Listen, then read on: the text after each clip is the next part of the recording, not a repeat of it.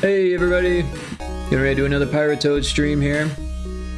Yeah, so there's a couple things that I noticed that are not making sound that should be, so we're going to be fixing those things. We're going to pick up where we left off yesterday with the fire replacement and changing the sound effects for those.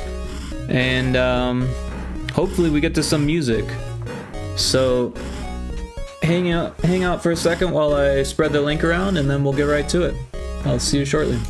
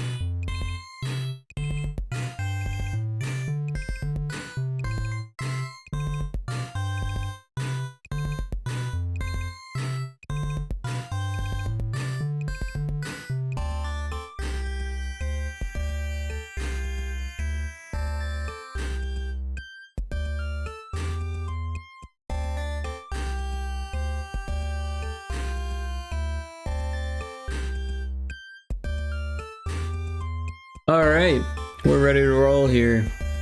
So yeah, there was a few things that I fixed today already. I was getting a crash when I was going between the options or password and back to the main menu. Also, the scan line effect had stopped working, so I'm pretty sure that they were connected.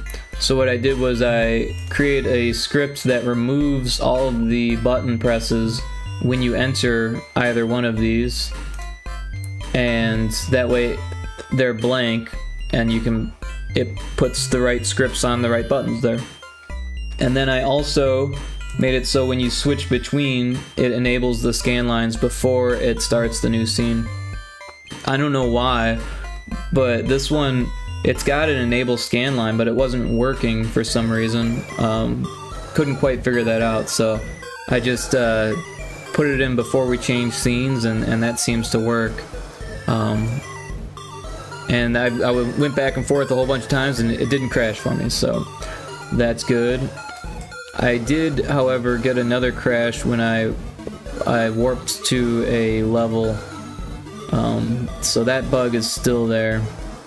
But yeah, there was this other bug that I came across where on one of these levels, some of the springs weren't making sound effects.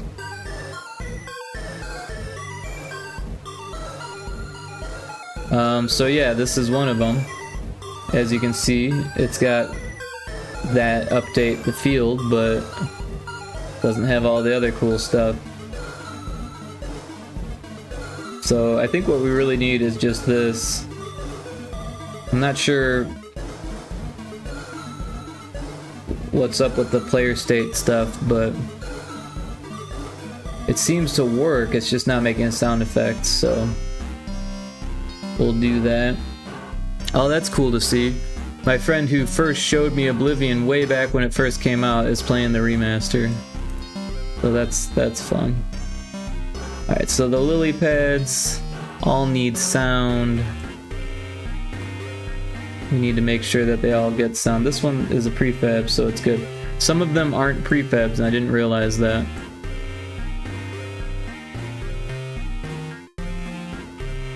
So we just gotta double check and make sure that they're either all prefabs or the ones that aren't get the sound.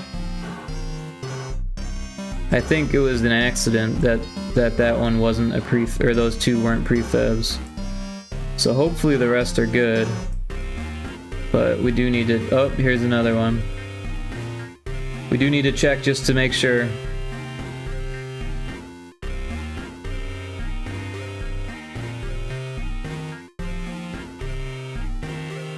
And this level has fire.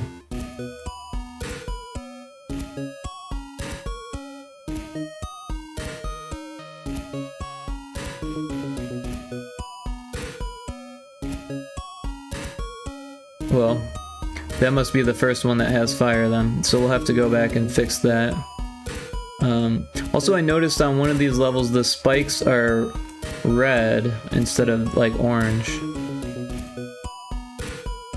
I don't remember which level it was. This one. So yeah, we'll go back and fix those also. I'll make a note of that.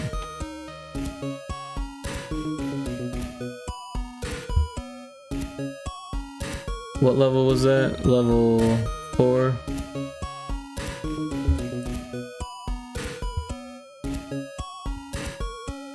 They don't look bad red, but it just doesn't make sense since these ones are orange.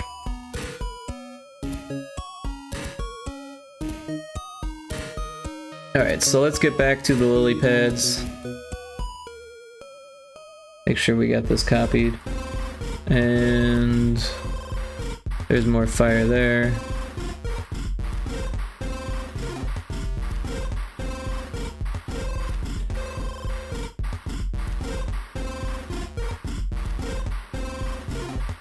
So yeah, we're just kind of going through and scanning, fixing things as we find them, making sure everything's good.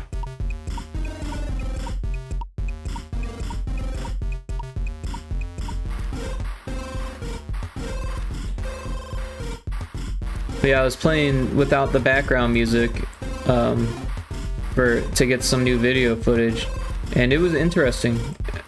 It sounds cool.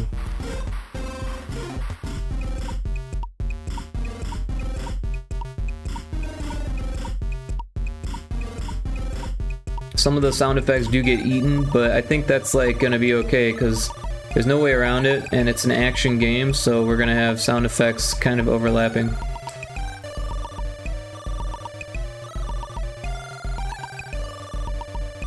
I don't think there's any good way to check to see if a sound effect is playing and then wait for that sound effect to finish and do like a sound effect buffering thing. But even if we were able to do that, that would end up leaving some sound effects sounding delayed, right? So it might not even be that good of an idea anyways.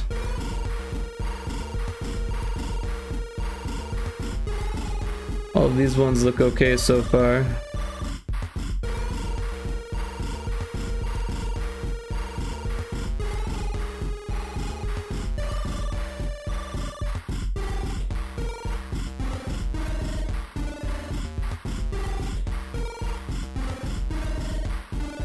Oh, this one, it's got all the stuff, but it doesn't have, because it's not a prefab, it doesn't have the sound effect.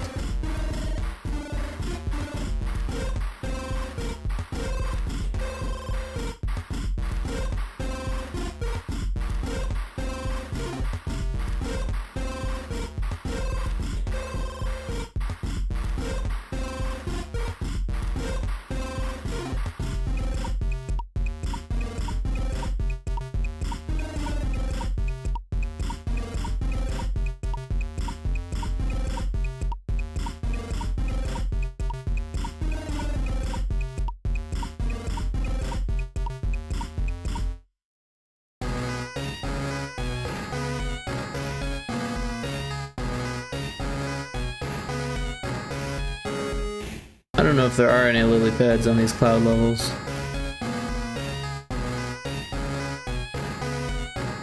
I don't think so. But here's one. And it's a prefab, so that's okay.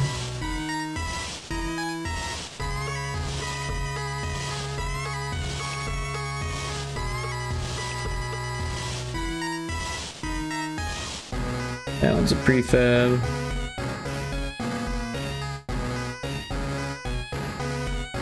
Prefab, prefab. So that takes care of all of the lily pads. So that mess is behind us at least. Hey, Big Lumbee! Thanks for getting first. Another sensational day. Oh, spectacular! We'll save the game there. Toasty! Thanks for checking in and getting first. I appreciate you being here, Lumbee. Yeah, we just fixed an issue where some of the lily pads weren't making the sound effect they were supposed to because some of them weren't prefabs and some of them were. Kind of messy, but it's all sorted now. Yeah, so there was a couple things. It's down to you and me. Nice. Couple things that we came across. The spikes are red in this level, so we're gonna make them orange. And then there's fire in one of these levels. And we're getting rid of all the fire. We've got lightning to replace it with, and we've also got gas. Here's the fire. So is that level 8? So we'll go here to where it says fire. And I believe it was 32 and 28 are the numbers we want, but then we also have to set the 4 to 28. And that should fix the fire for that level. I think we already did this level. Yeah, that one's set to 28. And we'll have to go back and set the sound effects for those. This one's got fire also, so let's... Alright, so that one's set. Making sure here. Yep. Hey, Cryptic, welcome in. Yeah, I saw you were streaming, but I just noticed right as I had already hit the button on my stream, so I didn't have a chance to drop in. I can always give you a lurk though. Looks like you're still streaming. So everyone should check out Cryptic stream. Looks like they're still doing art. In is that Clip Studio Paint, right? Is that a Rick I see? That it is. It's a Rick you see. Thanks for dropping in. I hope you're having a fun art stream. And yeah, we're just fixing up things here. Some more fire on this level. Yup, nice. Looks like I already got this one too. We're kind of picking up where we left off yesterday. There's an Arctozolt in chat.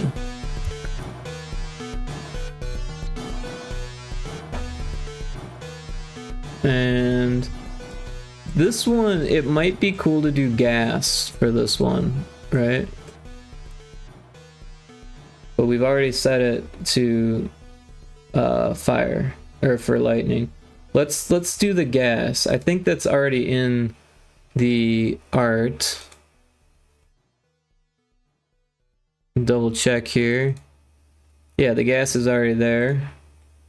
So let's do that. We go to this one.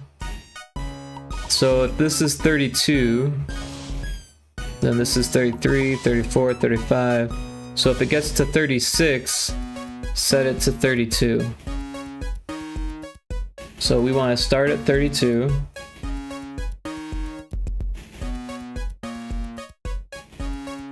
And if it gets to 36, set it to 32.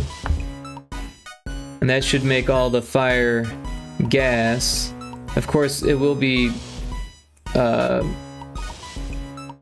green, or it will be orange. What level am I even on here?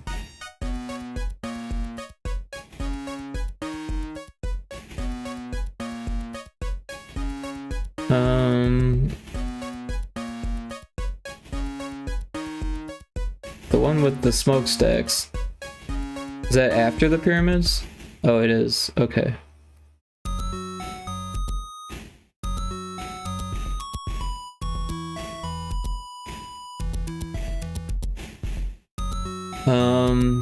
Yeah.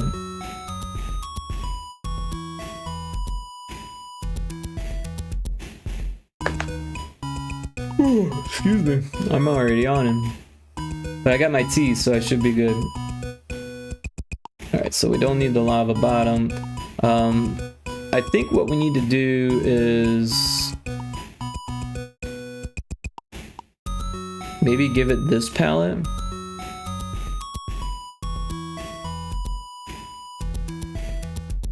So we'll find this level. It says level 13, so it actually is level 13 because this was before that mistake that I made. 13G to be precise. So not 13C or 13F, but 13G.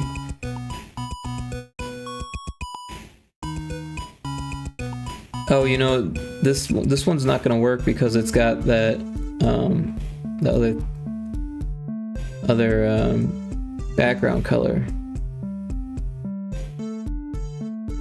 Well, maybe the red gas will be fine. Or we could use this color. But it might blend in too much with that. Maybe we should stick with the orange since it's an obstacle. Alright, well let's check that later. But we'll find all the other places like here. And we'll do the same thing. So this one's still set up to be fire. Oh wait, that's lava. But yeah, it's still set up to be fire here, so we'll go, what did we say, 36 to 32?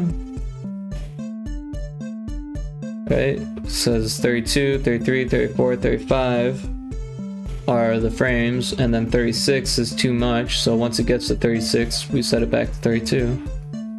So that should take care of that. And we already got this, right? Yep, okay. Got to double check the lily pads now. Alright, and so for this one we'll do the... Oh, you know, we need to do the set index.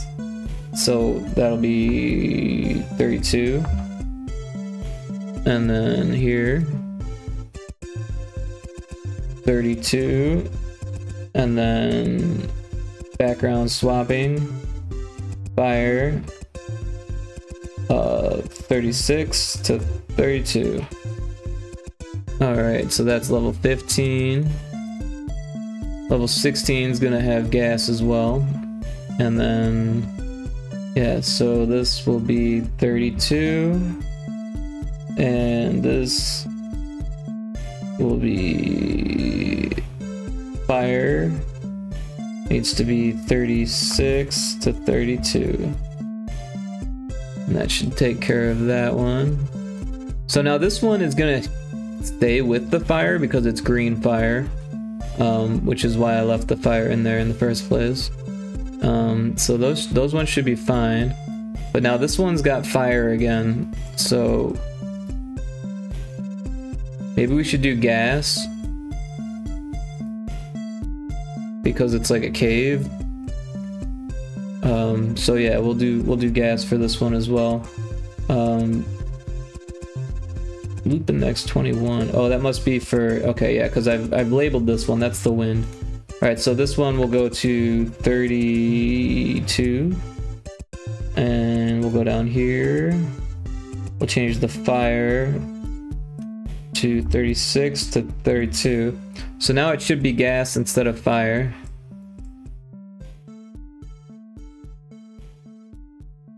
This one will do the same thing. 36, or no, 32. And then down here, we've got the fire. Will be 36 to 32. What do we got here? More fire there, so we'll do the same thing. Fire goes to 32.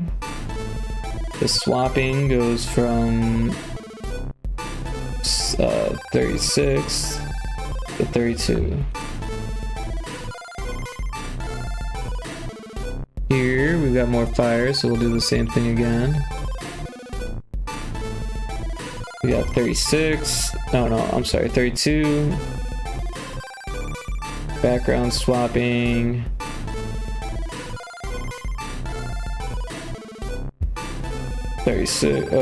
36 to 32.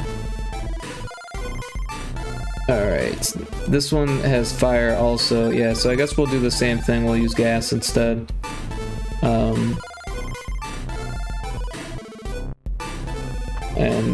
Yeah, because we're actually talking about changing the art on these hell levels because this one has low gravity, so I was thinking about making it more like a moonscape. And then the next one has like low friction, so we're going to make it like an ice cave. And then this one I think will just be, or these two will be hell, right? Nice. So yeah, 32. And we'll go from 36 to 32.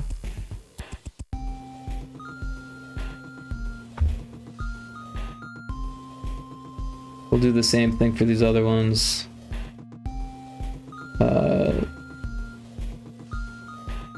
32.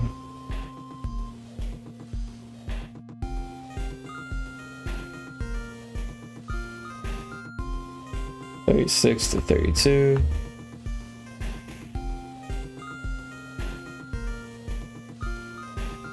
(32) there.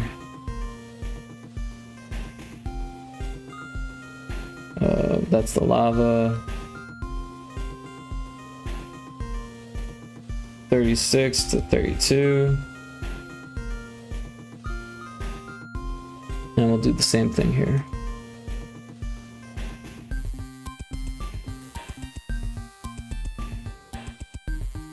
32, and then we'll find the fire in this one. No, not that one.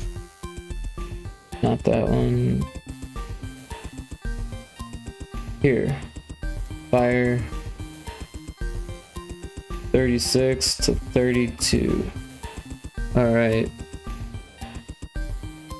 And then here, I don't think there is any fire. So the fire in the clouds seemed funny. So we just went with spikes.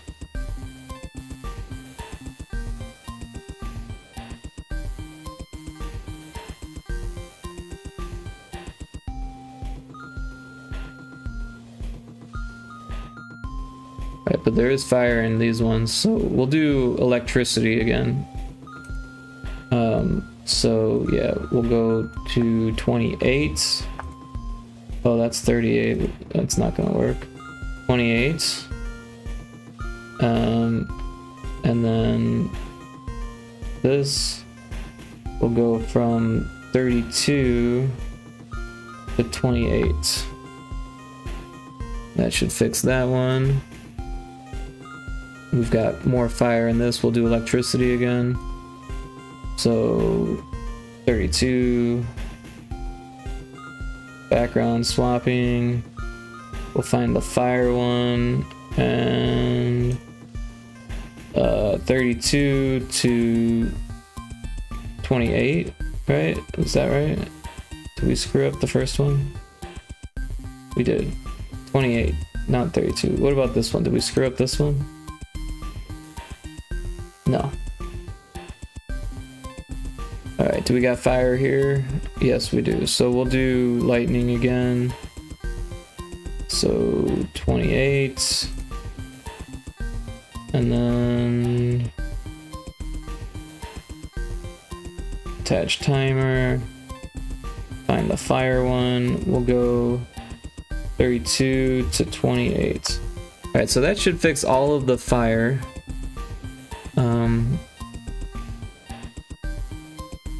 Yeah, so let's fix those spikes that were red in level 4.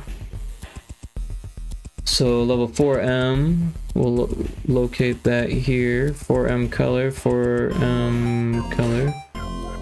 And yeah, so we'll just take this palette and we'll bring it over to these spikes and just paste it here so we have a reference.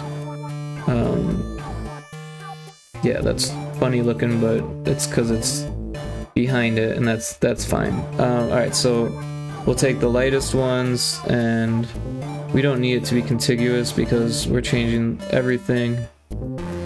That's that color, and here we've got that one, and then this we've got that one. And that should fix all those. We'll get rid of this and double check to make sure everything's fine. Everything's fine. So yeah, we'll save that. We'll export it. Make sure it's in the right folder. It is. We'll overwrite. Export. Let's close this. We'll open this in folder. So here's what we want. 4M color. We'll copy that. We'll head over to GB Studio. We'll hit this little folder button. We'll go to assets. We'll paste it here. We'll remove color. And then drag and drop 4M. Replace the file destination. And now our spikes are orange. Alright, so let's check that off the list here. X on that. X on that. We did think about maybe making the mirror sound effect shorter, but I'm not sure if that's actually an issue since a lot of the sound effects are going to get cut off in this game, just because you jump a lot and there's a sound effect for jumping. But we kind of want a sound effect for jumping so that way like you feel the jump. Sorry, I'm sipping on my tea here.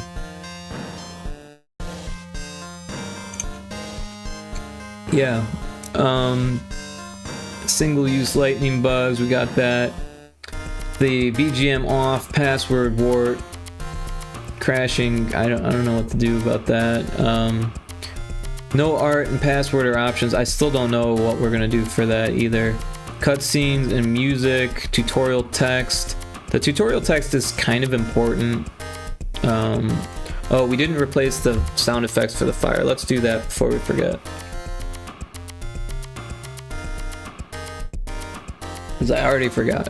Alright, so we'll just have to find all the fire again, and this time change the sound effect. Depending on what it is, what it's been changed to.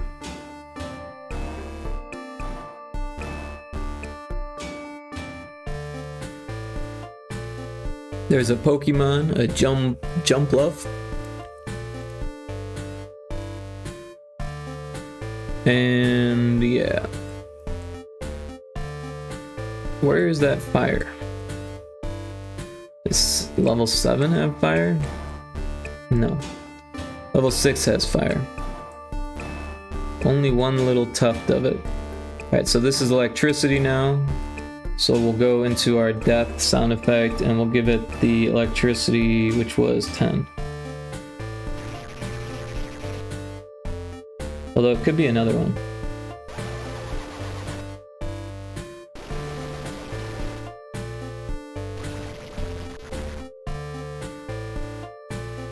Inconceivable! Inconceivable!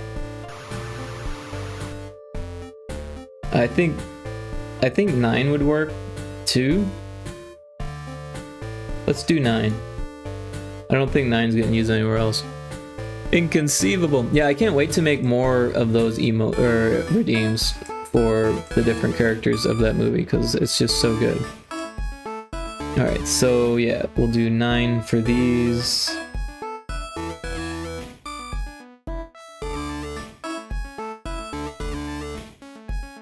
And it's a prefab, but you can see it's not changing everything because it has that +1 change. And we actually don't want to change that because that would change everything. But yeah, there's an ad starting in like 5 seconds. Or it says that it's going to start in 5 seconds, so that means that it's probably another 15 seconds before it starts. But yeah, we'll take a break as soon as that pops up. 9 we said. Oh, there it is. And we'll take that break.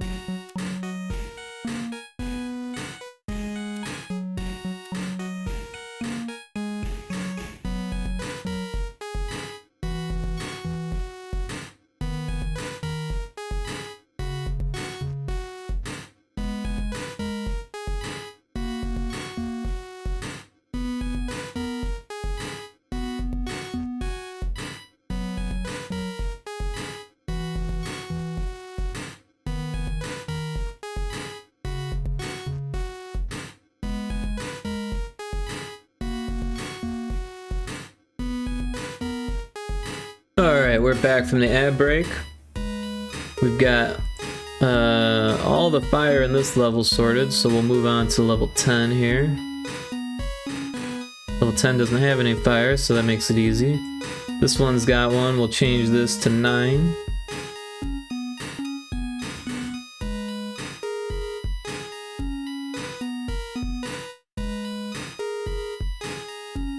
Alright, so this one actually needs to get split. I didn't think about that.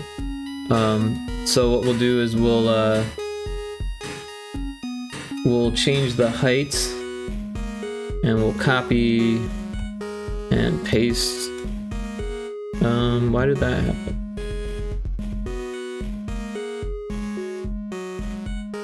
Alright, so this one is going to be 9. And this one stays 3.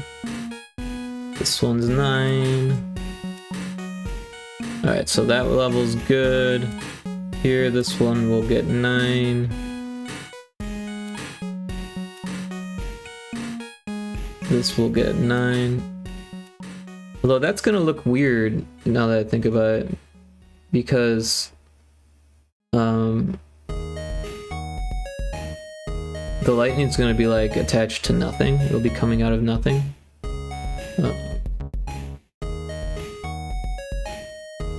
We could do a horizontal lightning.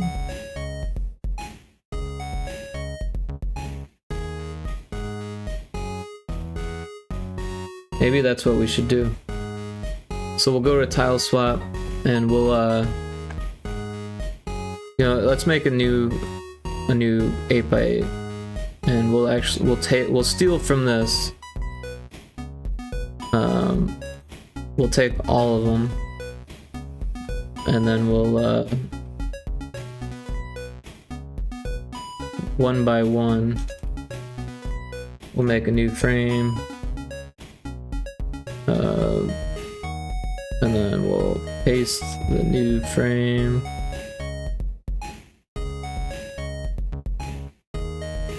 And then we'll make a new frame, paste that last frame, we'll make a new frame, paste that last frame there. Ah! What a save! What a save! I don't believe it! Well, I'll save my, oh, thanks for checking in. I'll save Time this. to show the monkeys who's boss! Definitely needs saving. Montoya. You killed my father. Nice. Prepare to die. I appreciate the redeem barrage. It was fun. Yeah, so I'm gonna change these so that way they're more of a straight line is what I'm gonna do. So, yeah, and that'll be fine. So what we want to do is make sure that these line up at least by 1 pixel.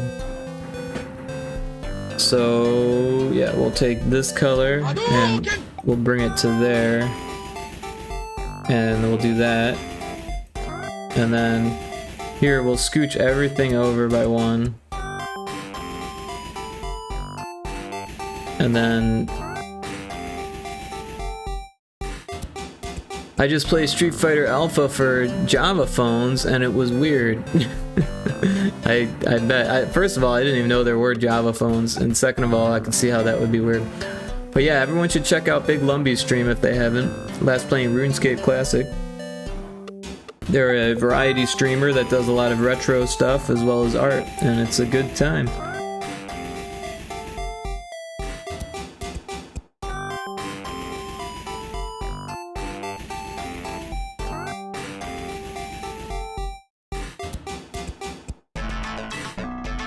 You have to hit number keys in the right order.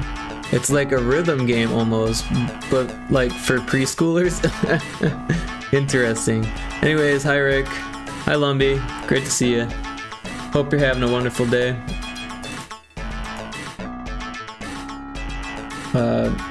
We're doing good here. We're powering through this.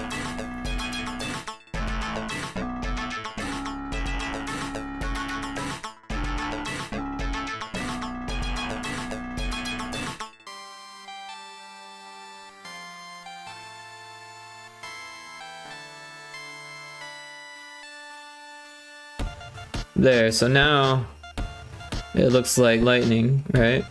But then what we need to do, because we want it to be horizontal, we're just gonna go and rotate all of the frames. There, now we've got horizontal lightning.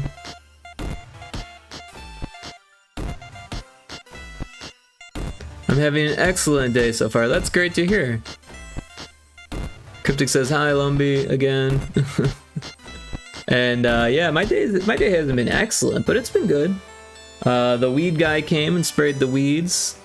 He hasn't sent me the bill yet, but I imagine that'll be coming. They probably need to go and write the invoice. It's kind of interesting though, because I gave him a phone call yesterday.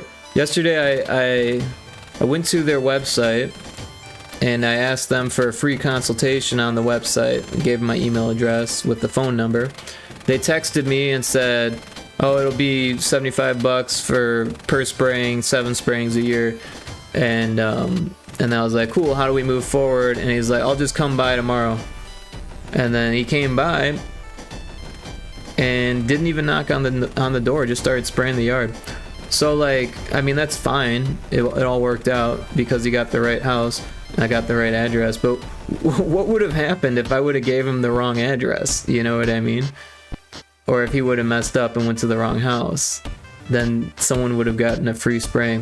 But you know, I have a feeling, because I sent him a picture of my of the weeds that I'm dealing with in my yard, so he probably saw it and was like, "Yep, this is the one." But yeah, I was just surprised that he didn't knock or nothing. But you know, I guess the car's in the garage, can't really tell if anyone's home.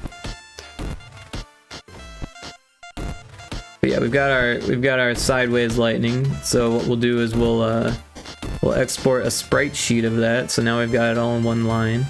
We'll output it. We'll go to our background pieces folder and we'll output it here.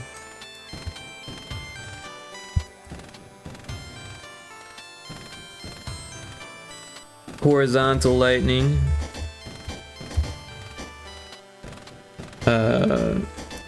8 by 8, so that way it's consistent. Oh, that's not where we want the 8 by 8.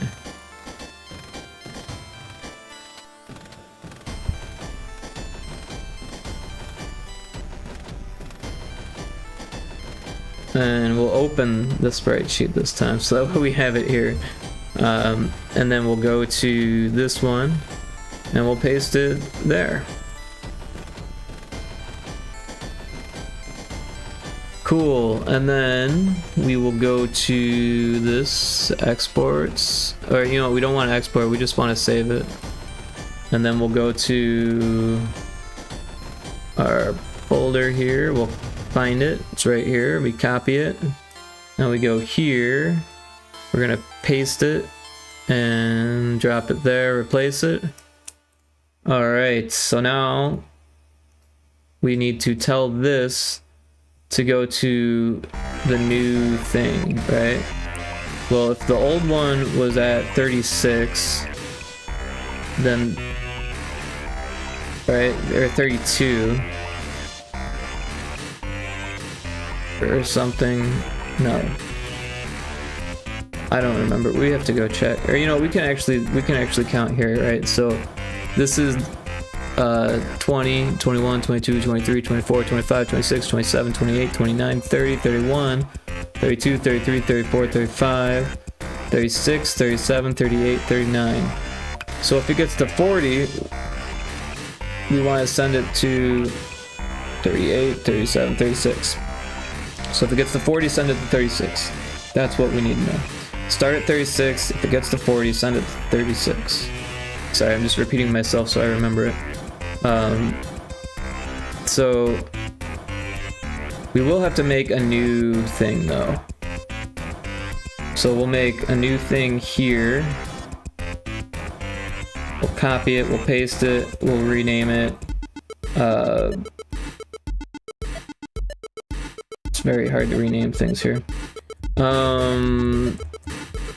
Horizontal, we'll call it bolt. Alright, and then for this, we want it to be this tile, so 3627.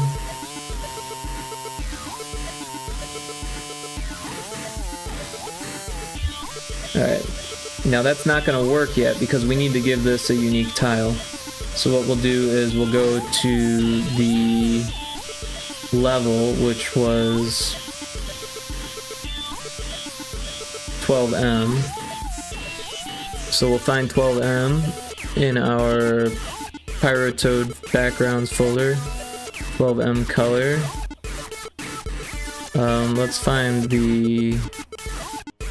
Is there not an A-sprite file for it?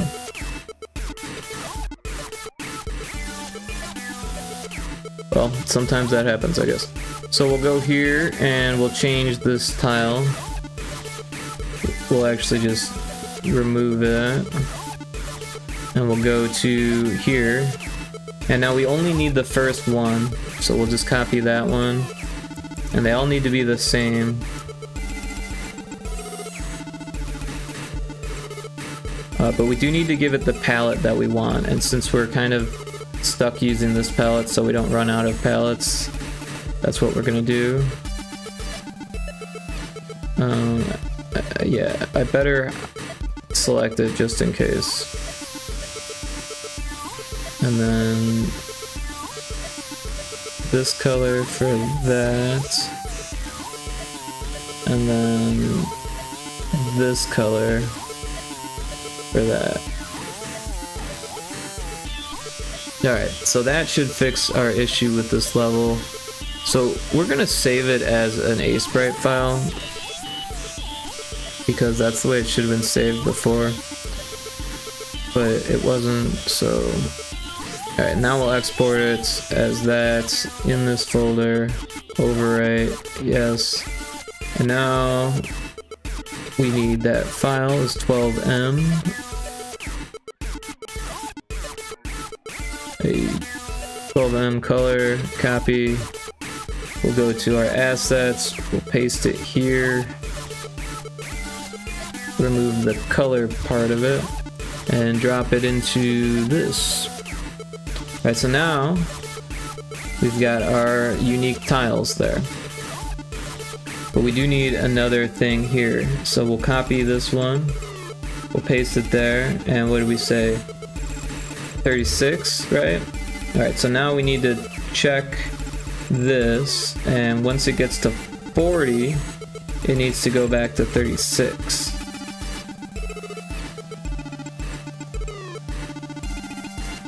$36.27. Alright. And that should do it for that level. Did we get the sound effects? Oh, so this one needs to get that sound effect too. 9 for electricity. This one also.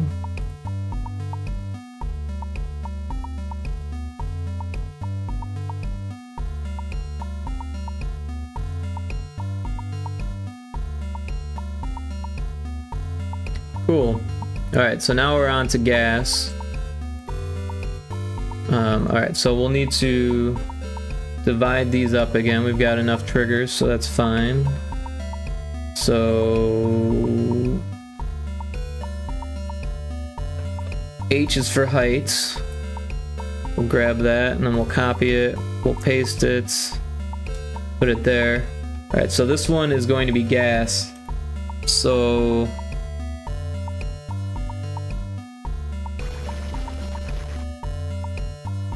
I think 13 is already lava though.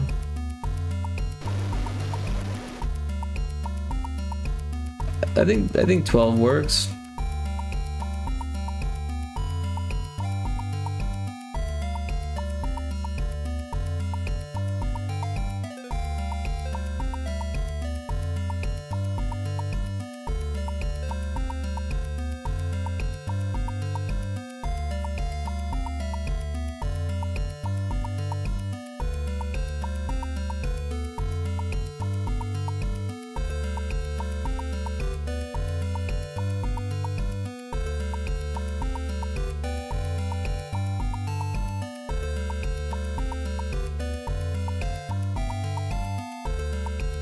Passed it up.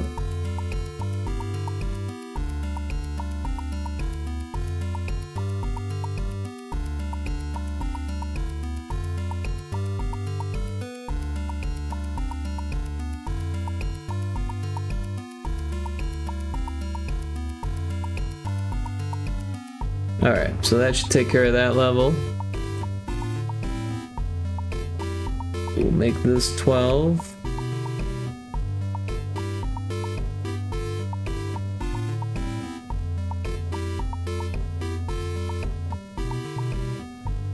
We'll have to split this one up.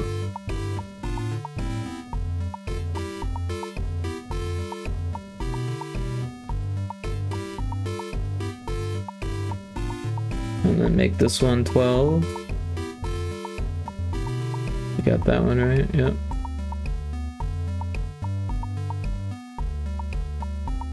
Alright, so this one needs to be split up as well. So it needs to be 1, 2, 3, 4, 5, 6 tiles smaller. And then we'll drag it over. So that's good. And then we'll make a duplicate of this one over there. That's not what we wanted. There we go. Yeah, and we'll make this one 12. And this one 12. These are right. We'll make this one depth 12. This one depth 12. All of these ones depth 12.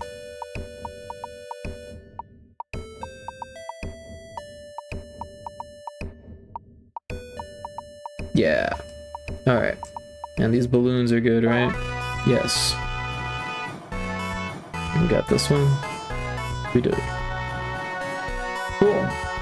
Well, that's exciting. So we'll have gas on these levels and fire and lightning on the other ones. Alright, so this will be depth 12. Depth 12.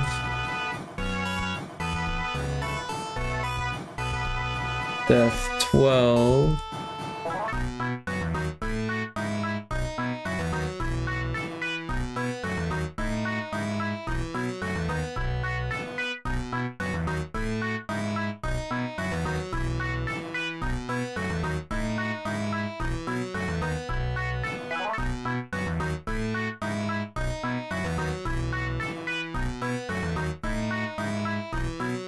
Alright.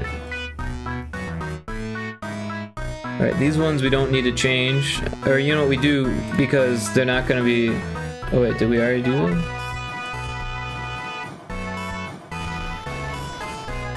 It looks like I already changed those.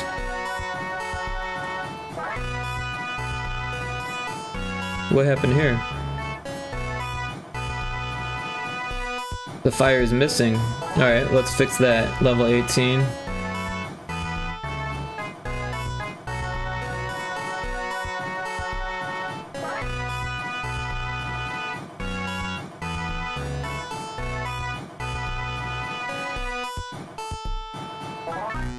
Alright, I think it was this one. Let's double check here. Yeah. So we'll take these two flames and we'll put them over here.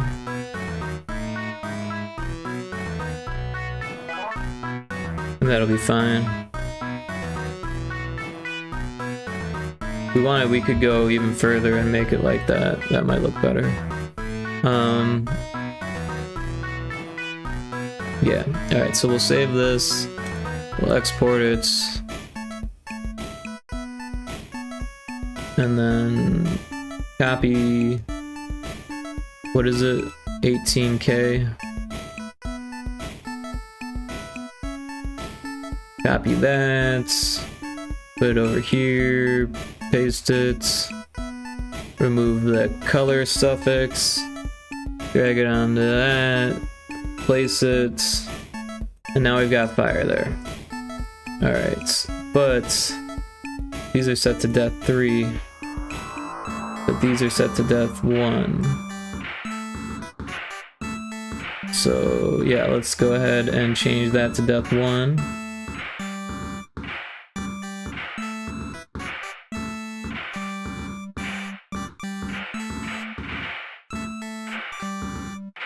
Got that one right, yep, okay. Depth 1.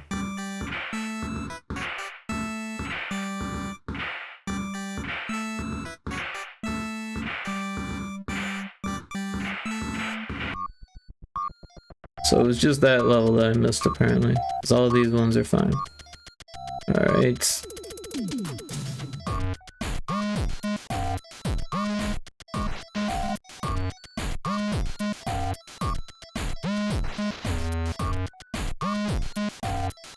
Alright. So yeah, we'll have to split some things up here. We've got enough, so it shouldn't be an issue.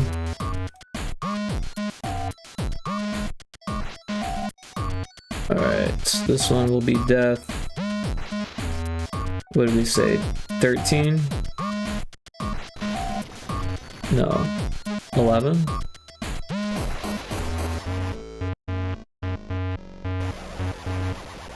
Yeah. Same thing here. We'll have to split these up.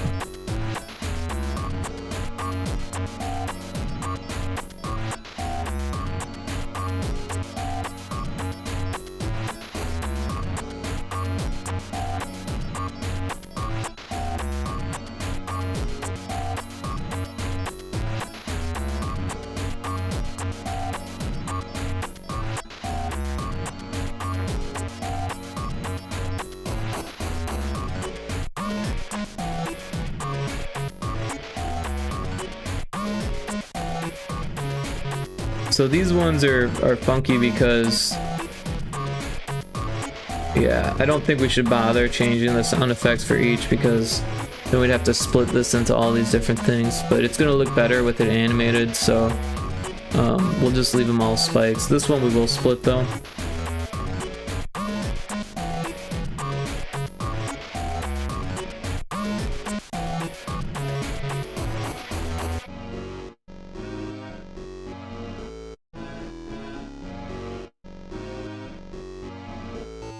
And this one we can split as well. How many? Yeah.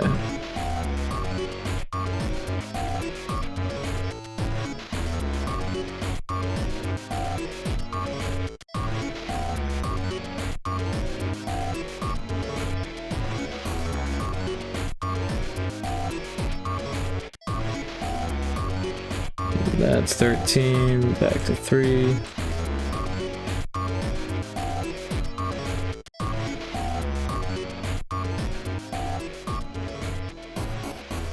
Yeah, because we wouldn't, I don't think we would have enough because there's only 10. But yeah, I think that should be fine. I don't think that's a real issue. This will be 13, or no, I'm sorry, 11.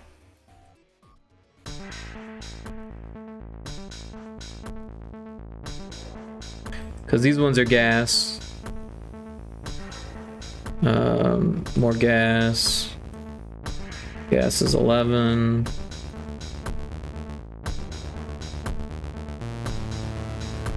Make sure that all the frog pads are good, lily pads. Alright. So yeah, this one we might as well we'll change this one to 11. And yeah, we'll just keep all of these ones at 3 because we don't want to make a whole bunch of triggers just for the sound effects.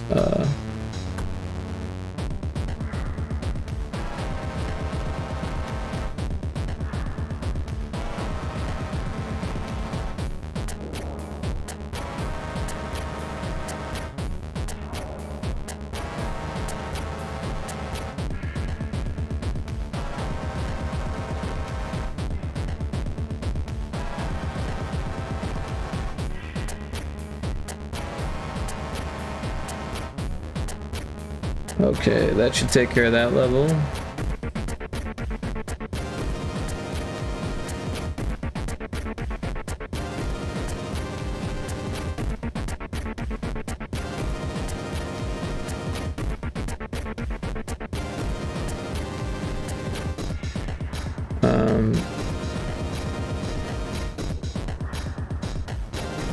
We'll just leave that because I don't feel like breaking that up. I mean, I guess we could. It just seems weird to make 2 extra triggers. But you know, I guess it's not that big of a deal.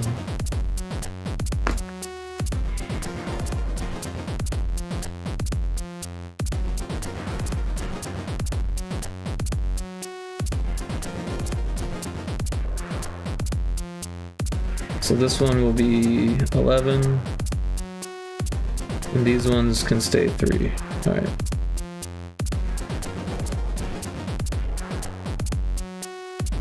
Oh no, it is a big deal because we went over. So let's get rid of that.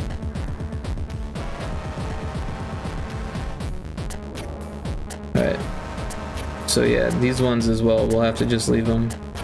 Because we're at our max triggers here.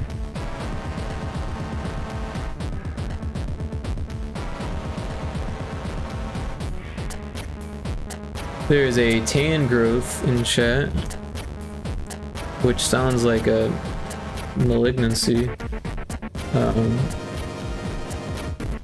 It's kind of a strange name for a Pokemon. Like, didn't they think about what that might mean?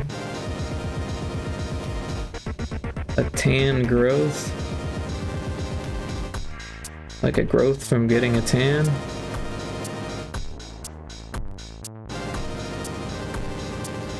Or even a tan colored growth.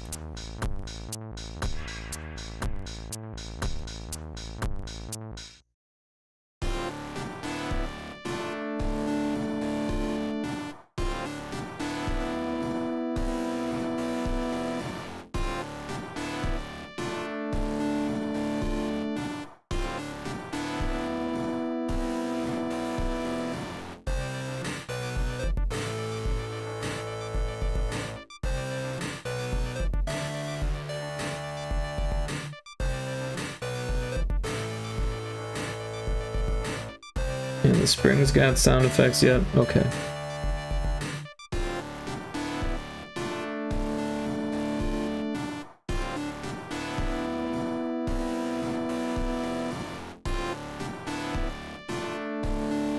There's an ad starting in a few minutes, or a few seconds here. So we'll take another quick break. I think I'm gonna make some more tea, so we'll start a little early here.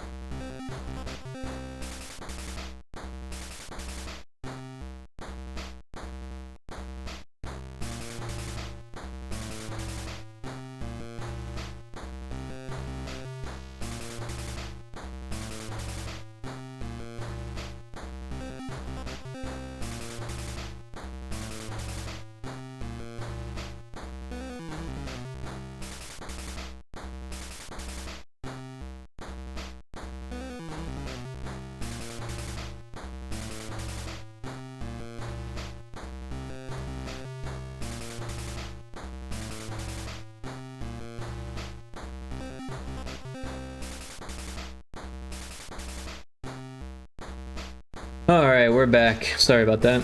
But I've got my tea, and that's a good thing. Alright, so we'll go and we'll keep doing what we were doing, putting these at 11. This one goes to 11. And this one goes to 11. And this one. And this one.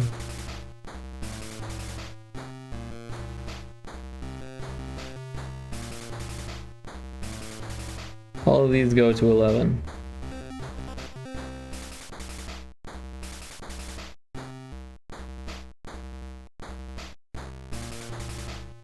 I actually ended up with a DVD of This Is Spinal Tap. They were getting rid of, my stepdad was getting rid of all their DVDs. And I was like, well, this one's pretty good.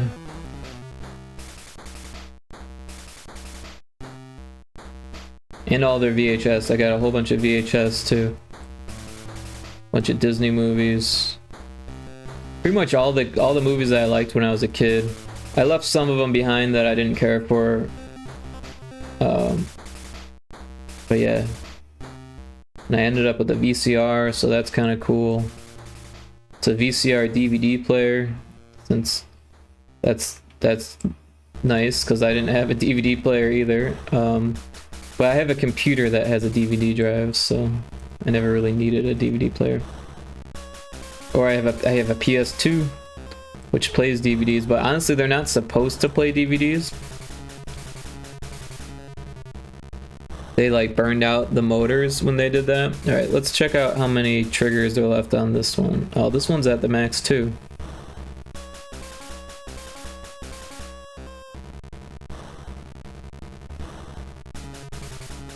Alright, so we'll change this one to 11. We can't even split this one up, so we'll just leave that at 13. Same with that one. Yeah, we can't afford to split those up. So, or that one. This one we can do to 13. Or did I change it to? Did I change that to 13? No. Okay, 11. My brain was at 13, but these are 13. This is 11. And this one's 13. Okay. Yeah, so we'll just have to leave these. Let's change them to 11 because you're more likely to hit from the top.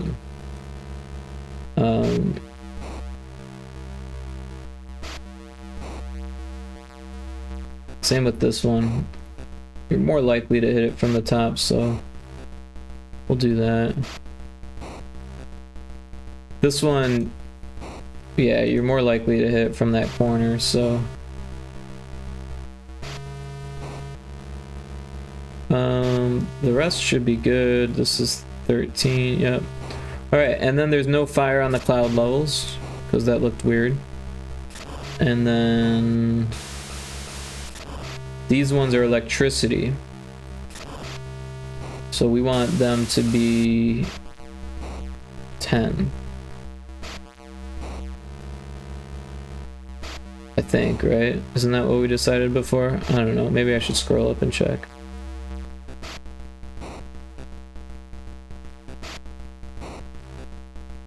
Oh yeah, we did change it to 9. Alright.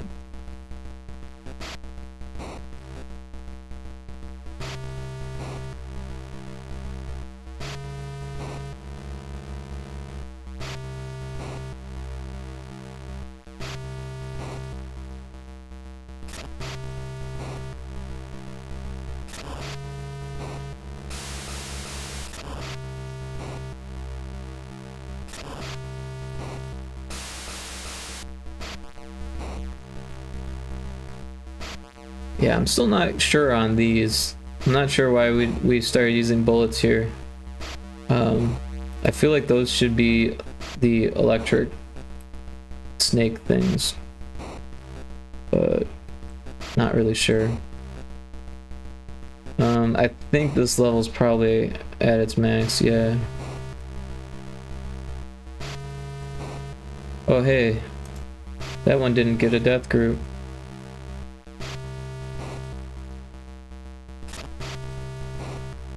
I changed those because I wanted smaller hitboxes.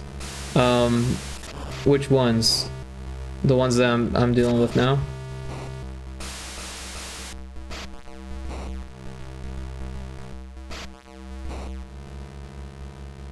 But the bullets. Oh, okay, I see. Sorry, yeah, I kind of forgot what. Yeah, all right. So these are bullets. All right, so maybe we should give them the bullet sound effect. Then. Oh, they do have the bullet sound effect. All right, so that works. So Johnny, I found a bug that is pretty bad. So for some reason, sometimes when you have the music off, like the BGM off, and then you put in a password, sometimes it crashes depending on which password you put in. And I know Wart does it, and there was another one, I can't remember, that does it. And yeah, it crashes, it goes to a kernel panic. So I'm wondering what's going on with that, but I couldn't quite figure it out. Does it do it every time? Yeah, but only when the BGM is off. So it has something to do with that.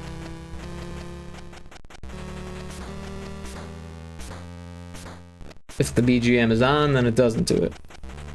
So, or at least that's what I remember from what I was doing, from my testing. 9. So if the BGM is off and I enter the Wart password, yeah, then it will crash. But it also did it for another password, and I can't remember which one it was. So I'm thinking that it might be more than just Wart. But yeah, I'm not really sure why, because I was looking at the level and there was nothing about BGM at the level start, and there's nothing about BGM when you're like switching, as far as I can tell. So unless there's something I missed, I couldn't figure out why. Well, clearly there's something I missed, but I couldn't figure it out.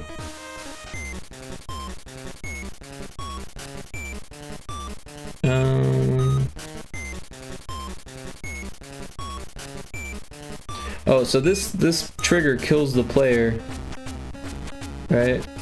So we want this death group on that as well.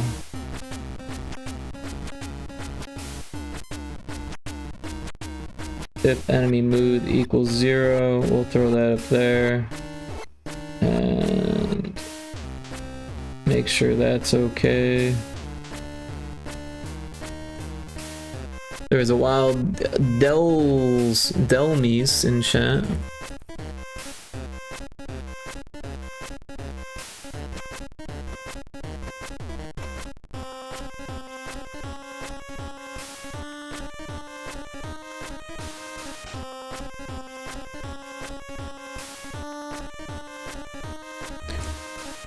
I'll try the build you sent me recently and see if the kernel panic occurs. Right on. And you know, there's something that I was messing with, that because I came across a crashing bug today where I was going from either the password or the options and then back into the main menu, and the scanline effect wasn't working. But then I realized that there wasn't a script to remove the button presses. So I added those on there, and then I got that, because it not only was the scanline effect not working, but sometimes it would crash if you did it like 1 or 2 times. And I think it was just overloading the button with scripts. So I think by removing those scripts, it might help. So, and I don't know, but maybe that has something to do with it. Maybe we're overloading the button presses by not removing those button presses from the password menu. That's just something that I was thinking. But yeah. So maybe if that's the case, maybe the solution is to remove the button presses on initialization before putting on the new button scripts. Yeah. Alright, these are all 9. No, this one's 3 still. And these are all 13. Alright, that's good. I think this uses the max triggers too, right? Yeah. So this will be 9? 9. 9. By the way, welcome into the stream, Johnny. I didn't mean to barrage you with bugs. But yeah, things are going pretty good other than that bug. So like that's good. What's this? Oh, okay.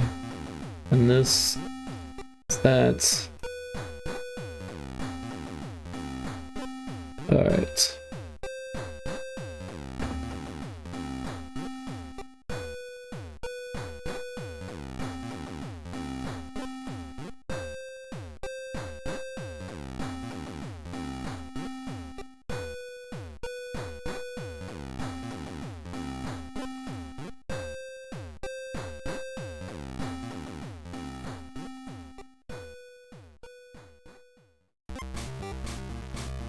Alright.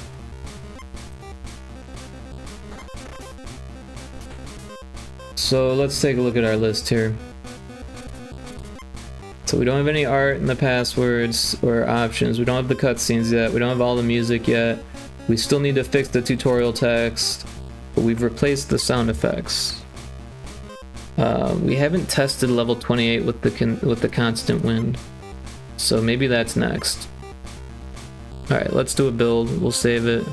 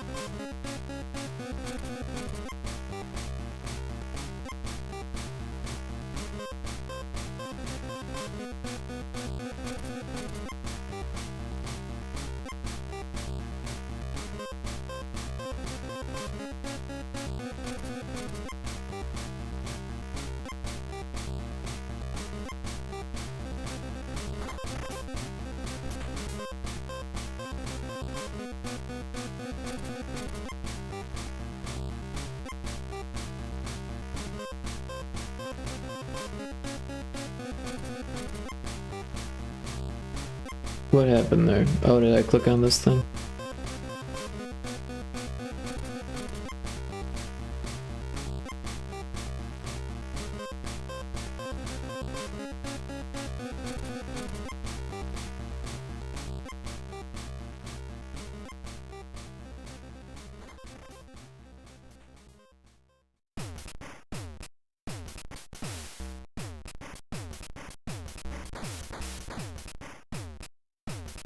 You know what might be cool for the password and the options screen is to make like a little level art thing and then have like, you know, NPC coded, like AI coded frog, like, you know, maybe get the power up, light on fire, and then shoot something and then hop off screen and then restart kind of thing. Or maybe just have it hop around back and forth. Maybe do like a little random decision making to see where it's gonna jump to next, then randomly wait and then jump somewhere else, that kind of thing. Might be hard to do, but it might be worth it for players who are like checking out the options, like, oh, that's cool, look at that kind of thing. Or when you're putting in the passwords, you know, when people are like trying to test passwords, there's something going on at the bottom. And then we can kind of use the level art that we already have to come up with some interesting scenery there.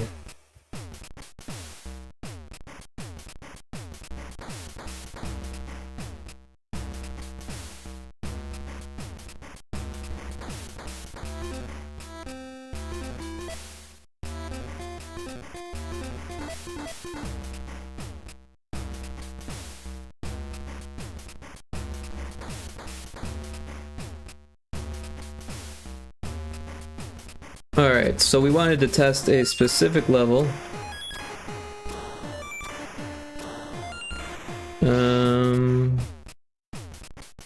Level 28, so we'll scroll down here.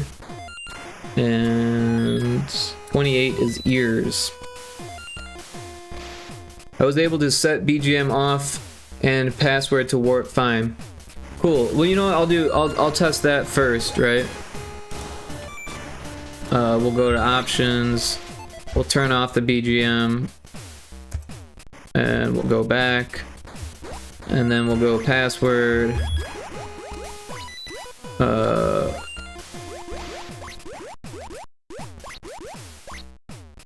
Password, okay. Ah, it seems like it's working now too. So whatever it was, either I broke it and then fixed it, or it's so intermittent that it's not happening anymore. But it seemed like it was happening every time. So I think I might have broke it and fixed it. Alright, but we wanted to go to level 28, so that was ears. The scanline effect. So yeah, anytime that we go back to this, for some reason we need the scanline effect to start before it changes the scene. And I'm not sure why. But if we go to options and then back. Oh, it's not doing it there either. See, that's really weird because I had it working before.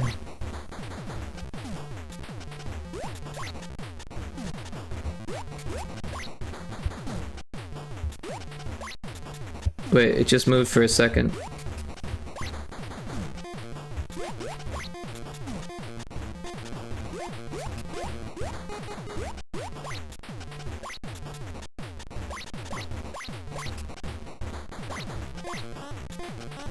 Alright, so what did we say? Ears? How attached to the scanline effect are you? Well, I'm not entirely attached, but I think it does look cool. It'd be nice to have it.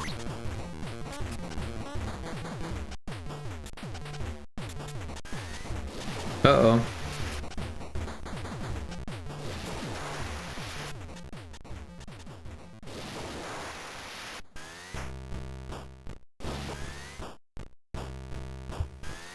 For some reason, nothing's animated here. Also, that's not supposed to be fire anymore.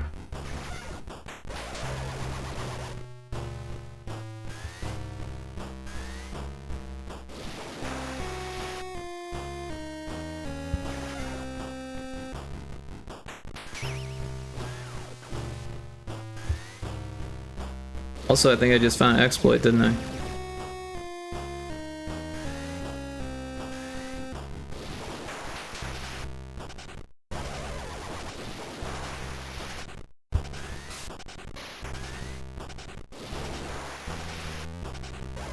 Oh. Maybe you don't even need that exploit. Hey, IndieX, welcome in. Happy Friday. Hope the stream is going good. Yeah, it's going good. We're getting a lot of work done. Everyone should check out Indie's stream if they haven't yet. She was playing Stardew Valley last night. That was a lot of fun watching. And I had to go to bed early. How did your stream finish up? Did you get real far? Ooh, sounds like a productive night so far. Yeah, so far it's been so good. Although this is a new bug here. Oh. For some reason, these background tiles aren't animated like they're supposed to be.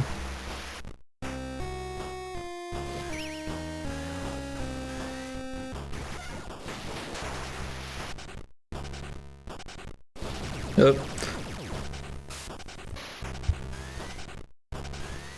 So yeah, apparently this level has multiple ways that you can beat it. You don't actually need to go all the way over there and get this firefly. Oh.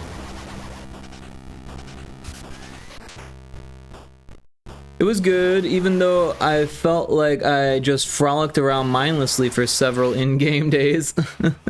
That's the beauty of Stardew, though. Thank you again for hanging out and helping me troubleshoot. Yeah, I don't think I was much help in the troubleshooting, but I'm glad you got it figured out. I'm always happy to help.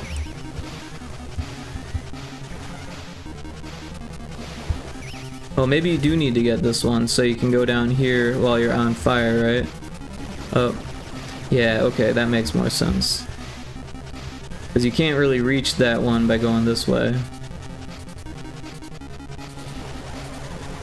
It's close, but not gonna happen. But yeah, I wonder why the background tile swapping is not working all of a sudden. But the sound effect isn't that annoying, but it's kind of weird that it just happens like on a timer. Where it would feel better if it happened when you floated, but I couldn't figure out like a state or whatever, a float state. This is the level.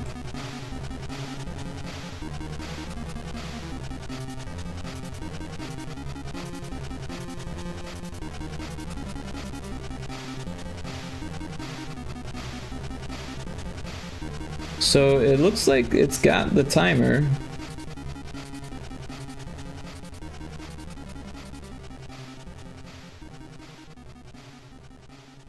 Maybe it needs to happen later. Oh, I see what's happening. This timer is needs to be set to timer 2. That's the issue. All right, well that fixes that. At least we realized that. But yeah, maybe this should be like 4 seconds because 3.5 was kind of often.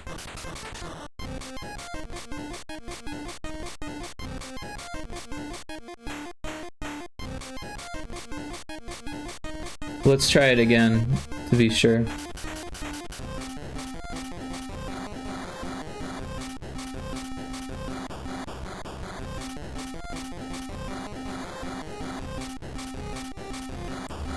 But yeah, I'm glad you had fun with Stardew. I was thinking about booting it up today while I was exercising because I have this recumbent cycle, so I can play my Steam Deck while I move my legs, you know, and but I went back to Schedule 1. It's just so addicting. I got a barn now, so I'm like working on like my 4th like living space, quote living space, my 4th lab, right? And I'm like in the process of setting it up, and I like spent all my money doing that, so I don't have enough money to hire people to do it for me. There's a wild Tim poll in chat.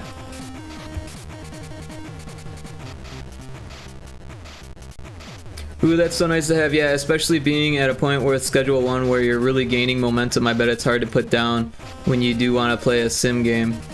Hey, Cryptic! Welcome. Thanks for the raid. I hope you had fun with your art stream. I was lurking in it. It looked like you were making with bit badges and like some type of follow emote thing or something.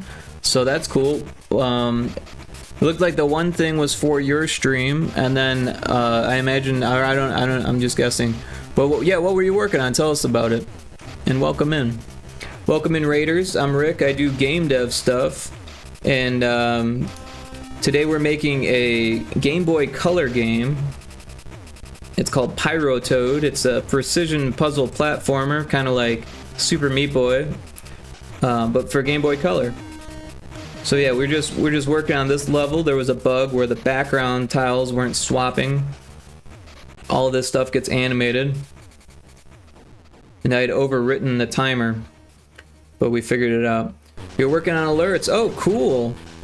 Yeah, I kind of get into the sound alerts and the redeems and stuff. I've been kind of digging deep into that. Just what, 2 days ago I made a new save your work redeem. It was actually Kixie's idea because this darn engine crashed on me and I hadn't saved my work. Luckily it didn't put me too far back, but there was at least like 10-20 minutes of work that got wasted, and it was nice. Well, it's nice to have people remind me to save now, is what I'm trying to say. But yeah, I spent like 2 hours doing that for no reason. Like I made it more complex than it needs to be. Kixie's genius. Yeah, Kixie is actually really smart, and she's really good at this whole streaming thing. She's an extrovert, right? She's good at like chatting it up and making friends and that type of stuff. Such a good idea for a reminder. Yeah, absolutely. We'll turn off the background music. Yeah, so what I did was here, I'll play it for us so we can hear it. Yeah. Oh, a beautiful save. Wham! So yeah, I drew a little pixel art disc, and then I had I found sound effects from Wayne Gretzky's 3D hockey, and I like mixed them together. So there's like it chooses between like 15 different O sounds, and then it chooses between like 5 different what a save sounds, and then like 5 or 6 different like exclamations afterwards. So each time you do it, it does a little bit different. Oh, and another save! Sensational! Right? So that way it kind of keeps it interesting. Yeah, Anime Girl 31 was reminding me to save every 5 minutes. Super helpful.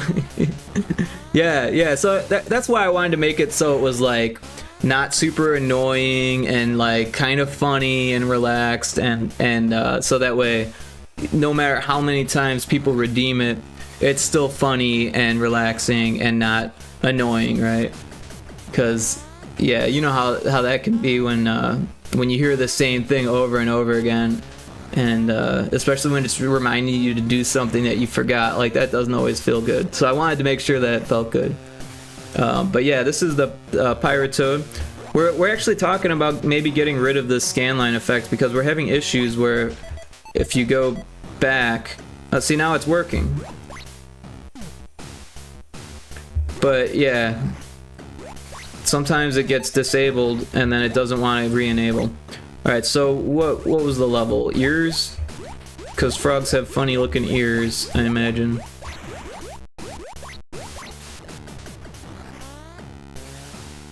Alright, so now we've got the background moving. It did change color there, but I couldn't fix that. Oh, and I'm dying already. And the gas looks good.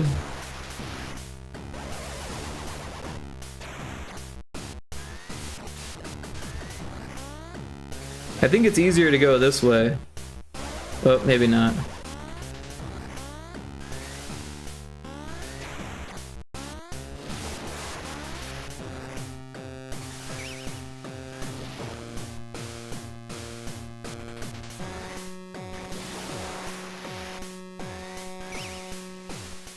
So the arrows are snug against password, but not for starting options.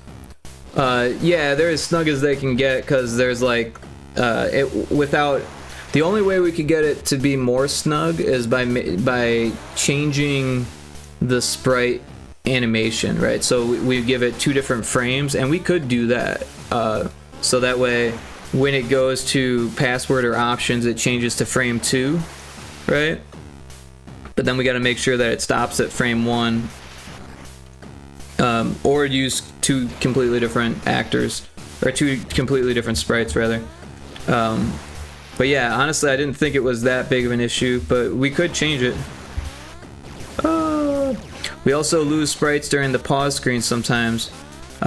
Get screen shaking on occasion. Huh? Yeah, interesting. And then when it goes back to that.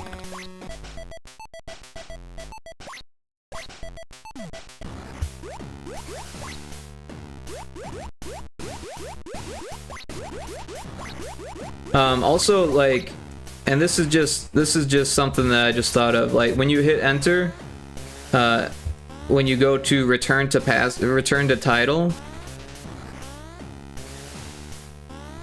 Oh, I see, because the letters are sometimes between tiles. I'm not sure what you mean. But something that I just thought of is that when you hit return to title, it might be good to have a second UI that pops up and says, Are you sure? Because if you're just hitting the wrong button and then you get sent back, like, that might feel bad. It's general good practice to make sure that the player wants to go back to the main menu.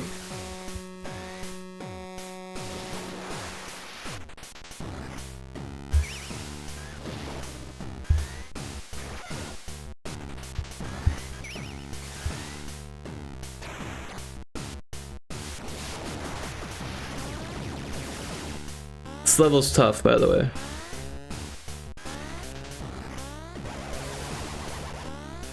Oh, we've got an ad in progress.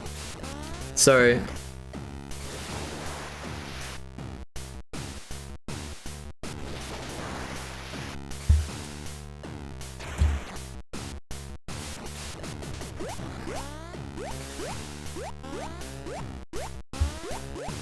So yeah, there's a little gap between start and it goes away for password and options. But yeah, you can see what's going on, right? Because there's a tile here, and then a tile there, right? Because it's something like, I don't know. Let's take a look at it. We'll pull the music back up.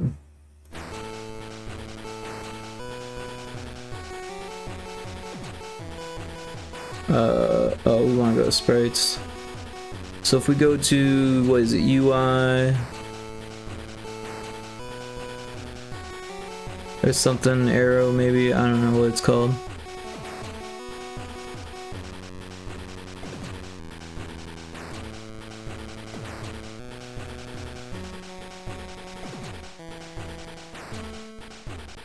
I don't know what it's called anymore. Sprites can move to specific XY coordinates on pixel basis. They aren't restricted to tiles, but it's okay, I fixed it. Oh yeah, that's right, they can move to pixels now too, can't they? I'm not sure if that was always a thing, but I haven't messed with that before, to be honest. But yeah, let's go to the game world and take a look at that.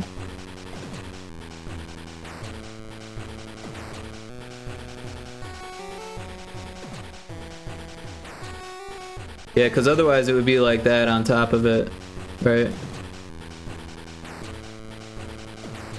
Welcome back from the ad break. Sorry about that, everyone. I didn't realize that kind of crept up on me. But you didn't miss anything much. I was just chatting with the designer, Johnny, about the start menu. But yeah, honestly, I'm not sure if that's a big issue, that little space there, right? I mean, if you really wanted it to be snug, then yeah. But as you can see, these are like cut in half, right? The tiles go through the letters rather than on this one where each letter gets a different tile. And I did that so that way like things could be centered better. But yeah, if you really wanted to, you could then adjust them by pixel, right? But I'm not sure exactly how you do it.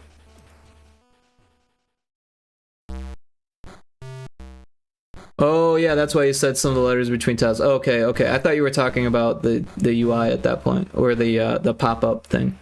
Because yeah, that's really weird that sometimes it blocks out the sprites. Oh, and I told you that I was gonna ask good graphics, and I totally haven't done that yet, so I should, because they might have an idea about what's going on there. Because yeah, I don't know why that's happening.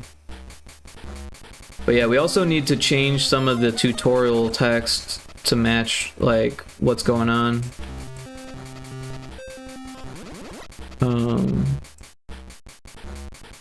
It's a pretty minor thing though. The kernel panics are much more concerned. Yeah, well at least it's not doing that anymore. Because yeah, that was pretty weird that it was doing it. But I feel like where it says start button, return to title, current level changed to title. I feel like if we do a enable scan line for each of these, that will fix it from not moving. But yeah, I don't know why it was maybe if we do a disable scan line, because for some reason it's not working like I would expect it to. So maybe if we double check, then maybe we can get that to work. Note also that if you return to title, the game gives you an option to resume your game when you start again. That is good. That is a good thing. I haven't come across that, but I just noticed that it saves your current level, so I imagine that's what that's for. Yeah, I worry, and I hope that this isn't an issue, but if the player were to reset the game, they might think that it might save that progress, when it wouldn't. So, yeah, I don't know. Like, I think it's good that we give the player the password when they hit the button, right? But it might even be better if we give them the password after they beat the level, so that way it's like they know that they're gonna need a password, right? Like whenever you beat a level in Mega Man, it would give you the password, right? Maybe that kind of same thing. Like right now we have it so it just removes the player, plays a sound effect, waits for 1.5 seconds, and then goes into the next scene. But it might be better if there was like an in-between scene that would programmatically display the password for the next level, or for that level that you just beat, right?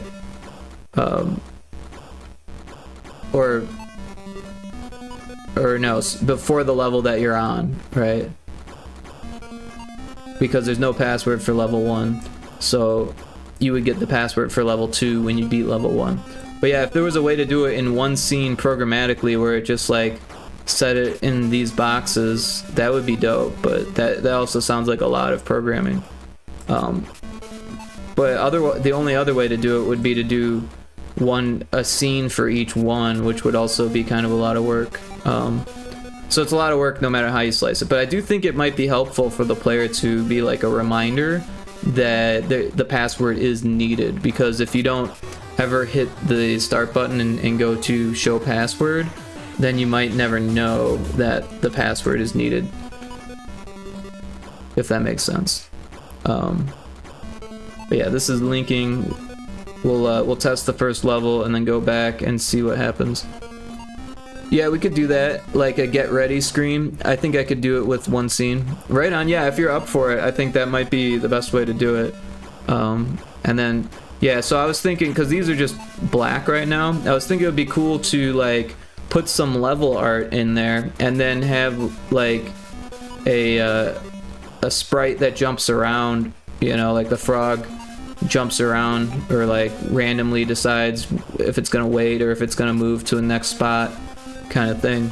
And I don't think that'd be too difficult to program. I could probably do it if you're not up for it, but it would just need a long string of ifs. This level is draw this on screen, and it, yeah, pretty much. It's kind of like the way the password is already. Alright, so I'm gonna hit starts. We're gonna go here. We're gonna hit start. Alright, so it does go away, so that's not good. But if we go back, yeah, I don't know why it's not re-enabling the scan lines. There's also something here that's supposed to do it too. It's really strange.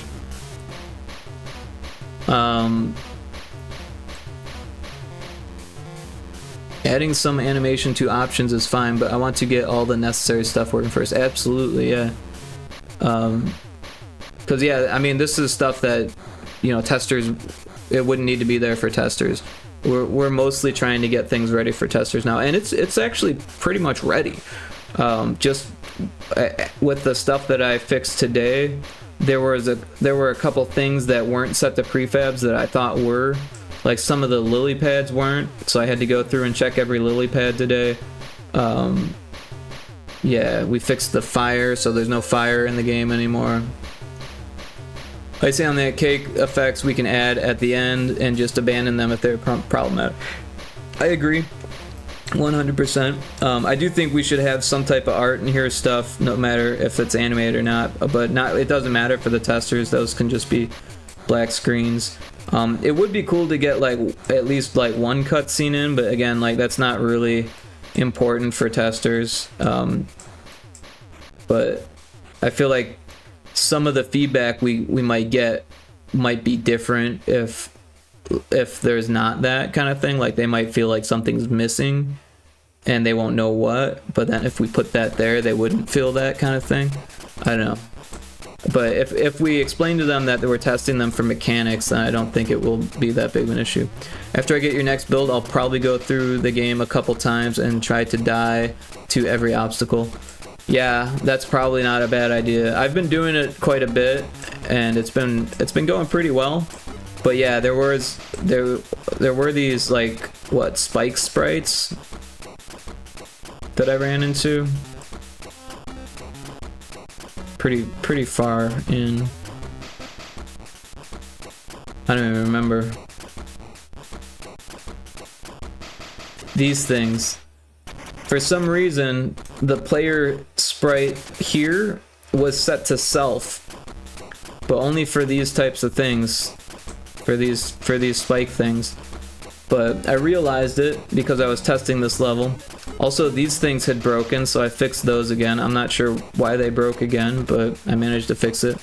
I'm gonna take a nap before work. Lurk, have a good stream, Rick. Yeah, thanks for the raid, Cryptic. I really appreciate that. Have a good nap, and I hope that your day goes well at work, and I appreciate the lurk. Yeah, super nice of you to raid. Very much appreciate that. But yeah, we fixed this level, so these things, they were turning into the player. Not just the player, but the dying player. So there would be 2 dying players if you ran into these. But we fixed that. And then these, for some reason, they were like inverting in colors. So I fixed that. And yeah. So some of the sound effects are going to be different where we ran out of triggers. But where we didn't run out of triggers, I was able to split some of these things. So like right here, these all have the same sound effect. The Death 3 sound effect, where here it has the Death 11. And it looks like there's fire on the levels, but as soon as the level starts and processes the first frame, they switch to either gas or lightning. But they are still the same color as the spikes, and that's because of the palette limitations. I wanted to do like yellow, but that just wouldn't work. Cryptic says, love supporting a good friend. Thank you, I appreciate that, Cryptic. I consider you a good friend as well. It's always nice to have good streaming buddies.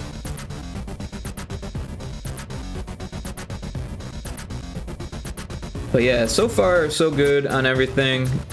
I do think we should change the level art on these 2 levels here, but that's not a huge issue. We can always adjust that later. And I think it was those 2 levels. The one that was ice and the one that had low gravity. But yeah, these spikes too did the same thing for some reason. But I fixed them. I went through and made sure they're all set. I had to pretty much click on every single actor to check and make sure that everything was set up. It was a grueling task, I'm not gonna lie. There was a lot of just going through every single thing. But yeah, it will be helpful to test it like someone who knows how to play the levels well, because I get to a certain point and I'm like, alright, well I can't beat that part of this level, you know. But yeah, we got the sound effects for the frog foot. So you hit it and it gives you a sound effect, and then as soon as it changes to the frame where you're like able to jump off, then when you jump it gives you the sound effect for the wall jump. But if you hit the button like before that frame hits, then you get the regular jump sound effect. And I couldn't get that to go any faster, so I mean that's just one of those things. Maybe we could just change the palette colors for those two levels from red to purple.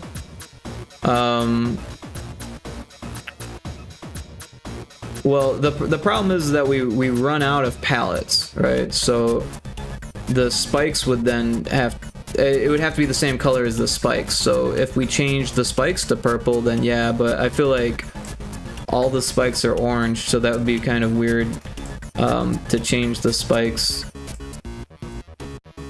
But also, I don't think the lightning and the gas look that bad orange. And because all of the obstacles are orange for the most part, like it kind of fits. Like it's the same palette as the lava, and the only level that still has fire is the green fire, and I felt like that didn't feel as weird, right? Because it's like magic fire kind of thing. So like that hurting the player, I don't think is that strange. But yeah, I mean, oh, you know, there was one other thing that I wanted to check. I did a horizontal lightning bolt for one level because it just didn't look right as gas. Yeah, this level here, or as lightning, because the fire is lightning on this level, but there was like a row of fire here, and it being vertical wouldn't make sense because it was like coming out of nowhere, and then, you know, so what I did was a line, and this should be animated, so we should test that. That's level 12. Alright, we'll get the build going. And level 12 password is jump. The wall jumping is hard to get right. Sometimes I think the quick change between wall jump sprite and normal looks a little jarring. Might be better just to change the green fire to electric or gas, just in my opinion, to avoid comments. I mean, we could, but honestly, I don't think it's going to be an issue. I mean, it's green fire, so I don't know. At that point in the level, it's kind of obvious or at that point in the game, it's kind of obvious what's an obstacle and what's not. But yeah, we could change it to lightning or fire, but it would be green, or lightning or gas, but it would be green. And the green gas would probably look pretty good. But yeah, I honestly, I don't think the fire. Oh, so again, we've got floating fire, so like that would look a little funny with the lightning. We'd have to do horizontal lightning there, and then vertical lightning there. So we'd probably be stuck with lightning, unless we wanted to make some of them gas and some of them lightning, which we could do, but that would be more work, and we'd have to add more scripts and stuff like that. But yeah, in situations where there's floating fire, it looks fine as fire, but the lightning would need to be horizontal. Also a low priority issue. We'll see what testers say in their chat. Yeah, for sure.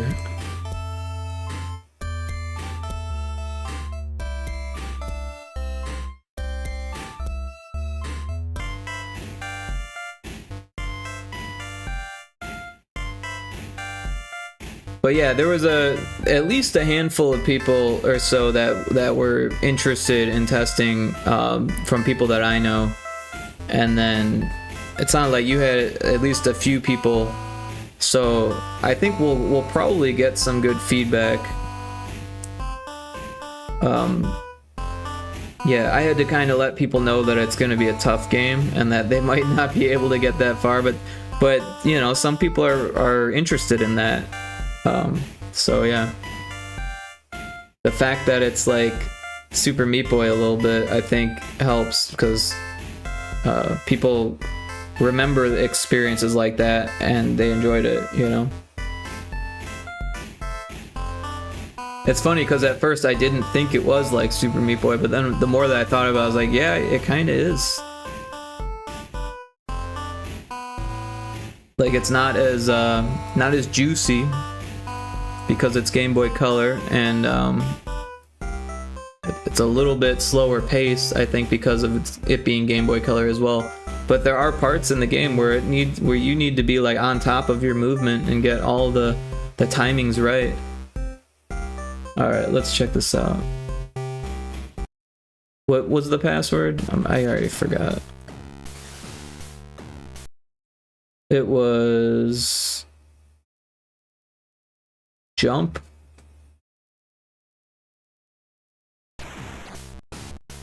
All right.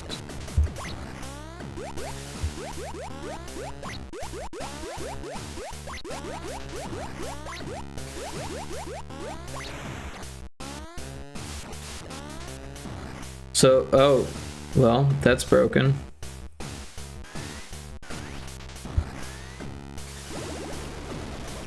Also, it looks like the sand is broken too, huh?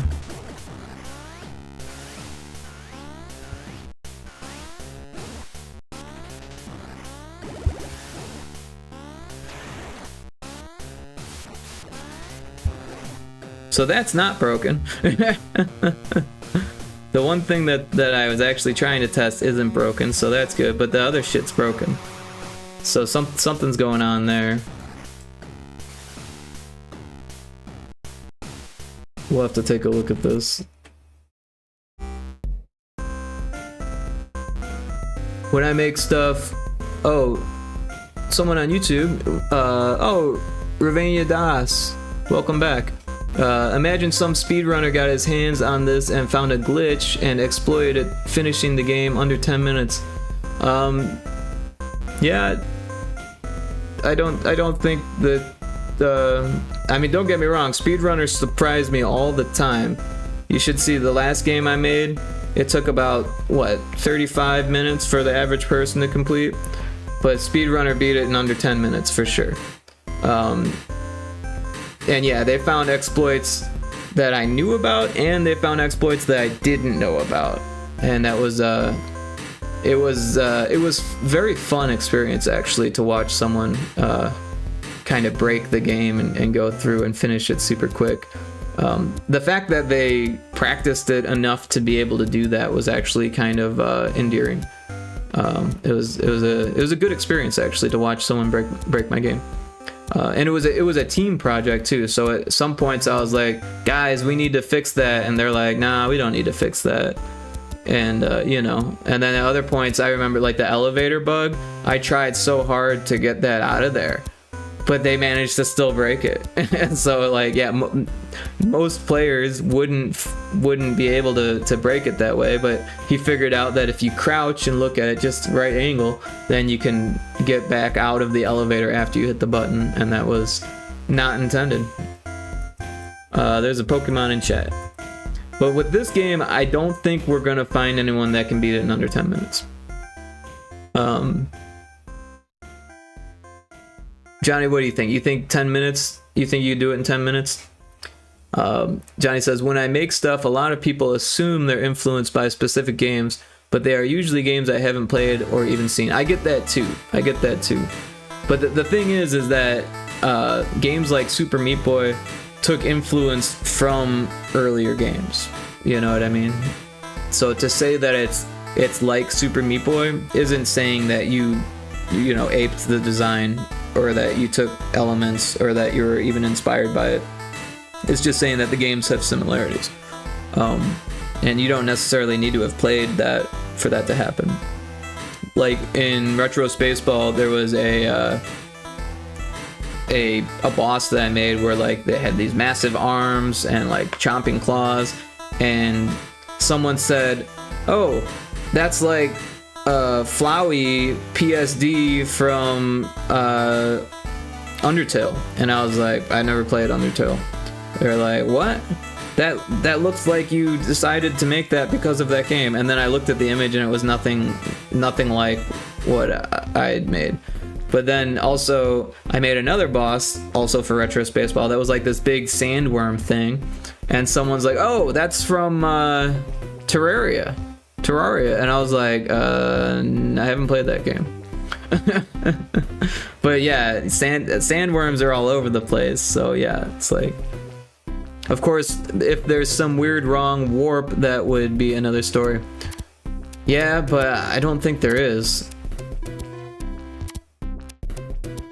But in that case, it would be an issue with GB Studio. I can't imagine our events resulting in such an exploit. Yeah, I think because GB Studio is so limited, it kind of prevents exploits like that. Where like in Unity, for example, with little Screamies, there was like all of these collider issues where if you like ramped yourself off of the collider at like the highest speed you could go and then jumped, you would get that force of the jump as well as the running against the angle of the collider, and it would launch you, so there would be like ladders that you wouldn't have to climb, kind of thing. And it would shave off, you know, a few seconds here, a few seconds there. And yeah, people get really good with that stuff. But again, that's like a much deeper engine with a lot more things you could exploit.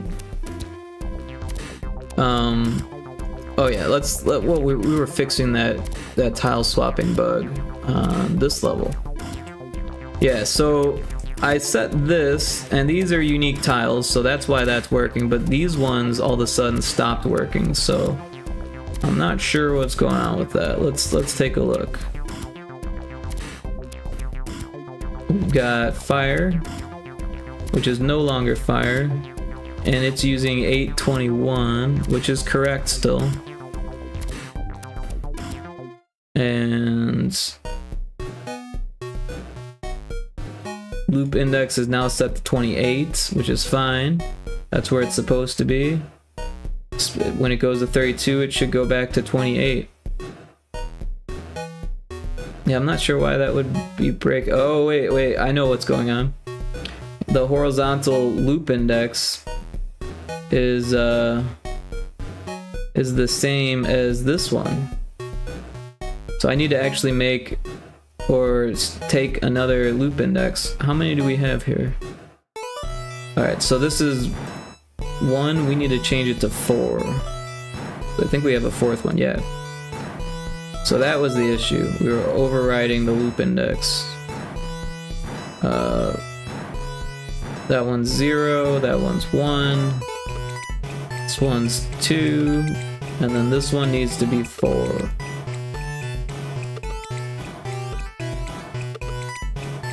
Wait, why are we going to 4? It should be 3.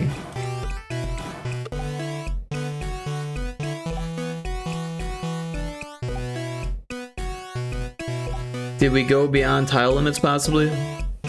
So the tile limit is on this, right? And then the tile swapping is based on VRAM. So if we've already got the unique tile, then it just replaces it, so it wouldn't go over. Migs Interstellar, what's happening? Hey, what's going on? Welcome in. We are debugging a Game Boy Color game in GB Studio. It's actually really close to completion, and we're just fixing some of the final touches on it before we get it out to testers, and then we'll probably change and break some more things and fix those things, and then eventually it should be ready for an actual release. But we're getting close. How you doing today, Migs? And are you a game developer? Do you do art or Game Boy development by chance or anything like that? Always interested to meet new artists. Alright, so fire is getting loop index 1. This one's... oh. Hold on, my friend is calling me. I'll be right back here, guys. We'll take a little break.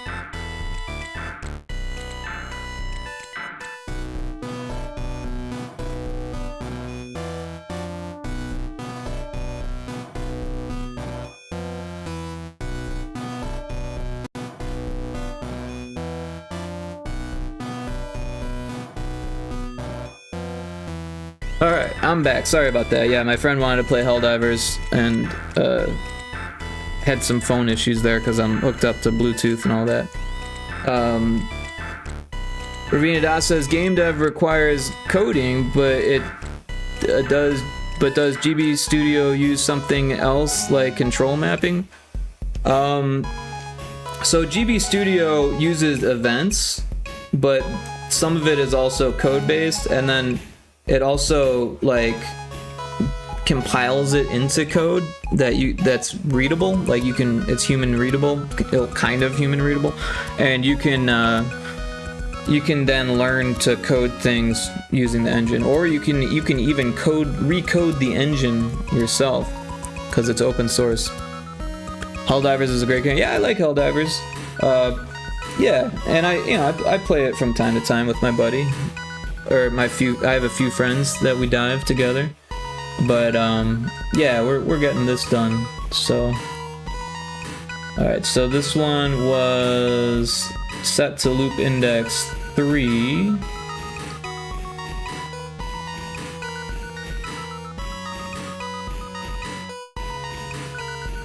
So these loop index 3s, those are variables that I made. That's what we're scrolling through here, is all these different variables.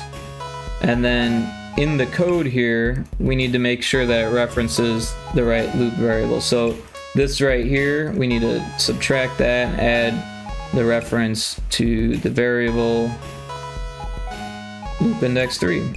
And then we can copy that and then replace this, but we've already replaced it, so it should be fine. And that should fix that. That should fix this. I'm not sure why this one was going blank. So let's take another look at that. If we click this, excuse me.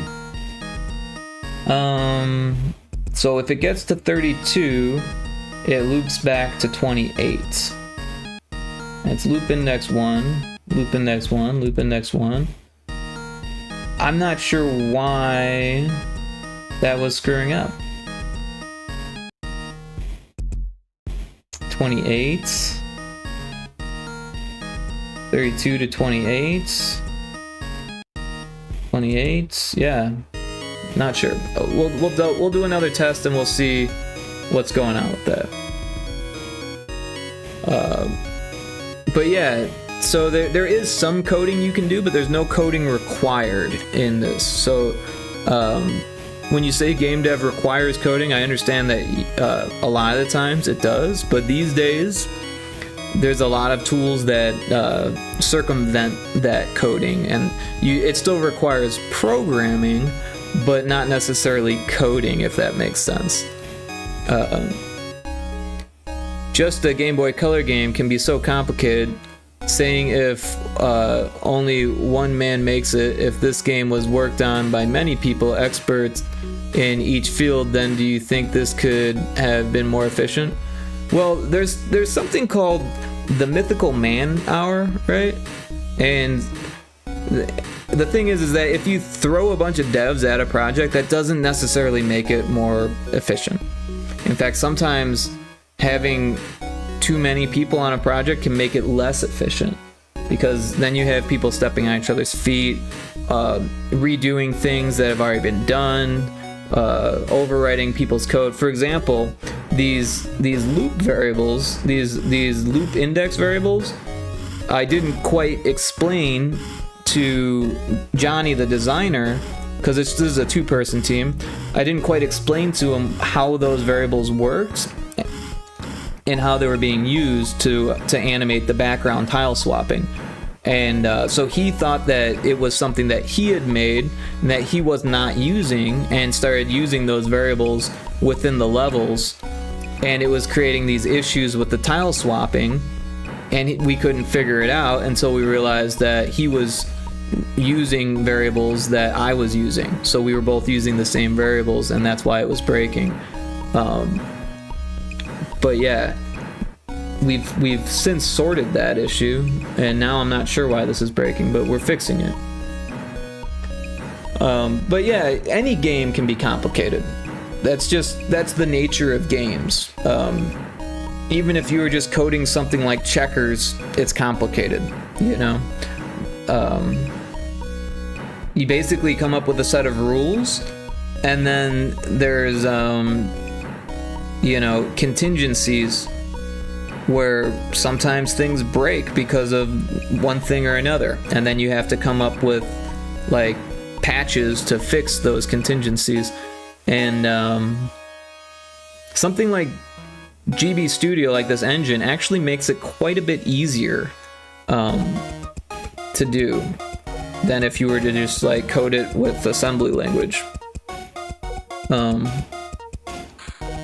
yeah, it does require a little bit of knowledge in both game design as well as the art and the development side of things. But to be honest, it's really not that hard. I mean, it is. It's hard. But the thing is that as soon as you get started, you start learning things. So like, as long as you keep it simple and you keep it like to the point and you don't let your scope run away from you, you'll have fun, you'll learn things, you might pull your hair out every once in a while, but it's actually a good experience when you figure out what was going wrong. That could be a memorable experience with your friend when you both use the same variables. Yeah, I mean, it was a learning experience for sure.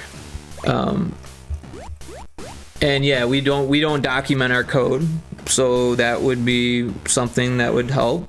But you know, since Johnny's done most of the design first, and I just didn't think that would be big of an issue if I started to add some variables for some of the code that the art and the sound required. And yeah, we quickly learned that, yeah, Johnny's still making changes, so we need to make sure that we know exactly what variables we're using and that kind of thing. There's a Pokemon in chat. If you're on Twitch, you can catch that. Yeah, so what was it, ears? Was it ears? What was the password? I can't remember now. It was level 12. It was jump. Okay, yeah, I was way off. But yeah, Johnny's been really awesome about making the stuff, and everything's been pretty relaxed, which is great. Okay, so it looks like whatever I did to fix the electricity fixed that there. And Johnny, if you're still watching, you can see that the orange lightning doesn't look terrible. Jump, yeah, jump was the password for this level.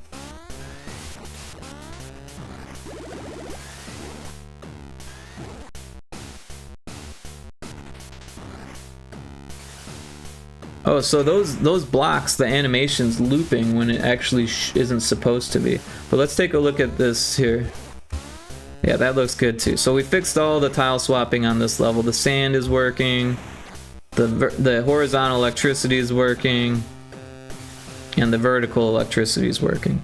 But yeah, let's figure out why the blocks are continuously animating like that, because it's only supposed to shine once. And we do have an ad starting soon, so I'm going to take a break for people on Twitch who aren't subbed, and that way no one's missing anything with the ads popping up on Twitch. So we'll be right back.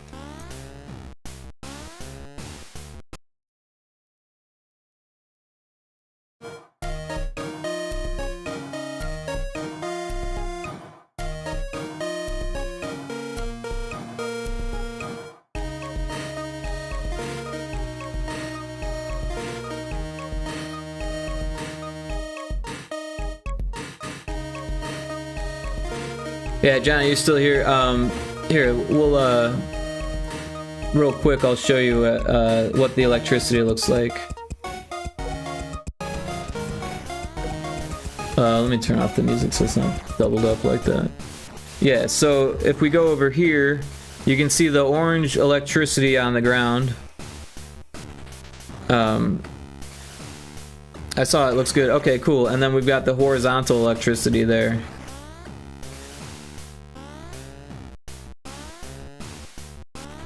But yeah, we fixed the bug.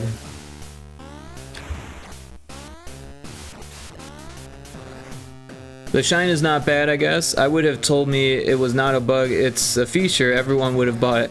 Well, it starts, the animation starts over again, and I know how to fix that, and that's not what's intended. It doesn't do that on Mega Man. That's where the idea is kind of coming from, for the art at least. But yeah, the ad is just about to finish up, and I do know how to fix that. So what we need to do, and one of these is a prefab, the other isn't, so it's kind of messy, but that's my fault. I started changing it to prefab and then I didn't replace all of them because there's, you know, all of this things that need to be set up to do that. But yeah, the way we fix the shine not repeatedly animating there is by, if we go to on inits, or wait, no, so we're actually gonna have to do it from this guy. So what this thing does is it's got this update function, right? And it sets the animation frame here. Well, what we also need to do is set the animation state, right? So every time we set an animation frame, we also need to set the state. So we actually we need to make sure it's the right actor. So this one is actor 3. So we'll go to actor 3 for that one. But we want to make sure that this is checked to 0. It will still be using the default animation state, but and we should probably actually do that before we change the frame. But yeah, we'll copy this and we'll do it for the other one. And we'll change that to actor 13. And alright, so that fixes those ones. And then here we'll do the same thing. We'll just paste that same event here and we'll put it here. And then we'll change the actor to 7. And then we'll paste another event right here and change the actor to 6. And that should prevent the animation from looping. We do need to do that also for these ones too. So we'll go, same thing, we'll put this here, set this to 17. And that's all good for that one. And then this one has 2, so we'll put that here. Set the actor to 6 and copy the events, paste that over here, and we'll put it over here and change it to 7. And that should fix all of them. I think those are the only blocks like that in the entire game. And their animation should work. So let's test that out. Takes a second to build. But yeah, I mean, it's not like it looked terrible, but someone might notice, and I noticed, and it only took a minute to fix. It takes longer to build it than it does to fix it, so.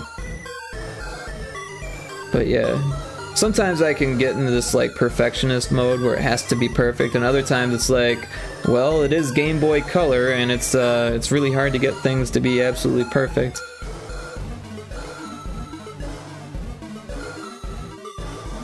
A lot of things have to like come together.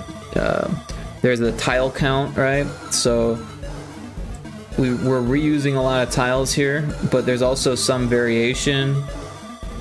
And if we like remove some variation here, then we can add more variation other places, kind of thing. But then there's also the palette count. So you only get 8 palettes, and one of those palettes is used for the sprites. So, or for the actors. And so yeah, this is a different palette than this, but also each palette can only have 4 colors, so each of these unique tiles can only have 4 colors. So it creates all these limitations that have been kind of a struggle, if I'm being honest, to figure out. But this is my first Game Boy Color game, so I kind of knew going into it that there was going to be some things that I'd have to learn. And unfortunately, there's no good tool to count palettes for Game Boy Color art. There is a good tool for counting unique tiles, but it counts the colors as well. So like, yeah, if you're using the same tile but changing the palette, it views it as a different tile, where if you program the palettes yourself, then you could reuse the same tile with a different palette and it wouldn't count as a unique tile. However, GB Studio also has this auto color mode, which I've been using because it saves time greatly. Otherwise, you would have to color in each palette and have to create them by hand in the palette menu. So I started by making a bunch, and I did the first level that way, but then we started testing things, and I was like, this auto color makes things a lot easier. But there are times when the auto color like kind of does something weird, and then all of a sudden you're like trying to figure out how to fix it, especially when it comes to the tile swapping.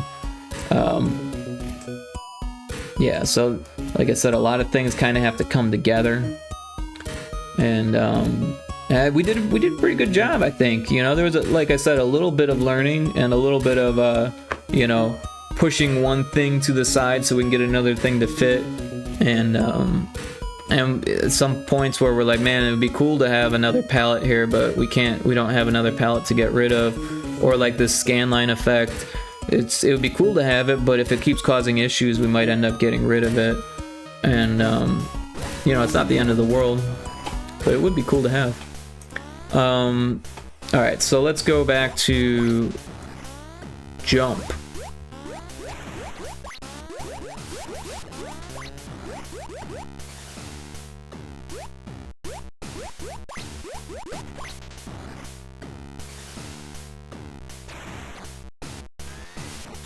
Nope, right into the spike.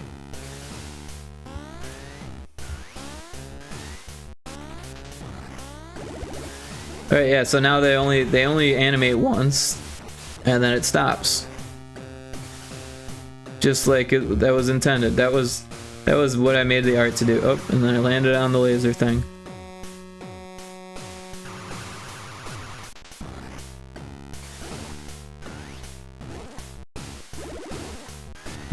Thought I was gonna die, didn't you?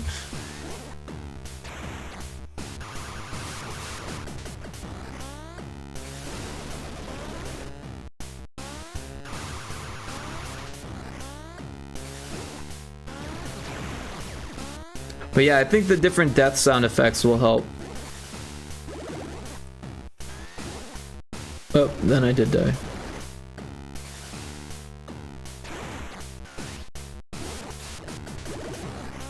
But yeah, it appears that the wait function does stop the tiles from animating, so maybe it does stop everything, but it doesn't stop the animation, right? So that's really weird. It's hard to know what the wait function stops.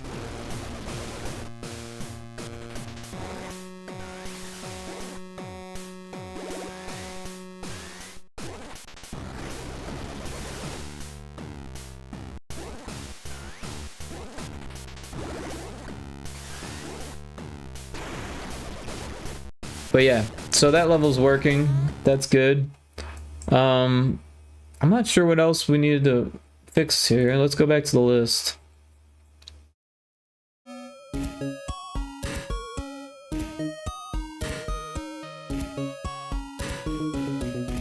Test the wind. We tested that. It worked. Oh, the tutorial. The text for the tutorial. That's kind of important. No art in password, cutscenes, music for levels, and then this thing, I'll put a question mark there because we kind of fixed it. Maybe it doesn't seem to be doing it anymore. This thing, I don't really think this is an issue anymore, the mirror sound effects being too long, because there's a lot of sound effects that get cut off, so I don't think that's really an issue. And a lot of times you have to jump as you hit it, so it's gonna get cut off no matter how short we do it.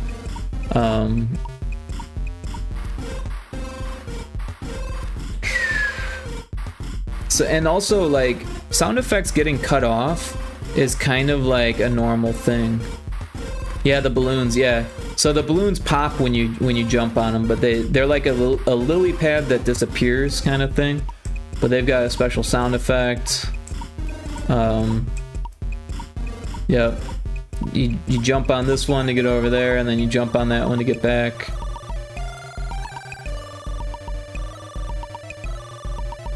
Yeah, the levels are pretty tough.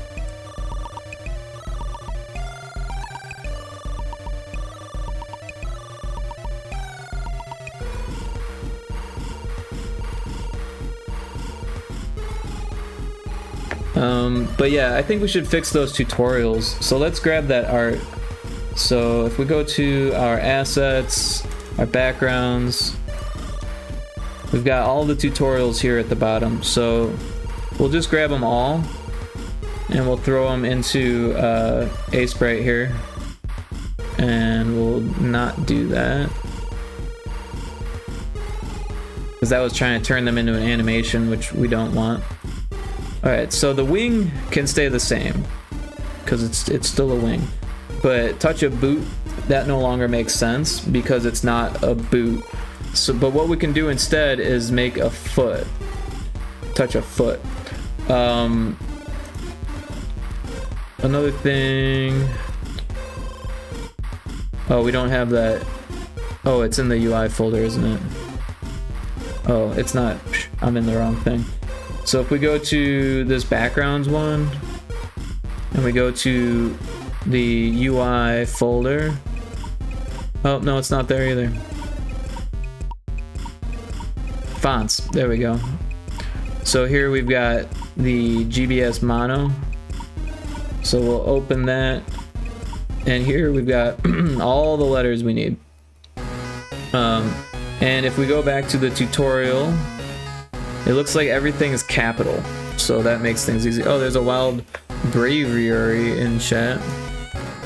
Pokey catch. Will you ever try Godot Redo for a game project? I don't know, honestly. I haven't. I mean, I've played with Godot before, but that was a long time ago before it was any good. And well, I mean, I say any good. I couldn't get very far with it, and that was like what 2018 that I was playing with it. So yeah, I'm not sure if the Pokey Catch is gonna work on YouTube, unfortunately, because that's like a Twitch bot. But you can always come to Twitch. But yeah, Godot, it's really hard to switch engines when you're like already like decently good within one engine. The reason why I started using GB Studio was simply because I always wanted to do homebrew games, you know, for classic consoles. Like this game will actually be played on a Game Boy Color, but you can't do that with Godot. If Godot had that capability, then yeah, I'd be way more interested in learning Godot. I tried Godot in 2019 and it was bad, not gonna lie, but Godot 4 is very good now. Yeah, that's what I heard, is that it's gotten a lot better. And I don't know, I've talked to a lot of people that use it extensively, and it sounds like it's come a long ways, but there's still some things that it sounds like it doesn't do very good, like 3D physics, and it still has issues with pixel art too, so like not sure what it's really good at yet. Where in Unity I kind of know how to fix those issues, because Unity has a lot of issues too. I'm not saying Unity doesn't, but I know how to fix those issues. I don't know how to do that in Godot. Yeah, so I mean there's a lot of things that I don't know about Godot. It would feel like starting from scratch. I feel like, and that's how it felt in 2018 when I first picked up Godot. I was like, well, I can't do anything. I've been here for 40 minutes and I can't do anything. Where with Unity, I was actually able to do something the first night that I played with it, and that was back in like 2013. So like, I'm not saying that it's any easier, but it was easier for me. I think sometimes different games or different levels of difficulty for different engines or different levels of difficulties for different people. You know, sometimes things like fit better. So I think these are duplicates. Yeah, so 3A is the one that we want. So I'm gonna take this F and put it there, and then we're just gonna change the colors on it. We'll use a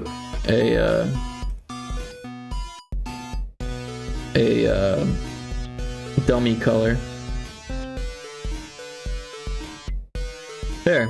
Touch a foot to enable wall jumping. Fixed. So we'll save that. And then this level has float zones. That one doesn't need to be changed.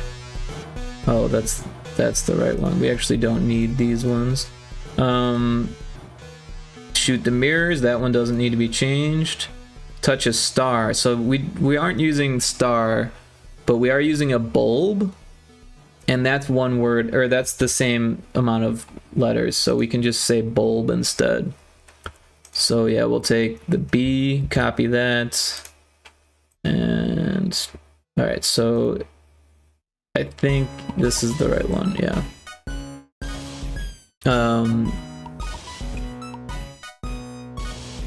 2D is goated in Godot with only a few minor problems and is better in 2D compared to Unity. The only problem is that Unity has many tutorials and Godot don't have that. From what I understand, there's still a lot of pixel perfect issues in Godot, where Unity has sorted all of those out and made it really easy to do like a pixel perfect camera. And tile sets, they're all there already. You don't need to code anything for tile sets. And I don't know Godot well enough to say like, oh, this is what's broken with Godot, but from what I understand, there's a lot of 2D pixel art like shading that goes on, and it just looks bad, if you ask me, compared to someone who does like animated pixel art. But then again, that comes down to the project and the people doing it, so I'm sure there's ways to fix that stuff, but I don't know how to do it in Godot. My friend used that to make games for his clients. Right on. Yeah, I use Unity for my clients, but like I said, different engines for different folks sometimes, you know. Yeah, bulb we're spelling. So B-U...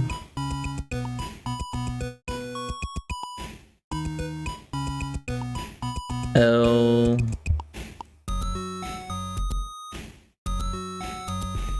But yeah, I'm not gonna like sit here and say, oh, one engine's better than the other, because that's just not the case. And it's kind of misleading to say that one is better than the other, because it's always going to come down to the developer and what they know how to do. I understand, yeah.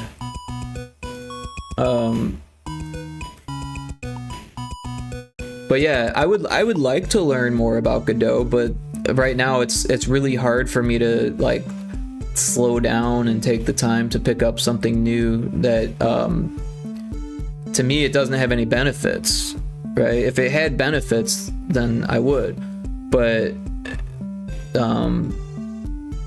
I would have to learn a whole lot for it to have any benefit to me. Like for example, I don't know if Godot has like web build capabilities like built in, where like in Unity you just change how you compile it and all of a sudden it's a web build. It's like really easy to do. You can sit there and make a PC game and then turn it into a web build with like a click of a button, and that is super helpful. It's not as easy, but you can do kind of the same thing with a mobile game. You can take a PC game and turn it into a mobile game if you know what you're doing. And if you have all of the licenses and stuff, you can do that for different major consoles as well with Unity. Of course, that's expensive, and I don't know how to do that stuff, but it's a thing. With Godot, I'm not sure how you would go about that porting to major consoles. I know that it can be done, but I have no idea how you would even start with that. And again, Unity has this huge community and a backlog of tutorials. And don't get me wrong, Godot has a big community now too. But I feel like a lot of the people who are using Godot are all people that, not all, but a lot of people that started with Unity and then dropped off of Unity because everyone else was dropping off of Unity, and Unity was doing all that stuff with the install fees, which actually never happened. And I'm not trying to defend Unity, because I think that their business practices are shit after they went IPO. And I'm disappointed with it just as much as anyone else. But when everyone was jumping ship, I was more about learning GB Studio than going to Godot, and that's just me. Hey, Fami Studio, welcome in. Fami Studio, yeah, that sounds like a NES dev. Are you a NES developer or a Famicom developer? But glad to have you either way. We're just making some minor changes to the tutorial screens here. So this one says coin, but we don't actually use a coin anymore. It's more of like a firefly, but it does kind of look like a coin.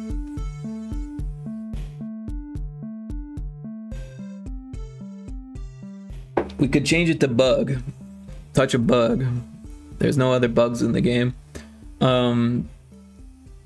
Or we could space things out. How much space do we have? We've only got a couple. Yeah. So what? 1, 2, 3, 4, 5. We might be able to fit Firefly. Let's see how that works.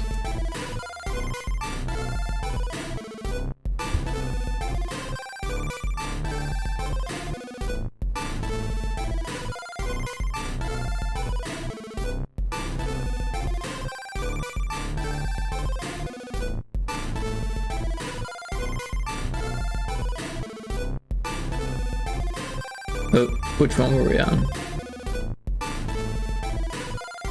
This one? Tutorial 11?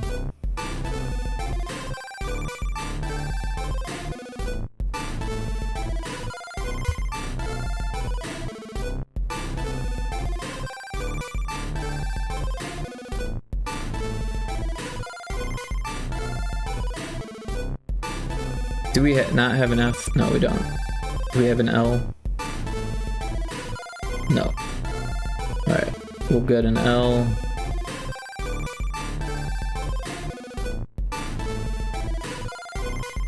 Do we have a Y? No. We'll get the Y. Cool, then 2 doesn't have to be all the way off the page. And we can actually scooch all of this over so it's centered.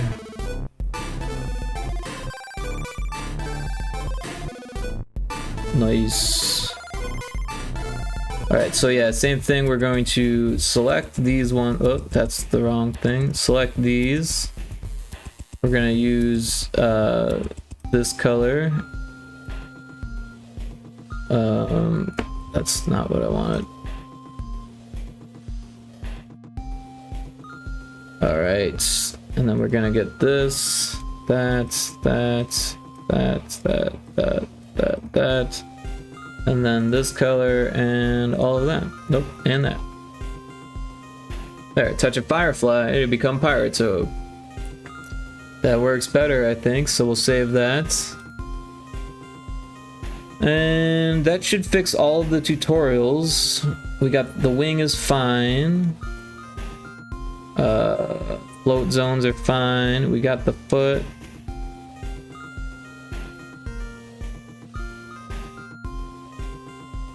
Yeah, so I think that should fix the tutorials. So we can mark that off on the list.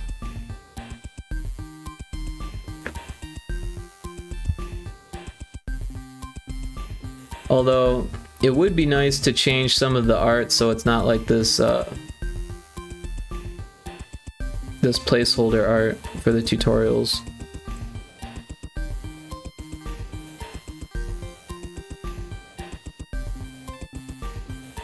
This might work better. So let's take, what am I doing? Take this, are we on the right layer? Bricks. We'll grab the bricks. Alright, so we'll start with this one. We'll get our grid out. What did I just do? I hit the wrong button.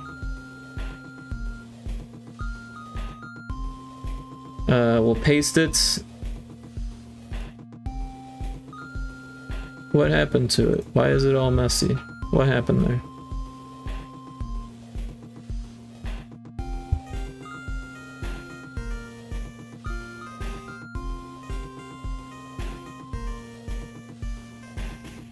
Well, that works. It's supposed to have a black line at the bottom, but apparently it doesn't, so we'll just have to draw that in.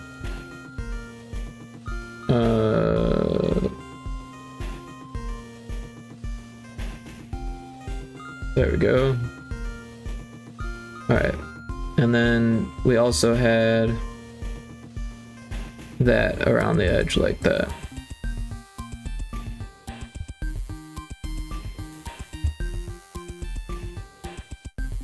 Cool. So that fixes that. We'll save that.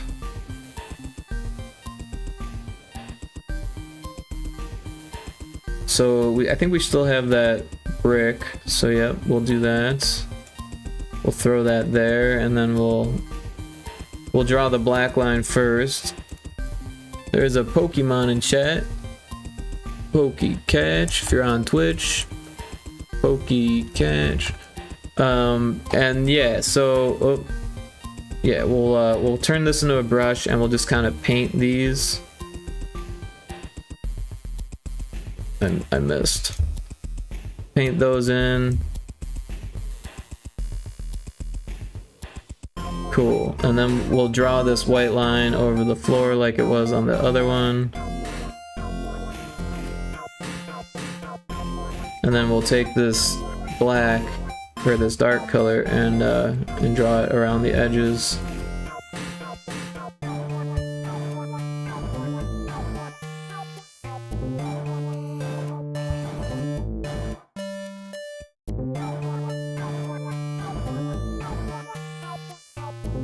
It might be cool to add more to this later, but for now I think this will be fine.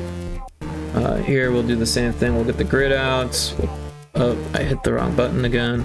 We'll get this thing in here. We'll draw in that line that's missing. And let's copy that and oh, missed it.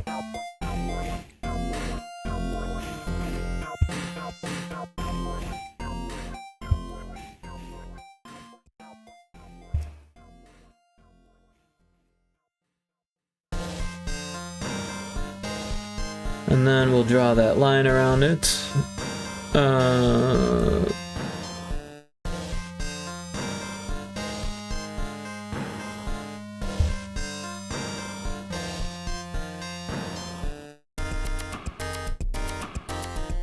Oh, and the float zone. So the float zone is going to be these tiles.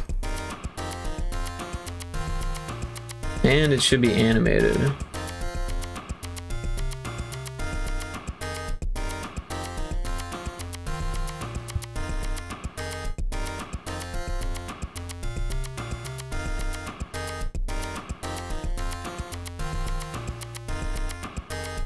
Nope, that was too many. Yeah, we'll just have to do it by hand here.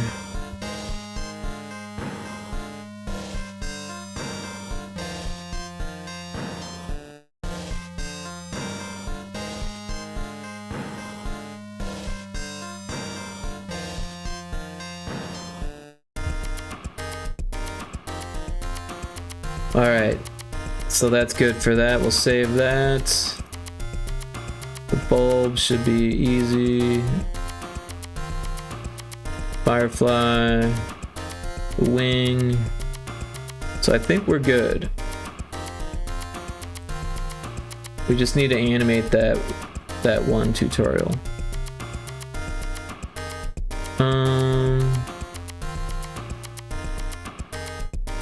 This one, right?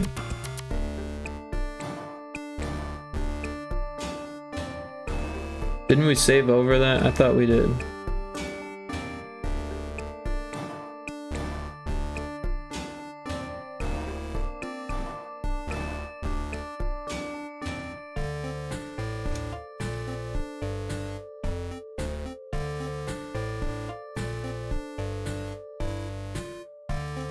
Ah, okay. For some reason we didn't, but we did now. Where is the float one? Touch a foot. That one's looking good. Although the colors is off. The color's off. So,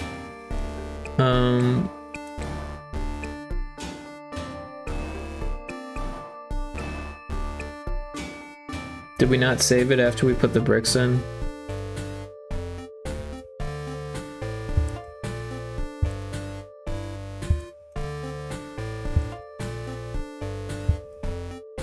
Alright.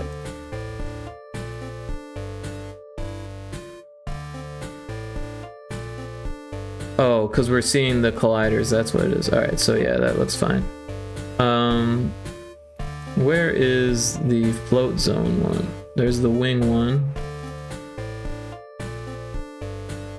Let's make sure that looks okay, yep.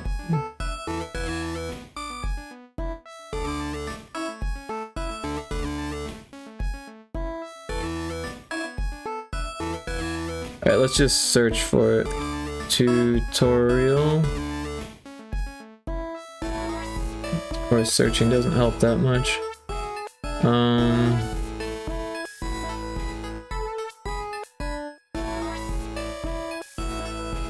So that's the mirror one.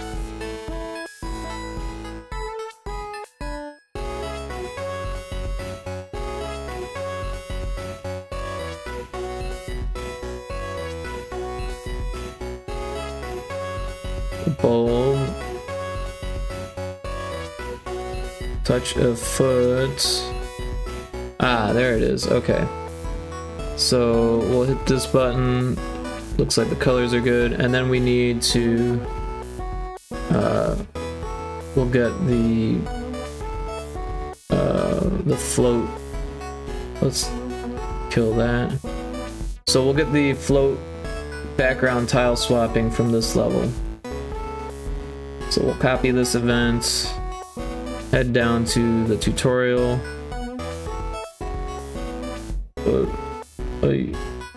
We'll paste that there, and then we'll head back up.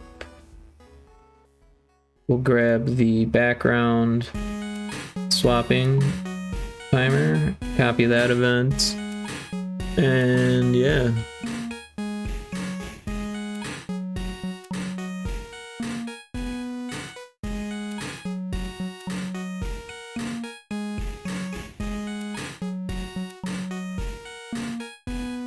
Alright, so we don't need the fire, so we can just disable that. We don't need the lava, so we can disable that.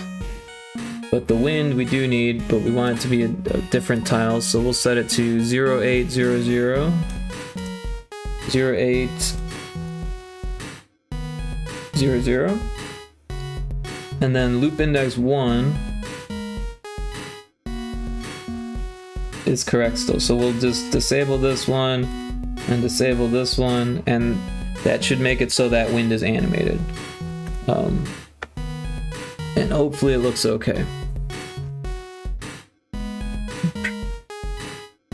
So there was something else.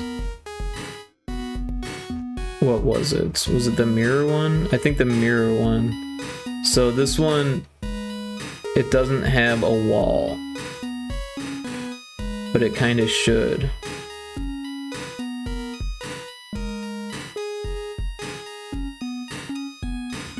I don't think I grabbed that one, did I?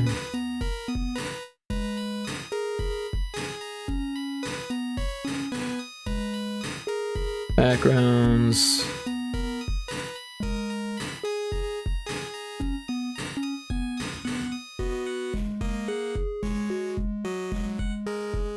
Alright, so here it is. So it does have a wall, it's just not the wall that we use in game. So let's grab that wall.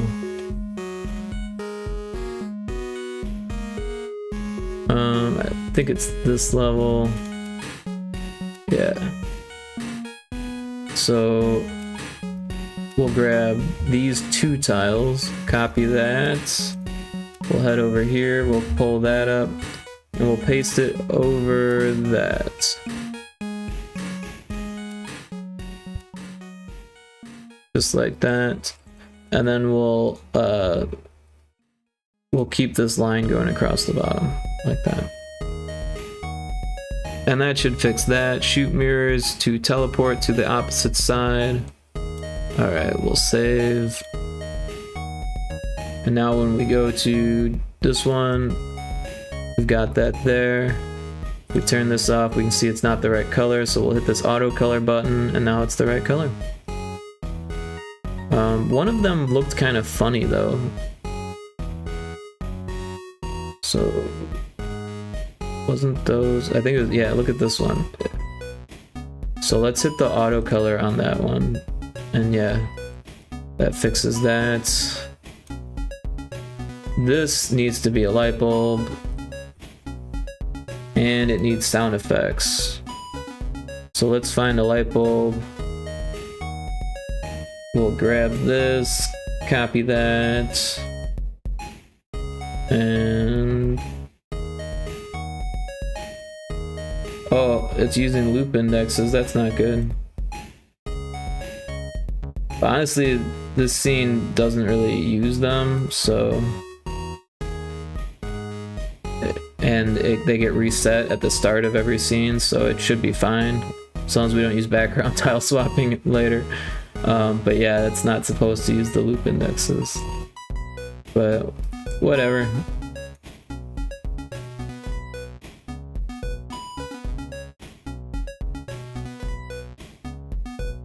That's weird that it's deactivating the actor twice.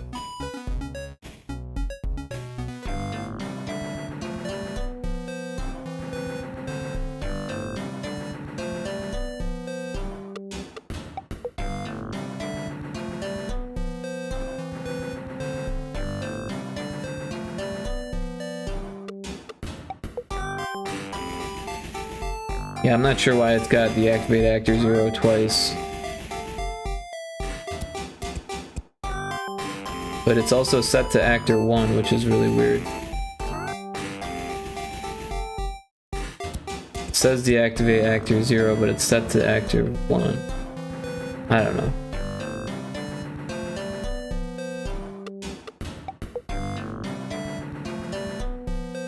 But yeah, that shouldn't cause any issues, because like I said, it sets those variables at the beginning of the level. Alright, so that's good. So, tutorial art, testing, that's set. We do get a little bit of time left.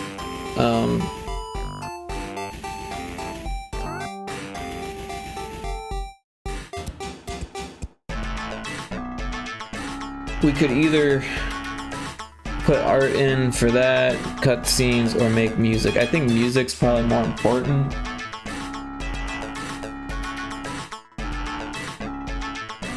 Because I think we have, what, 7 different types of biomes? Let me double check here. We've got a list of all the biomes on Trello. 1, 2, 3, 4, 5, 6, 7, 8, 9 different biomes. And then how many different songs do we have? So these ones that don't say template, these are ones that we can use for levels. So we do need 3 more. These ones are ones that Johnny made, and they use all 4 channels, but the sound effects use one of those channels. So it's probably not a good idea to use them in the levels. we could still use them for things like cutscenes and other parts of the game, the tutorials and that kind of stuff. But yeah, maybe we'll make a new song here.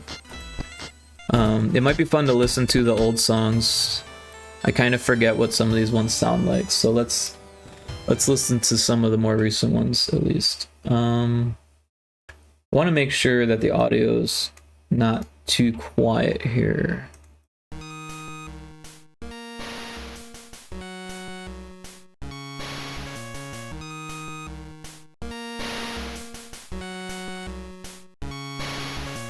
Let me know if that's too loud. I think it's decent compared to my voice.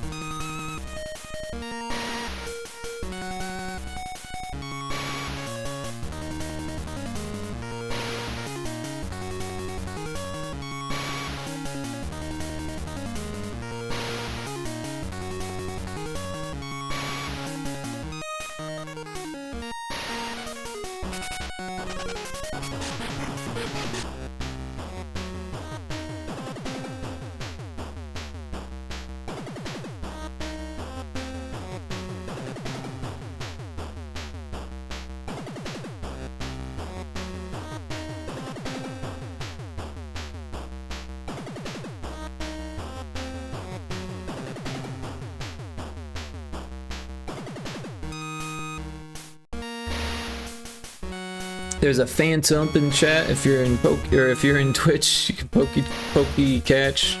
Yeah. So let's check out this song 5.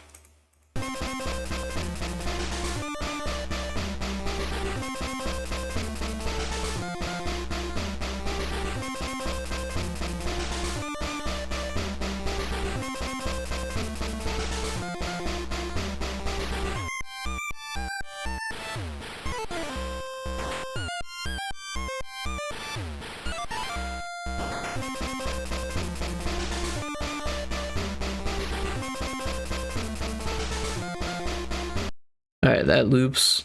Song 4.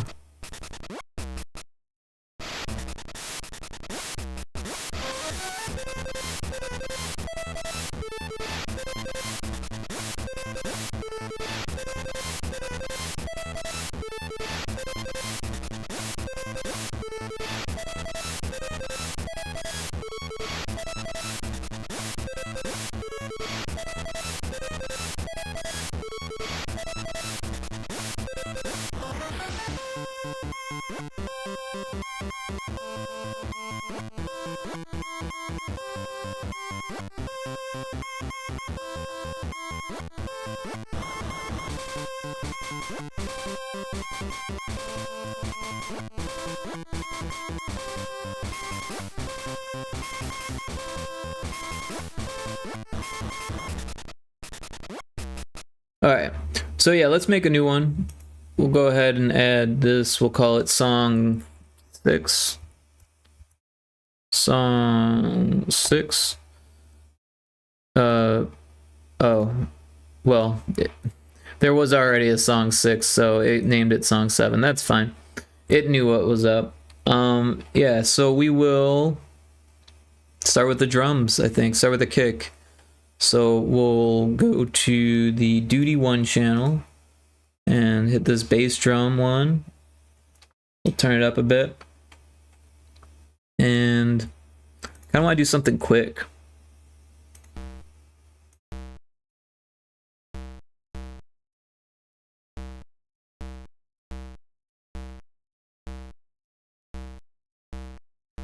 So we'll start with just this like ground loop and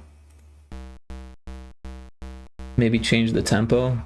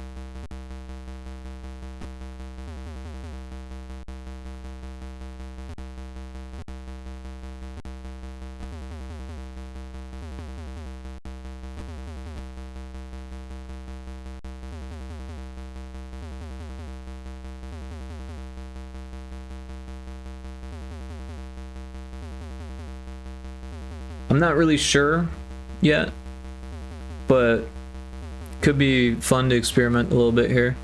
So yeah, let's go to the noise channel and we'll add a snare. And we'll turn it up. Oh, I keep turning up the wrong... I keep forgetting that you have to like choose the instrument over here first. So let's turn up that bass drum first, because I didn't actually turn it up. And then we'll go to the snare and we'll turn that one up too. Alright, so now we'll add the snare.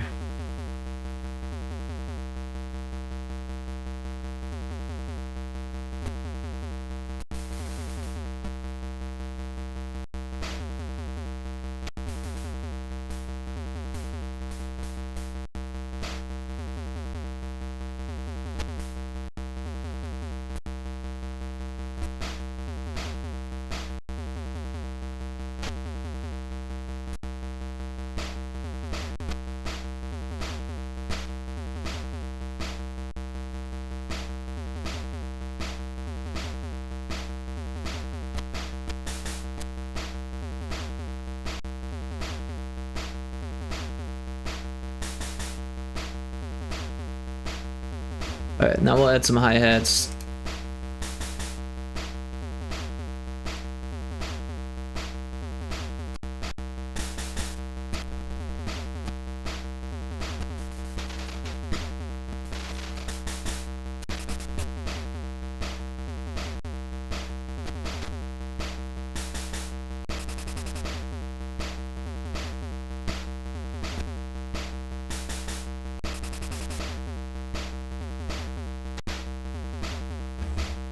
One of the hi-hats should be louder than the other.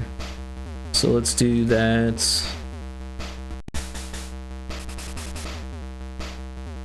Also maybe change the pitch.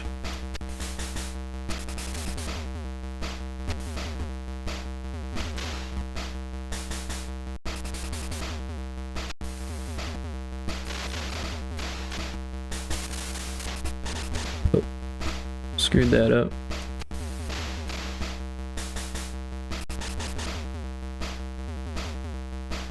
I don't know, maybe it sounds better without him.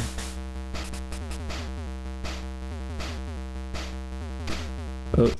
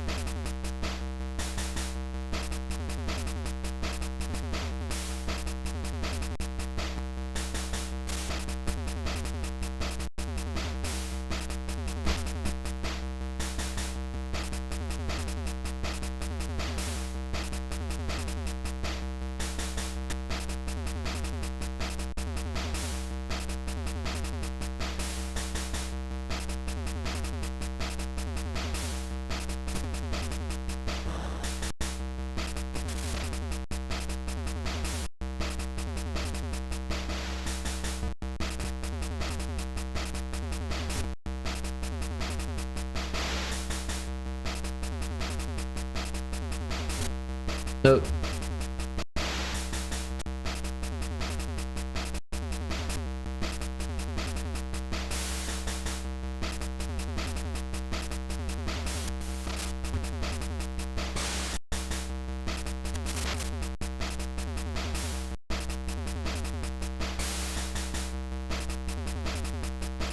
Alright, I think we're ready for some type of melody here. So let's find a bass line. These ones are duty 1 only.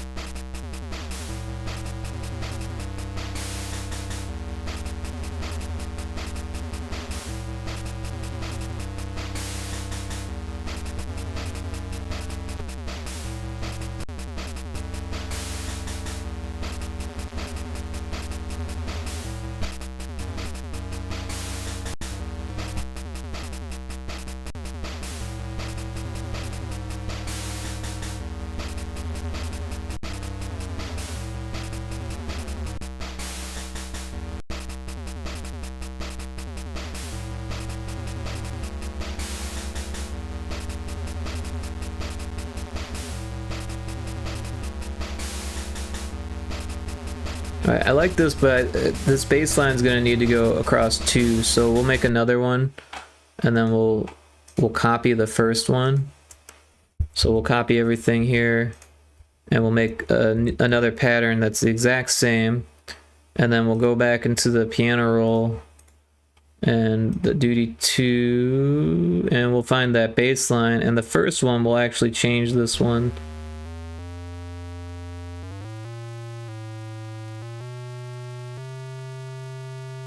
I'm not sure.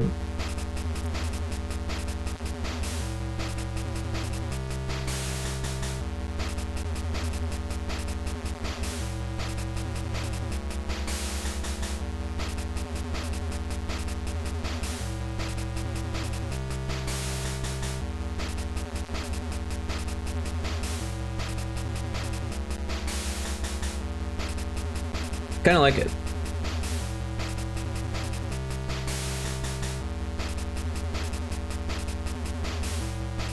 So what we'll do then is we'll duplicate both of these, and then we'll add a treble.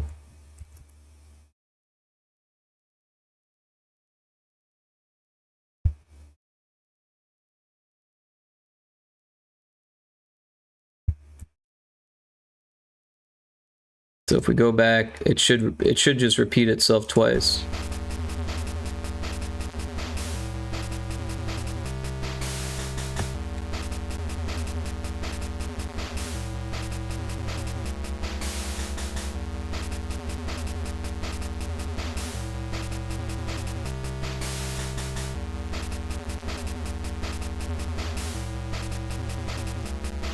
All right, so I like that, but also I feel like we're gonna need more than that. So we'll do 4 and 5 duplicates as well, and then it doesn't make sense right now, but it will in a minute. So we'll take all of this one and we'll paste it here again. Then we'll take all of this one and paste it here again. So now we've got duplicates of 1 and 2, or 0 and 1 on 2 and 3 and 4 and 5. Right, so but what we're gonna do now is we're gonna go ahead and make this back to 0 and 1. Right, and then we're gonna add 2 more, and so just to keep things easier, we're gonna change this to 2 and 3, and then this one to 4 and 5. Right. So now these two are going to be the same, and now we're going to make changes and add melodies to these ones, right? And depending on how the song goes, we may duplicate these ones there, but I feel like we should kind of keep building things at some point. So yeah, let's get a melody in here, maybe the vibrato, and I think we were like A.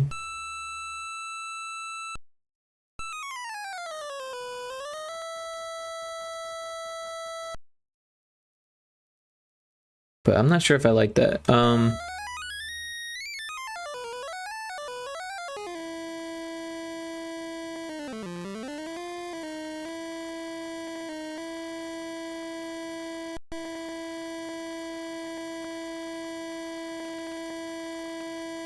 I kind of want it to like do something weird, right?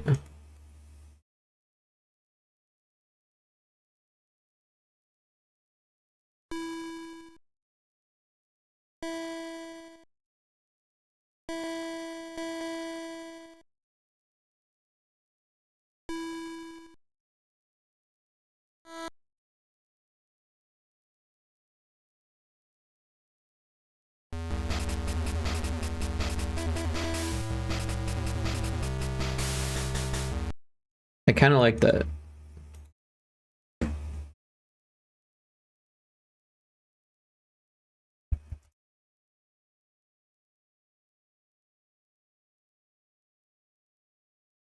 The only problem is that it goes over. So if I were to do that there, then we lose part of it.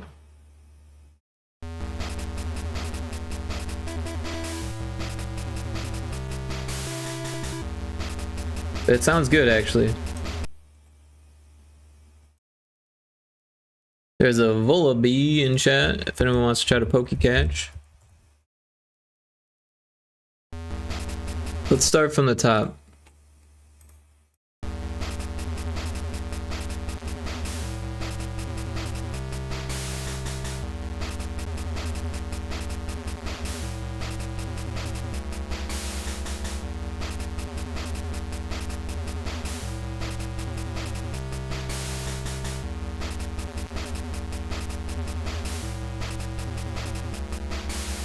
I kind of feel like the bass line is drowning out the bass drum, so let's fix that. If we go to this one, we can turn this down a bit.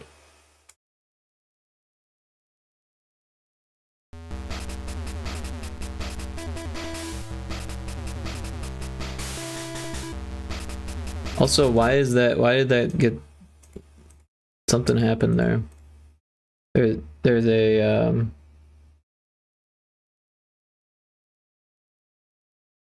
things are messed up. But that actually sounded good with it cutting out those kicks, so I think I might leave that. But we do want to put this there.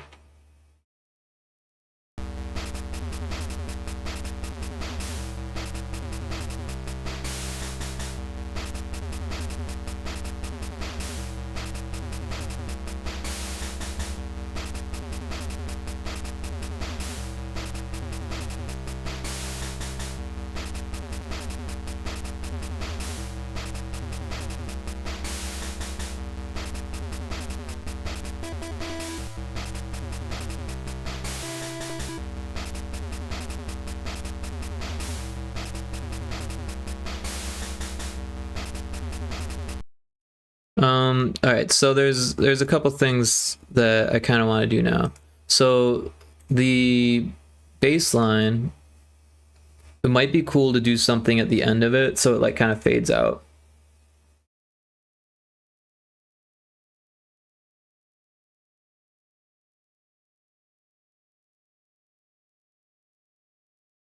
Oh, we've got an ad in progress. So we'll take a quick break here. And we'll put on the background music for a second. And the BRB screen. All right, we'll be back in just a second.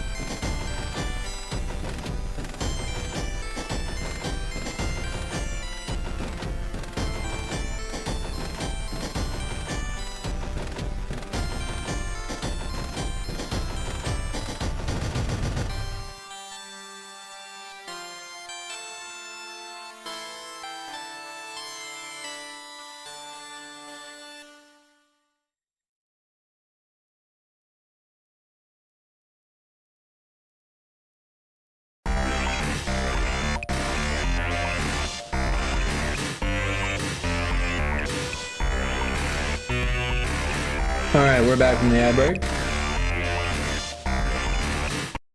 We'll take a listen. Oh, sorry if the music was kind of loud. I forgot that I turned things up.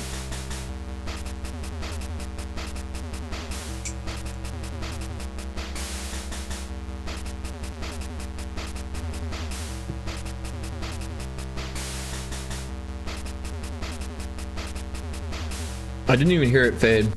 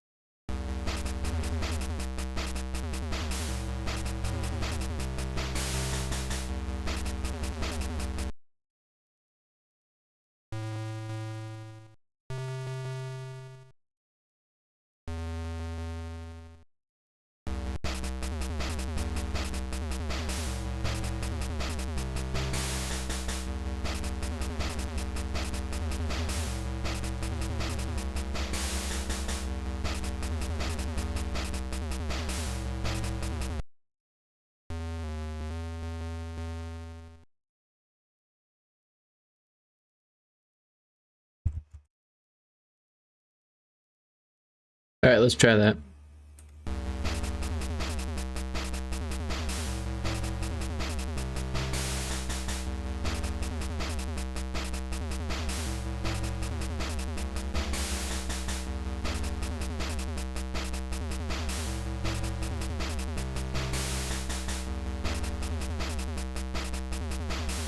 All right, here's something. What if we change the pitch of the kick so it's not on C and it starts on A rather?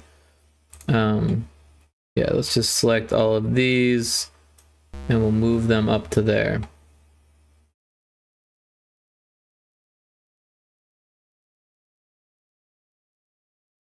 All of these and move them up to there.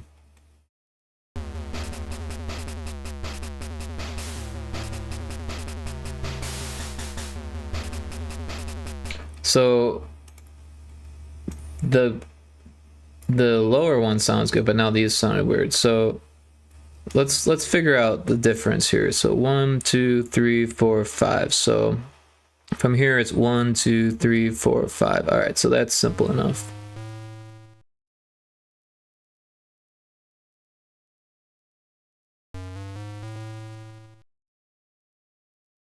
It sounded like you got something in Zelda.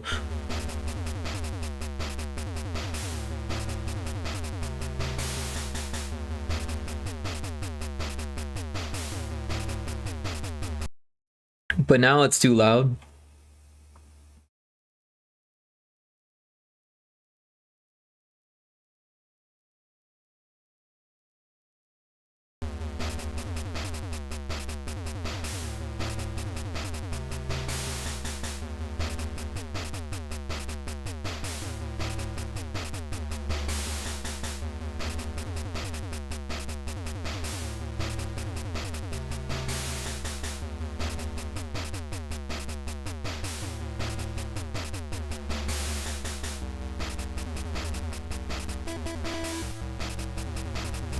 Wait, did something get ruined there?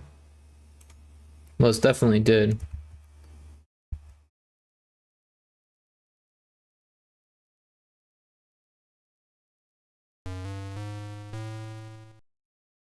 I was like, why does this sound weird?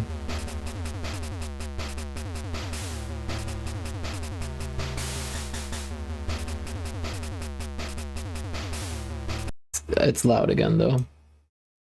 Let's see what happens if I turn it down real low.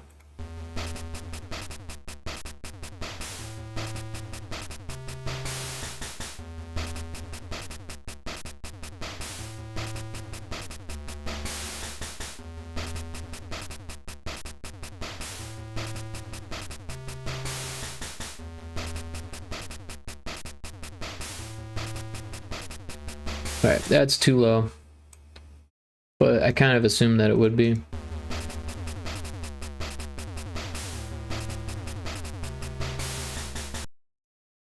Also, let's turn this up again.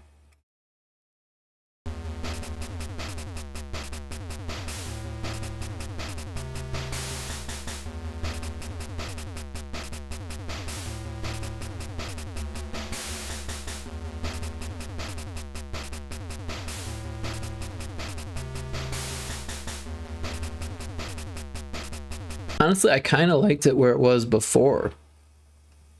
So let's move it back. I like to experiment, and sometimes the experiments aren't always great. All right, let's try that.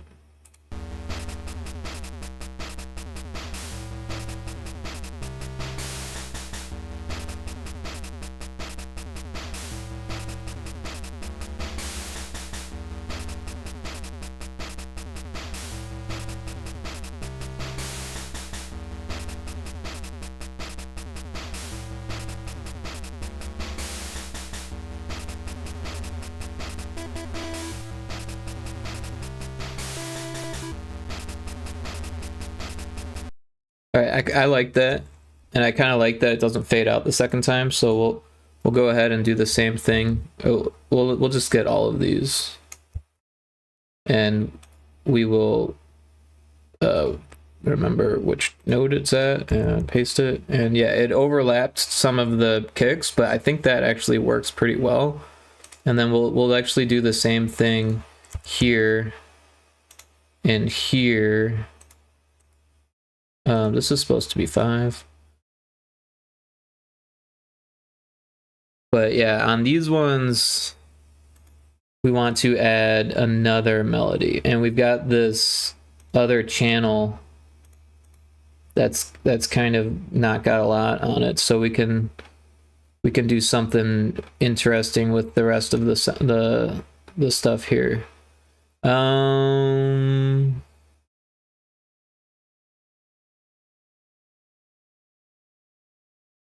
Just kind of guessing here.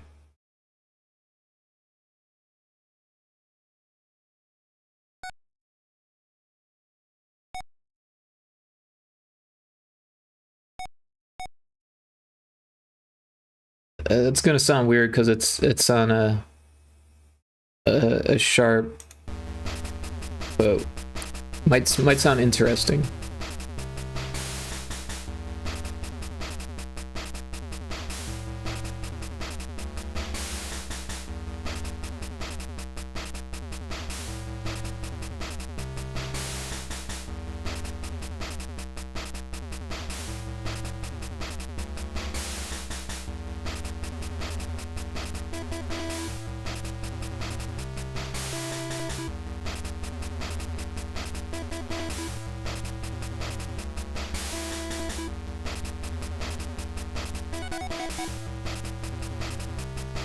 That does actually sound cool.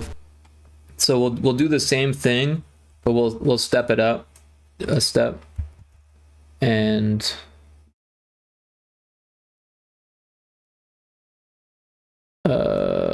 like either a half step or a full step. I'm not sure. We'll try half first.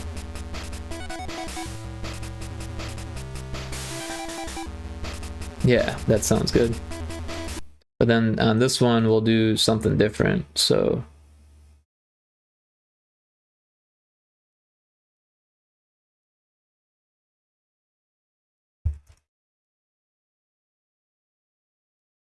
all right, let's try that. There's a Geodude in chat.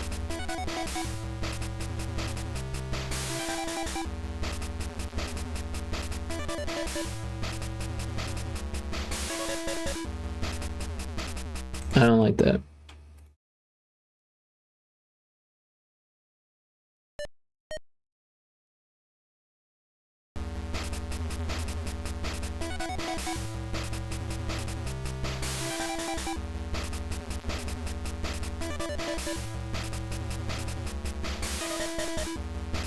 I don't like that either. I'm not sure if it's both that I don't like or just this last one that I don't like.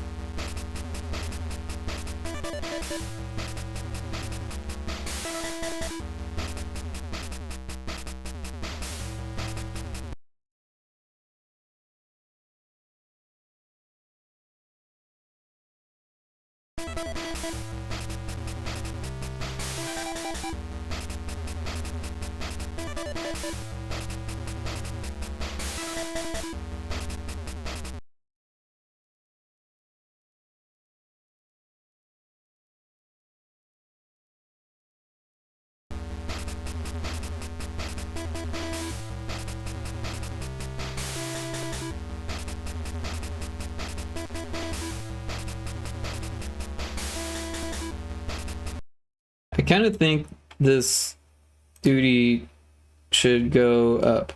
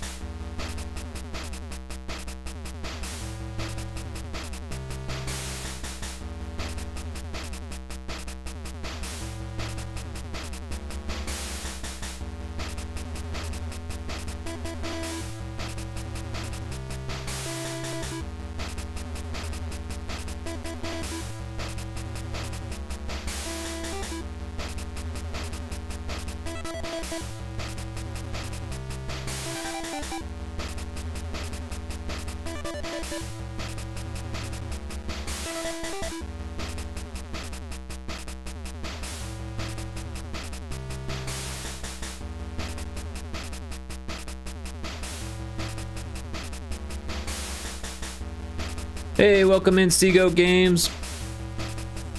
Hey, sorry I didn't give you a raid last night. I ended up raiding IndieX, who I tried to raid before, and she raided me at the exact same time, so I was compelled to raid her.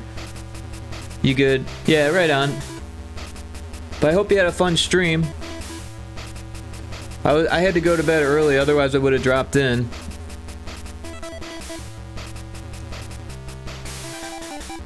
But yeah, we got pretty much all the sound effects and debugging out of the way, so I'm on to music now.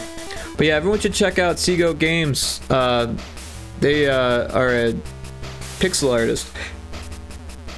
Very cool pixel artist. So yeah, go check them out.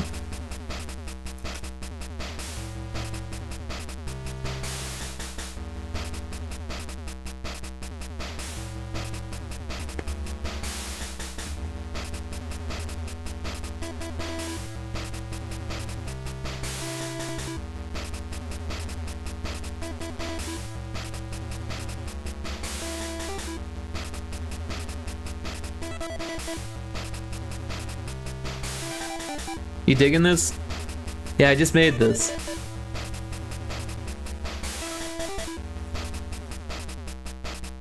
I kind of feel like the chorus should be like dun dun dun dun dun dun dun dun, something like that. Dun dun dun dun dun dun dun dun dun dun dun dun dun dun, something, I don't know. But I do think it should be kind of fresh, so we'll start completely over and we'll make a bass drum on the duty one, and we'll do half the time that we were doing before. Or is this a quarter? A quarter.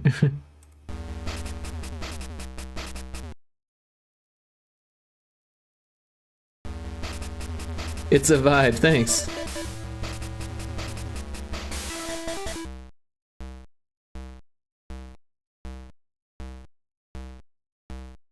Yeah, so I think that's the tempo that it should move to, but I think the bass line should keep up with what it was doing before, kind of, but like different melody, same tempo.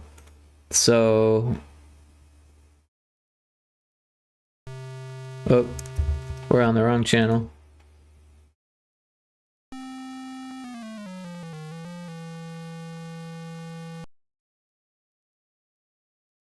Chiptune is neat. Yeah, no, I love Game Boy music in particular. Like, I love all chiptune, but Game Boy music has a certain like quality to it that I really enjoy. Yeah, so I think if we like change things up quite a bit here. Oh wait, that's one of those duty one only channels, or it's instruments.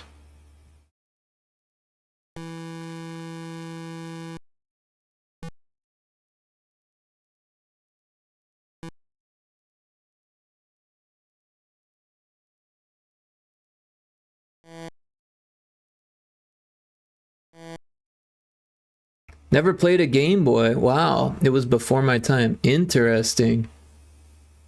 Yeah, no, I got really into the Game Boy. I had the original DMG one with the green screen, and then I had a Game Boy Color also. And honestly, I wish I still had those things. And I'm kind of thinking about buying like a modded Game Boy Color, but they're not cheap. But yeah, man, Tetris was so good. I played the crap out of Tetris. It had the link cable. You could play with two people.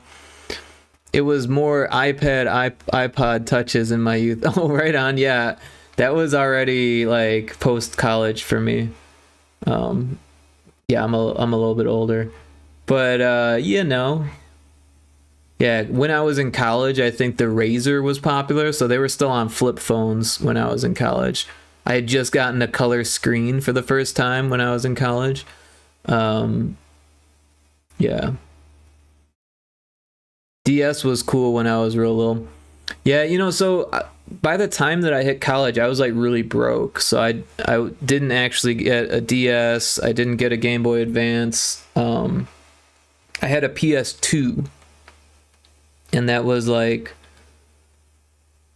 that was the last console I got before a Switch. Let's put it that way. And then I finally had enough money to start buying stuff again by the time the Switch was like already 3 or 4 years old. Yeah.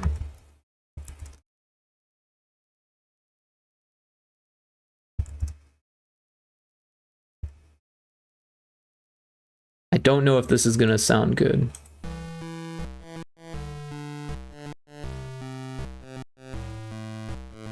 But it does. That actually is exactly what I wanted it to do. PS2 is older than me. You sound like a youngin'. Nah, I'm just playing. But yeah, you know, being young is a good thing, I think. Not that there's anything wrong with being old, but things get harder as you get older. It's harder to keep up with things, you know. Yeah. It's funny because when I was young, I was always like, man, how could these old people, how could these scams work on these old people? But now there's like new scams that are working on even younger people, you know? And yeah, I can't imagine how bad it's going to be in the next 20 years with all this AI stuff. Like, the scams are going to get crazy. I can see it already. But yeah, PS2 was cool. My brother had a GameCube, which I didn't like as much as the PS2. One of my good friends had a PS3, and he would bring that over all the time. I'm 25. Yeah, I know. That's young to me. Sorry. I know that sounds weird, but I'll be turning 40 this year. Yeah. But yeah, you know, there's nothing wrong with being young. And I think after about 20 or so, it doesn't matter as much. You know what I mean? As long as you're like mature enough to like converse with older people, like, then it's usually pretty cool. Sometimes it goes the other way where like older people just like never quite mature enough to like understand the youth kind of thing. Like everything has to be done their way, or it's the highway kind of thing, and that's kind of dumb. I always thought that was dumb. Like, I remember when I was in college, I was still hanging out with some younger people. Some of my older friends were like, "What are you doing hanging out with these younger people?" It's like, well, they're getting older. You know, they're not like little kids, you know what I mean? They're just younger than we are, and you know. But yeah, I remember I was hanging out with a group of younger friends, and they were all texting each other even though they were in the same room, and that just like blew my mind, right? Because like I wasn't of the texting generation. It didn't seem like normal for me to just like text someone that was in the same room, you know what I mean? But to them that was like totally normal, and they were all doing it, you know. But yeah, let's get some snares on this. Or maybe we'll do crashes first, and I don't know where it should go. Maybe like there. Texting in the same room is wild unless sending like list or link or a picture. We were playing Clue. They were cheating at Clue. They all wanted to play this old game, but they wanted to cheat using new technology. Yeah, it was interesting.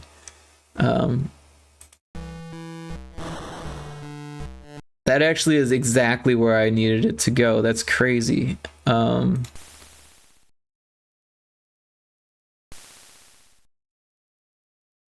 then here. But we do want a snare also. Maybe we'll use this weird sounding one.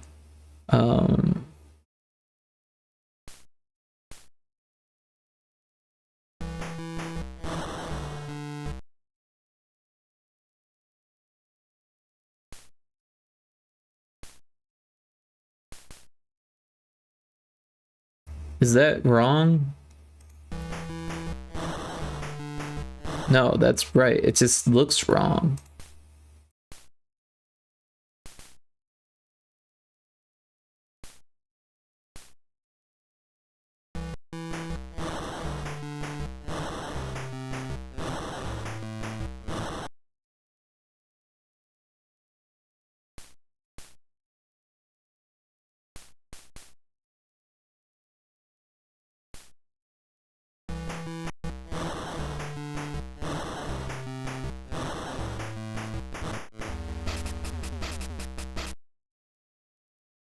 All right, so we should do that twice.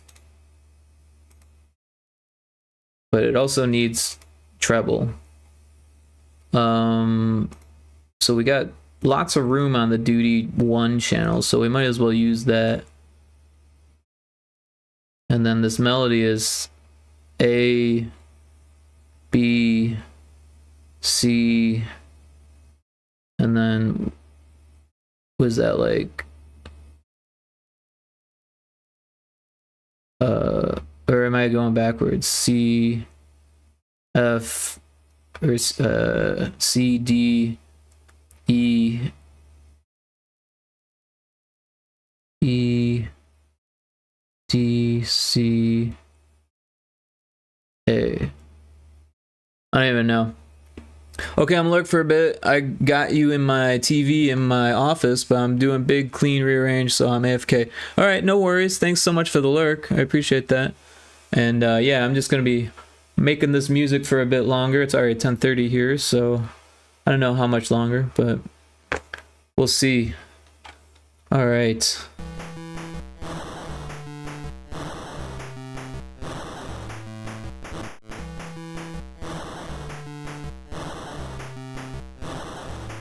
I think we'll do 2 more. And these ones will have the treble. So we'll go to the tracker mode here and we'll copy everything from 6 onto 7. And then we'll go back to piano roll and then we'll add that vibrato. Yeah. Oh, we've got ad in progress, so we'll take a little ad break here. And we'll be back shortly.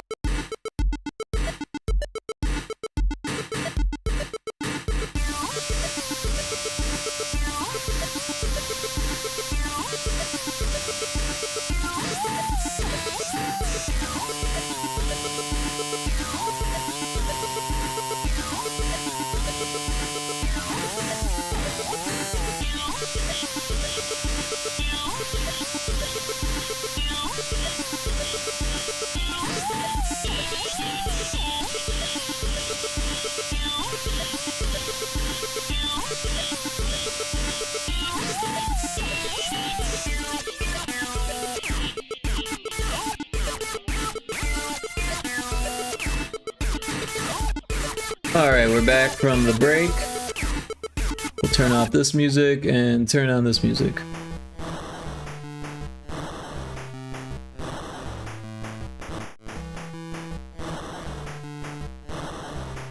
So I think it's going to go the opposite direction.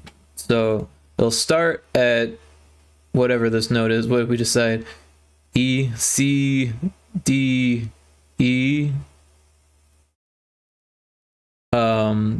But maybe an octave higher.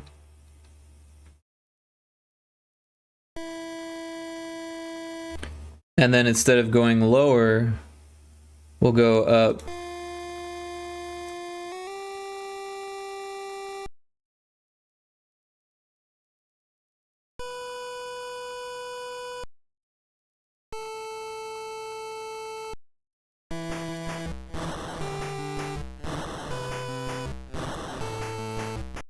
Yeah, I think that works, but the sweep time could be changed. Maybe the sweet shit, the sweet shit.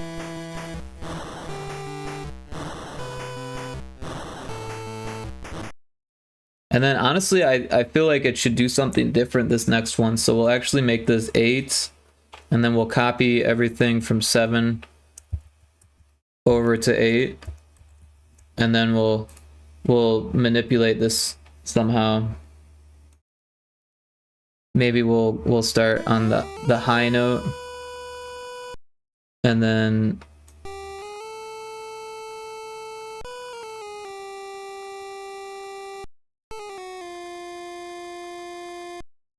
I don't know, I'm just guessing.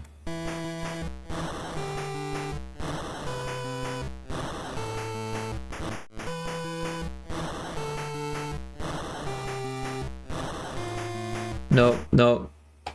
That last note was off.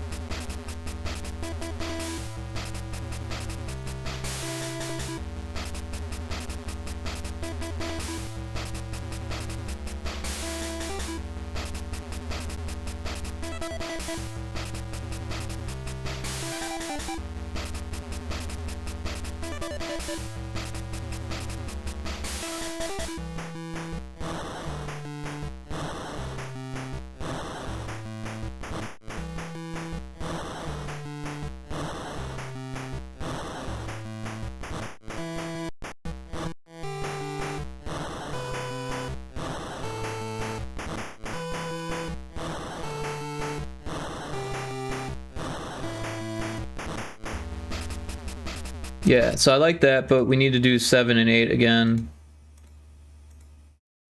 And then I think that might actually be the whole song. Let's listen to it.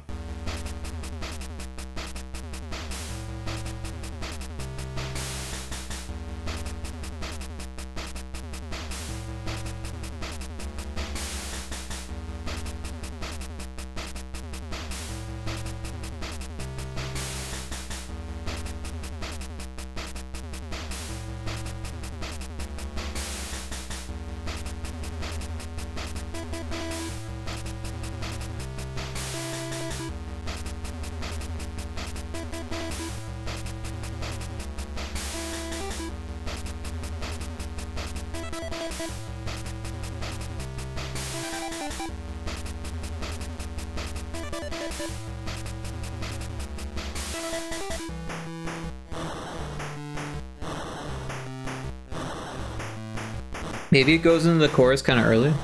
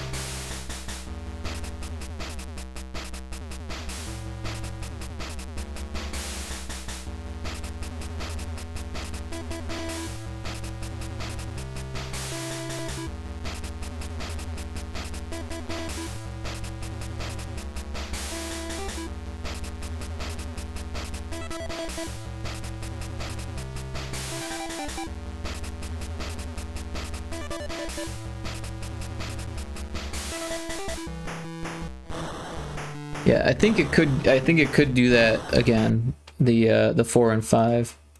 All right, so I think, can we just do 4 and then, no, we can't just drag these, unfortunately.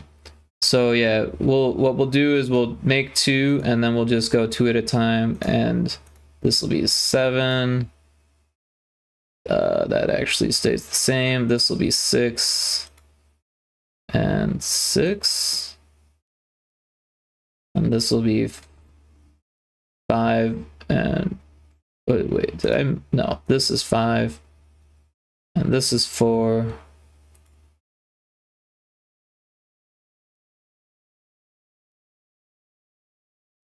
Did I do that right?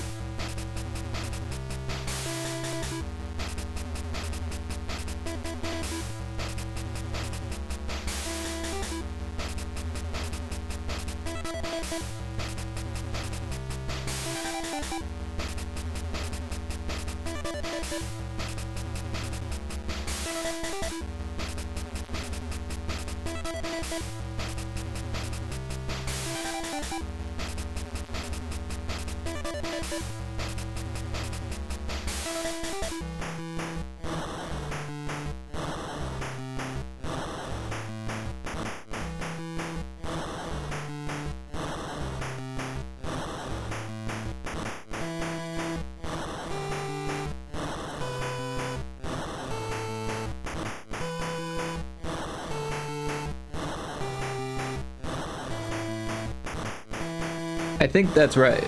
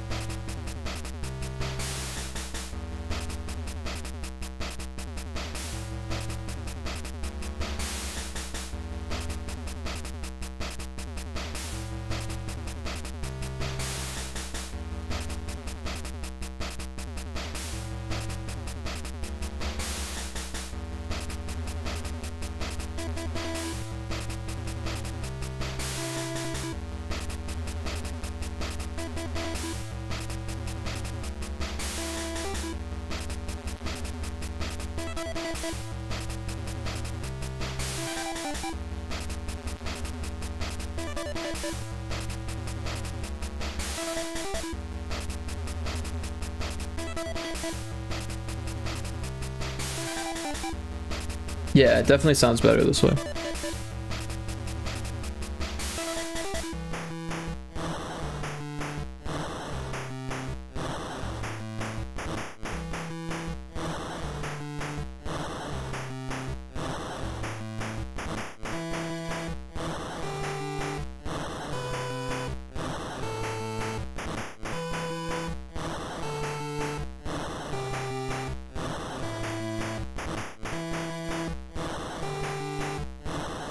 Not sure how I feel about that last snare.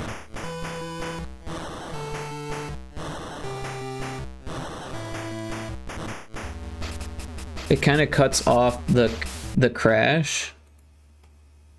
Right, this one here. Oh, I wonder what it sounds like without it.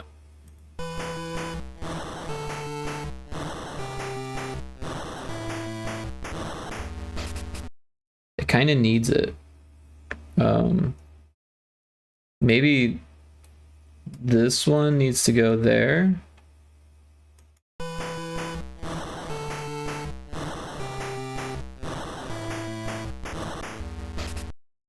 I think that's where it needs to be. There is a wild Flaffy in chat. Some type of Pokemon. Yeah, so we're going to move, we're gonna remove this and move this. Just like that. Wait a second. Oh, those are the same. I was like, what's going on here? And those are the same. Okay. Let's try it again. Gotta be sure.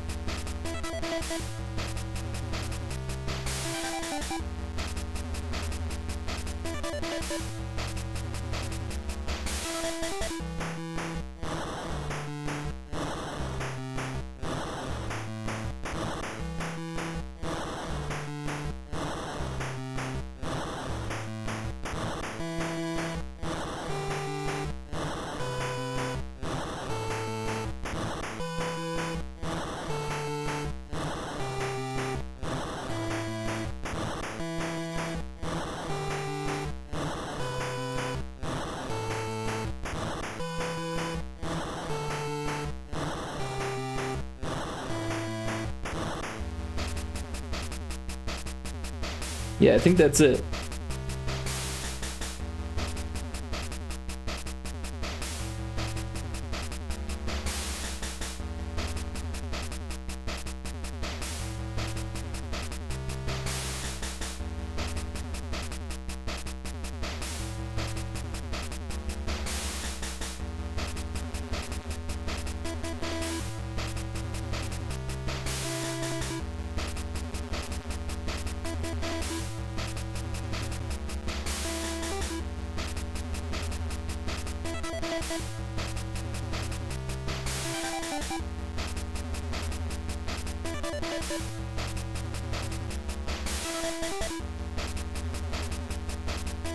Alright, I'm happy with that. Let's save it. And I kind of want to make another one. I mean, we're on kind of a roll here. That one happened fairly quickly.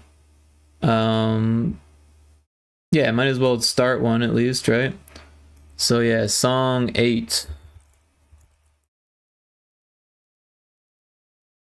Alright.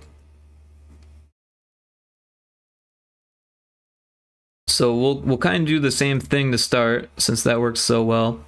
But maybe a different rhythm.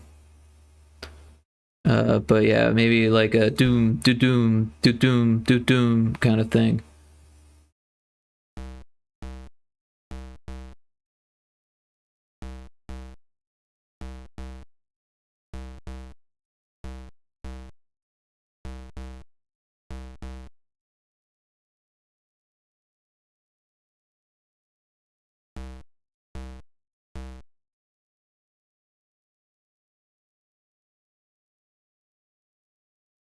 I hate when the play button doesn't work.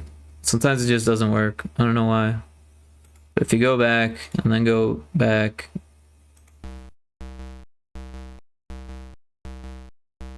it's a little slow.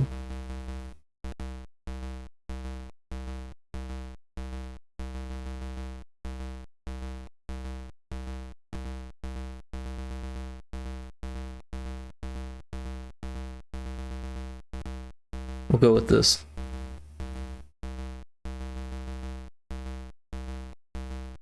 Kind of like a drum and bass thing.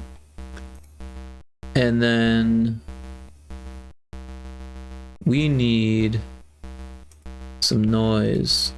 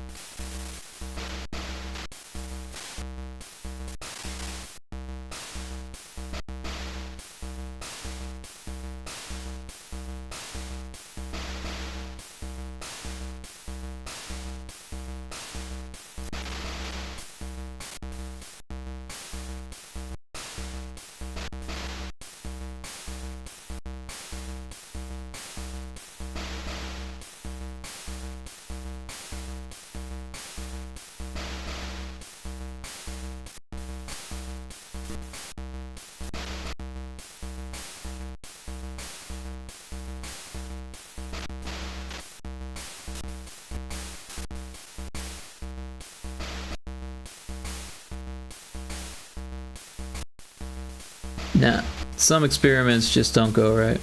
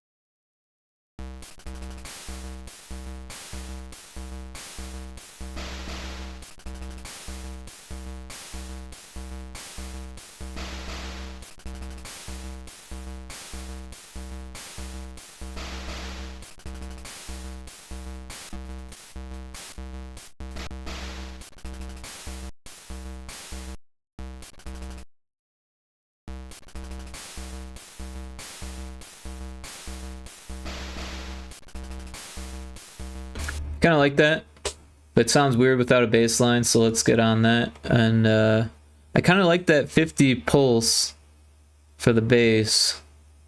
So I don't know, we started at like E before. What if we did D flat? No.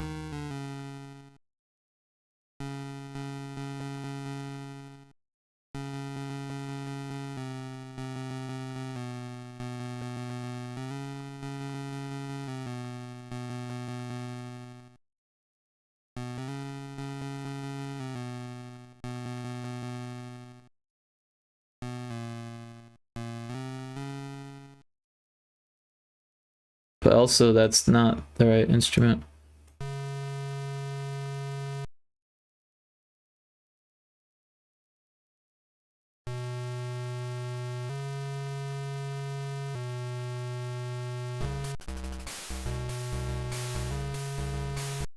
Kind of liked it short. Do that fade out.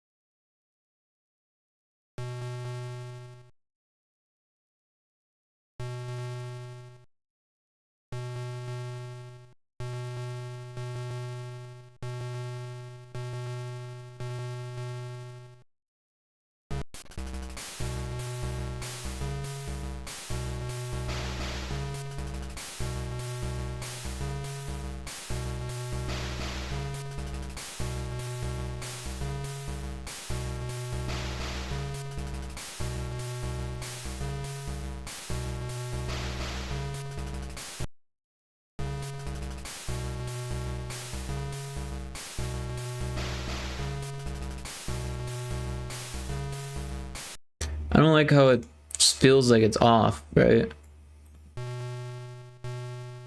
But it felt off when it wasn't off, so...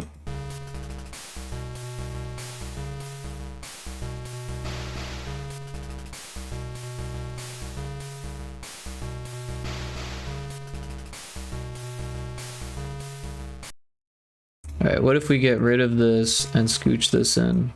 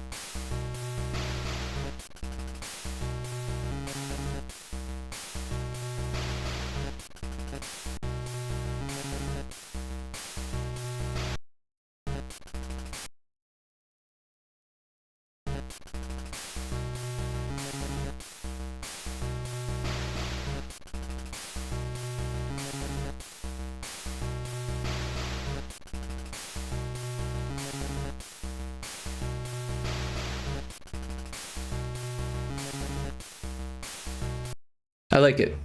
All right, so we'll go ahead and duplicate that, and then we'll make another version of it, and this one will have melody, and then we'll probably do like something that's a variant of that. So yeah, we'll make some duplicates here. We'll copy all of this, copy it to this one and this one, and then we'll take this one. There's a wild numeral in chat. And yeah, so we will add some treble. So looks like we've got quite a bit of room on this channel. So we'll go ahead and fill in the gaps here.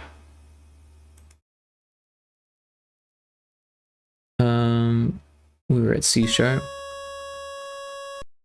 And then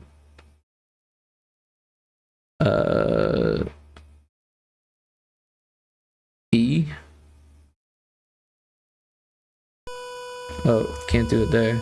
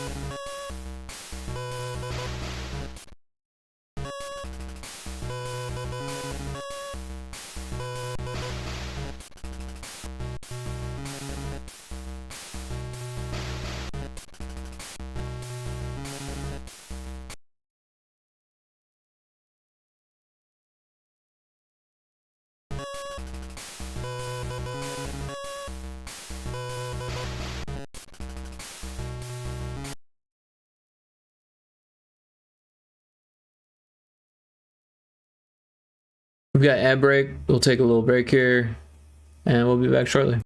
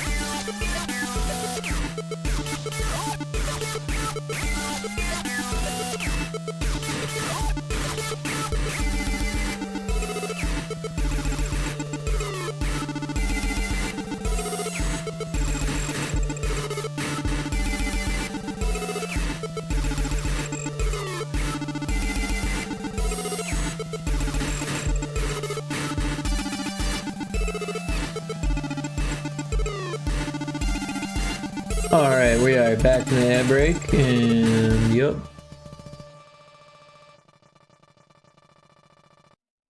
Perfect.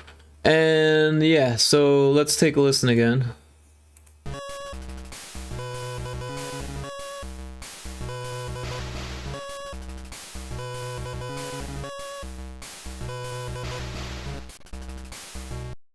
Alright, so the bass drum is kind of getting drowned out, so we'll turn it up a little bit. And that vibrato is a little loud, so we'll turn that down.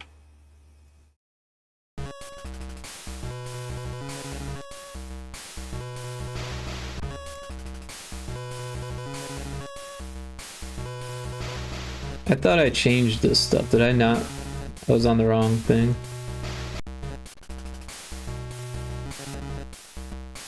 I was wondering why I didn't notice a difference.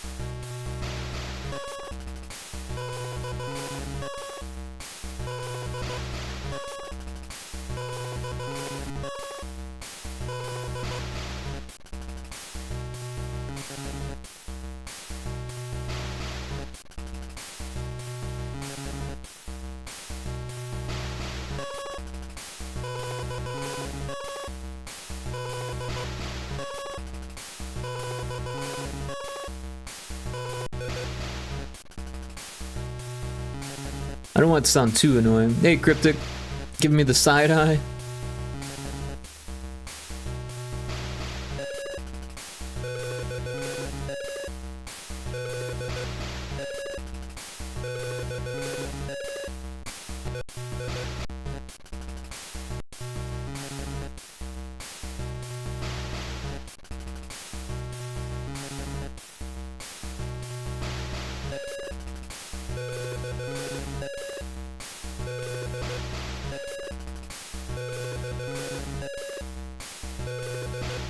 I feel like it should like come in early. Ad break when I got back. Oh, ad break when you got back. I'm sorry. I just noticed you. Well, I didn't plan it that way. I swear. If I would have known that you were coming, I could have snoozed it. Should have gave me warning. In a way, it's on you.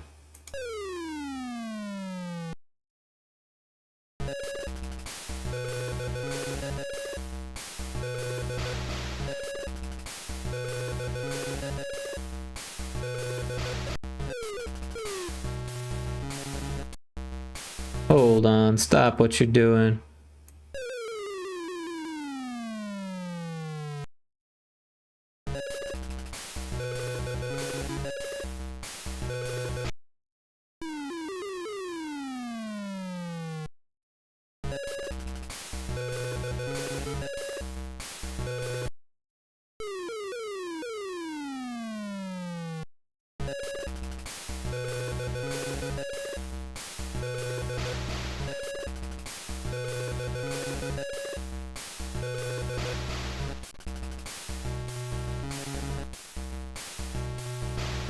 Alright, so it's a little loud still.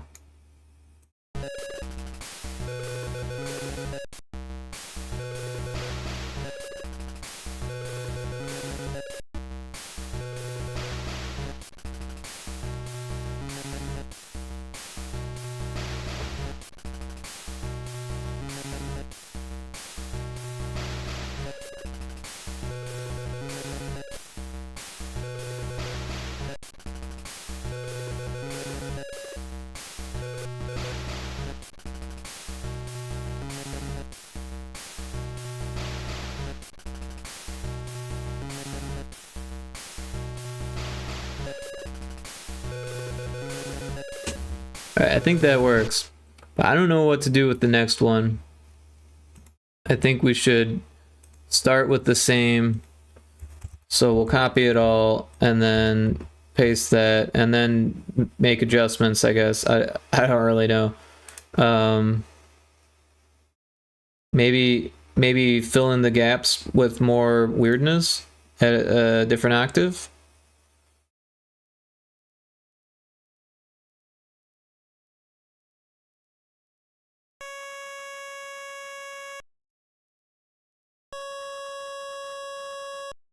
Oh, that's the same octave, isn't it?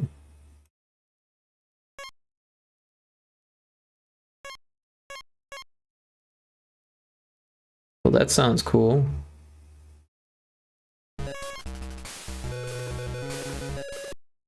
I kind of like that. Let's do that some more.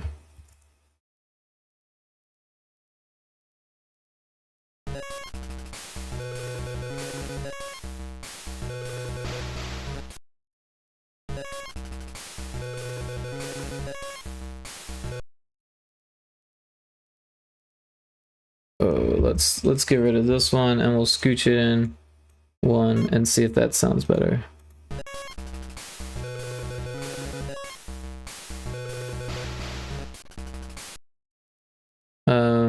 Alright, so this should be that, and this should be that, and this should be that.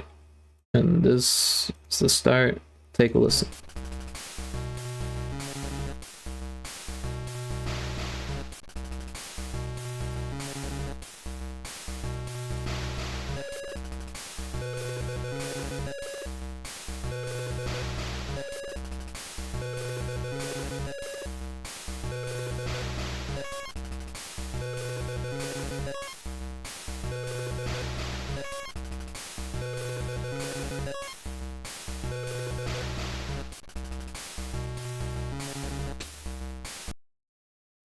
Alright, so yeah, I think we should just continue to progress on that, right?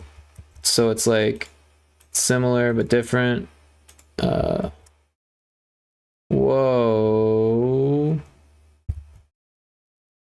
That was weird. Yeah. So we've got this. What if we did another octave like I was talking about doing before? Gotta make sure we don't overlap the kicks.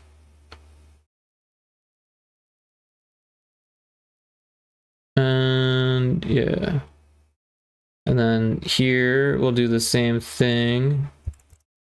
Let's see what this sounds like.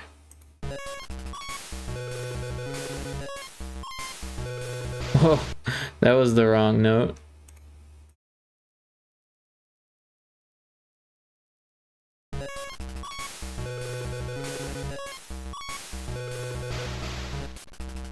Alright, but it sounds kind of funny. What if we make it sound even more funny?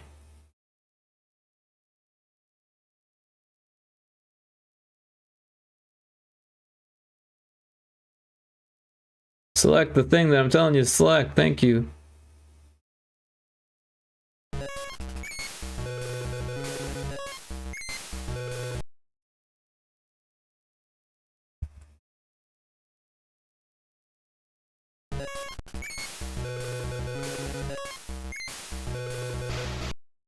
The wrong note again.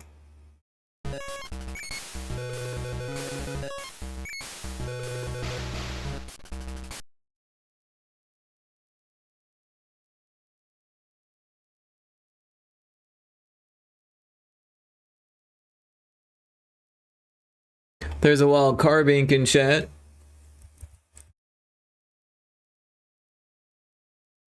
Yeah, so we'll keep doing the same thing and hope that it sounds cool. That's half of my my style.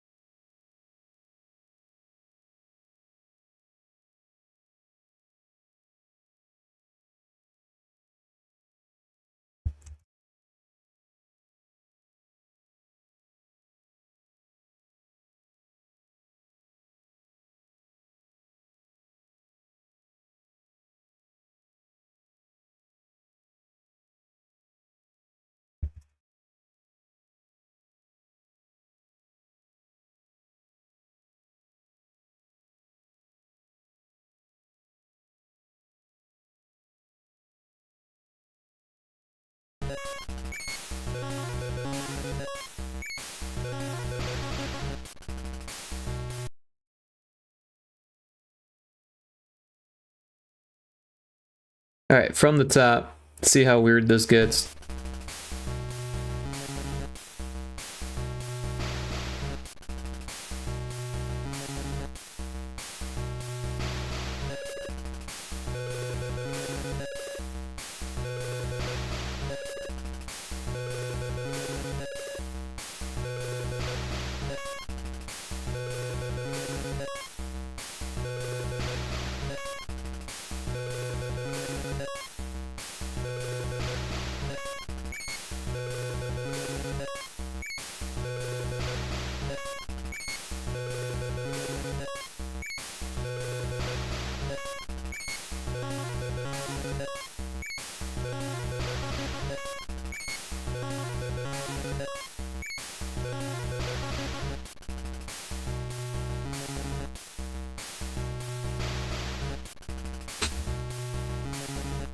Alright, so it's due for a chorus at this point, so we'll go to 5 here, and we'll start fresh like before. We'll get a bass drum on the duty 1 channel, and we'll go kind of like we did before.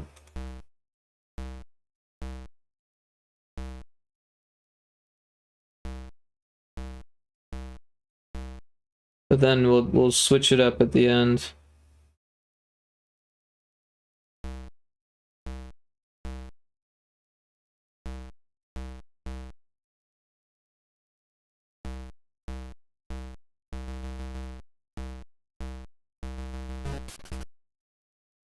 And then we'll get some snares in there. Let's do the crash again. That sounded good before.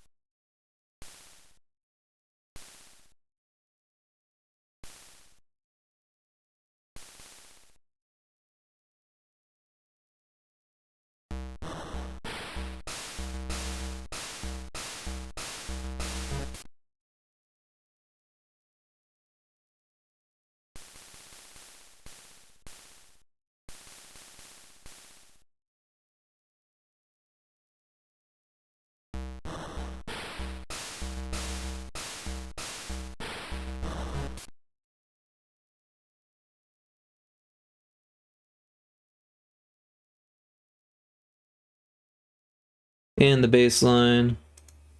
We'll do the 50 pulse again. I think I made some adjustments to it on this one on accident, and it kind of sounded cool. So let's see what it sounds like drawn out. And maybe we'll go to C.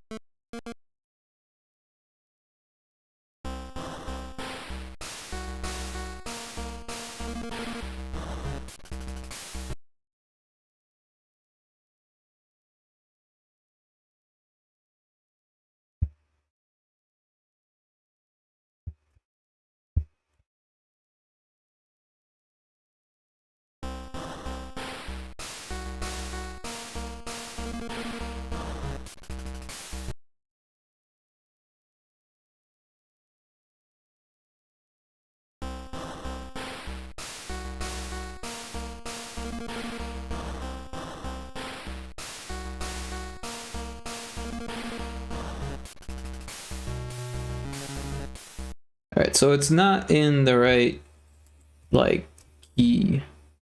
So I think we need to mess with that a bit.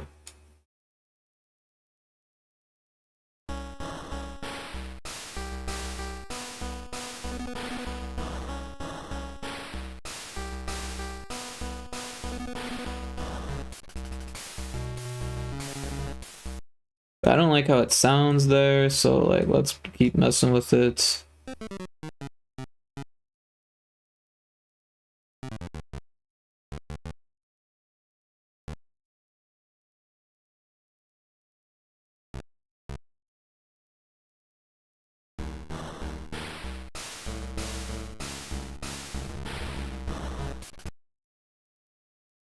Still don't like it.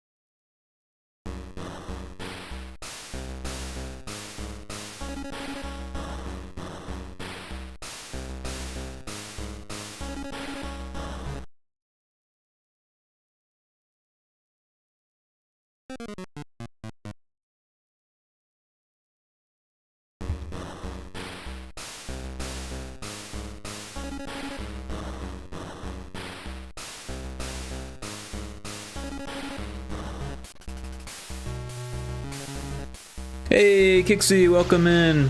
How you doing tonight? Everyone should check out Kixie's stream. She streams tomorrow. Should be a party. You got any fun plans for it? Anything spectacular planned? Any cool surprises? We're making music right now. We got most of the sound effects stuff done, I think, and most of the troubleshooting and debugging and stuff. Doing well, thank you. How are you? I'm well. I am doing well. Had the weeds sprayed today. I decided that there's too many weeds to pull, so I called a weed guy, and the weed guy came and sprayed. So we'll see how that goes. Thank you for the shout out. Absolutely, Kixie. I'm glad you appreciate it. But yeah, Cryptic gave us a raid earlier. That was super cool.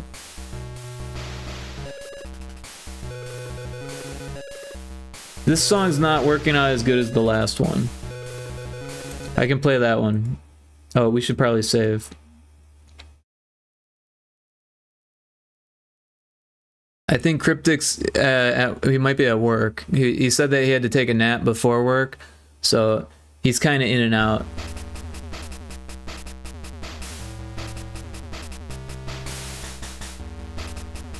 I think this one turned out well.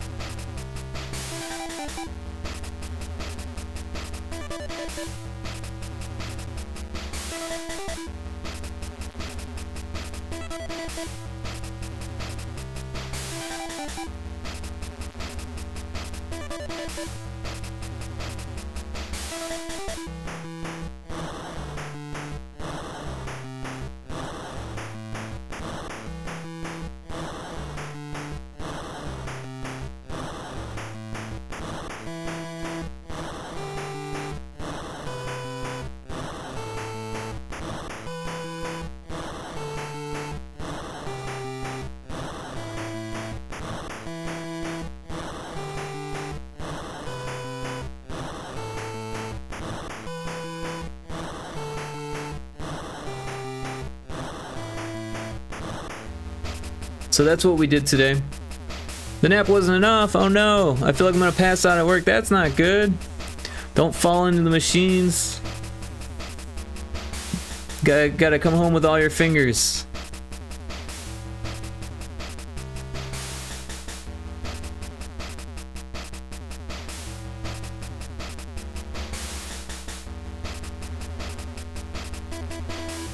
But Kixie, you excited for the weekend? Cryptic, I'm sorry that you gotta work. That's terrible. Poor Cryptic.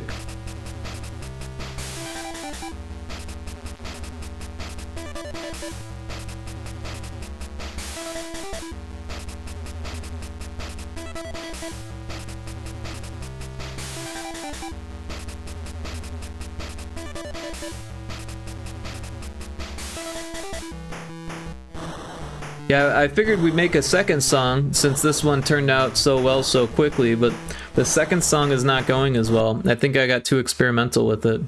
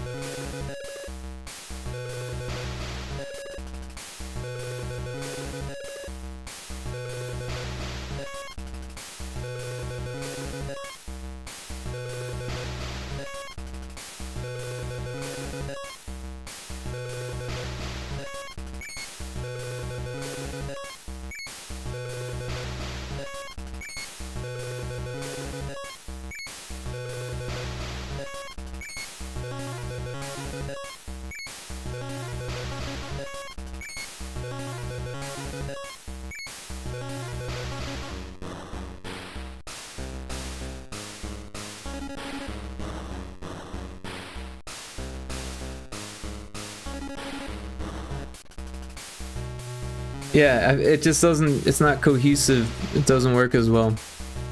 There's a swinub in chat. Big Lumbie, I have returned. Nice to see you again, Big Lumbie. We're making music and it's not turning out great. Well, we made one that sounded good and then one that's not sounding so good.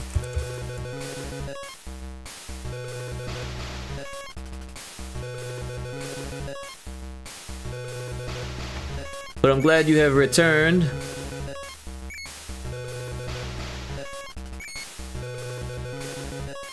Oh my lord, it's a Lumbie.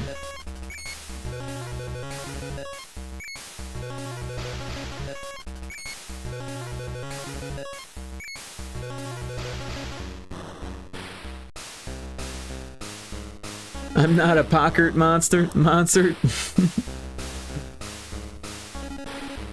There is a big Lumbie in chat, if anyone wants to pokey catch.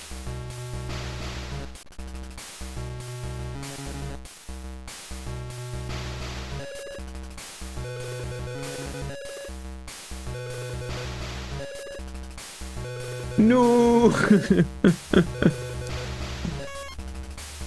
Sounds like something a pocket monster would say. That's a good point there. Pokey catch big Lumbie. Nice. And you caught the swinub.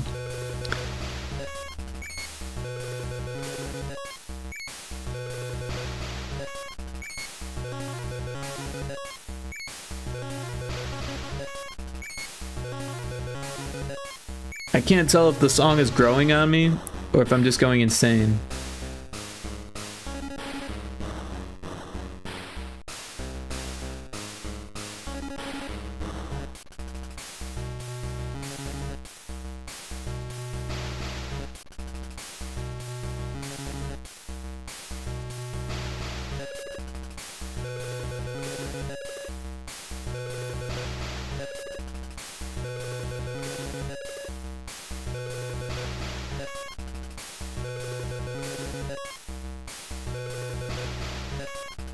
Kixie got a legendary catch. A shiny big Lumbie. Big Lumbie has been caught by Call Me Kixie. There you go.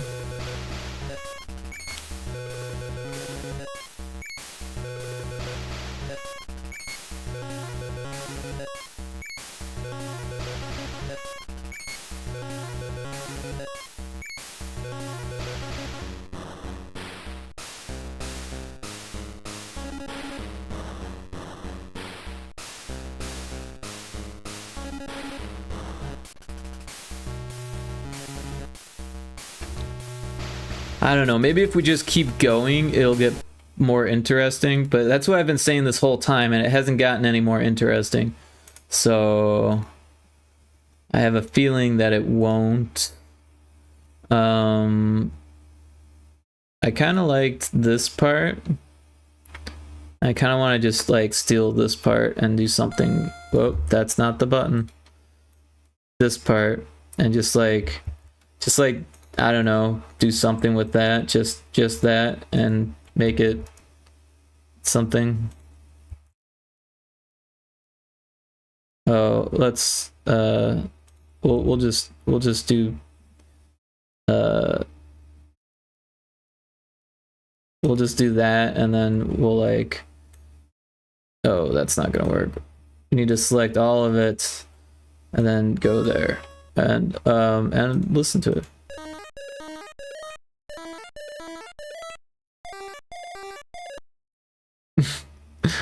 Oh, it sounds so weird, but it doesn't have a kick drum yet, so maybe it'll sound less weird once it's got a kick. So let's go ahead and do that. And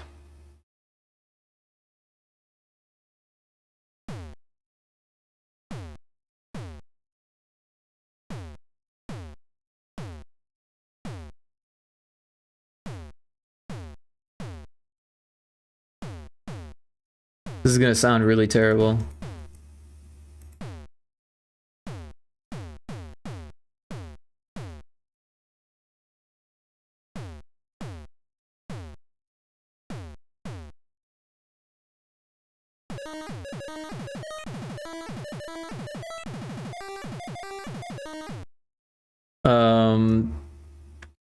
Yeah. Terrible.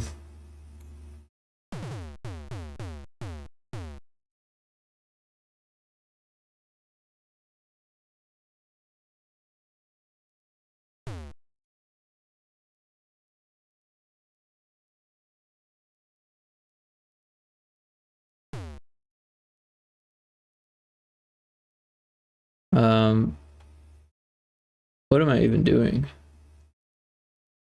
What is my purpose here?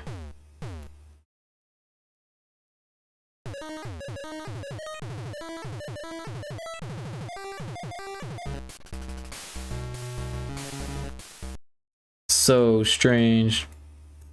What if it had a snare? Would that make it better or a crash? Would that make it better or worse? Probably worse.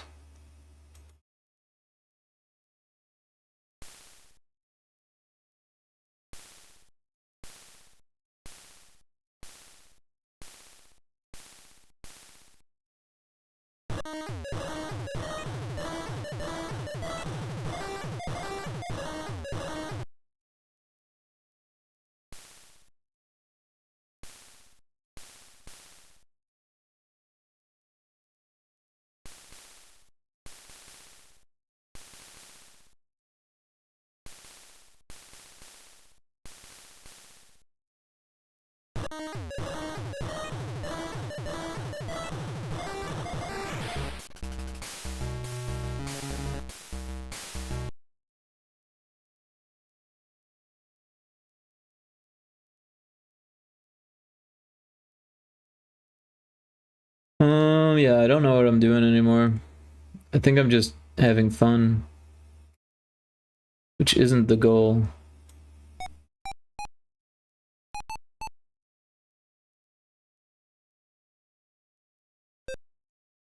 The goal is to make music, not just fuck around.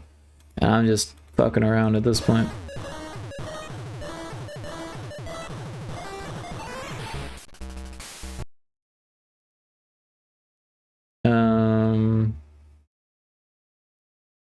Hi-hats.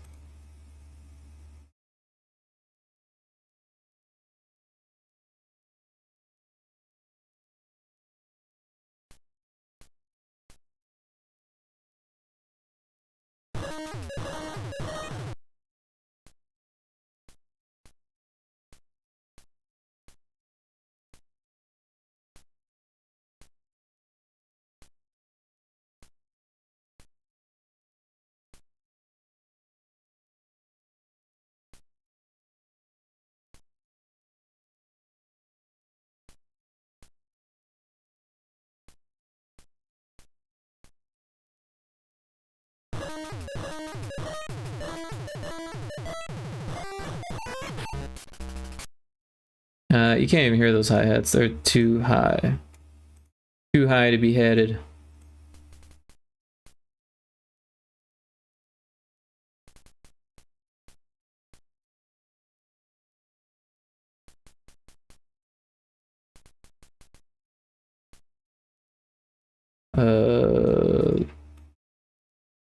There and there.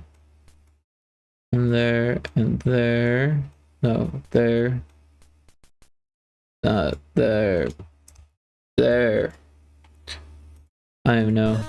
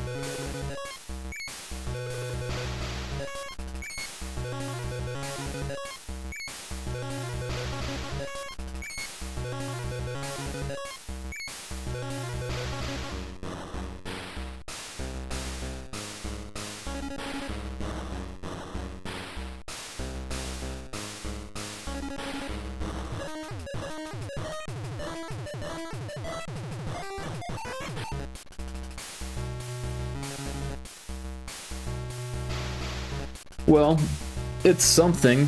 I don't know how I feel about it, but it's a thing. Yeah.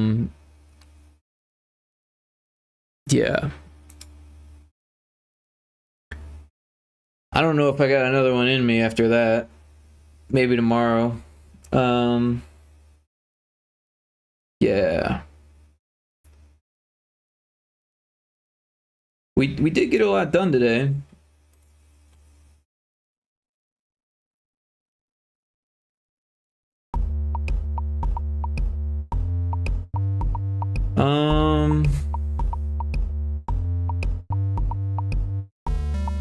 I'm not sure what to do.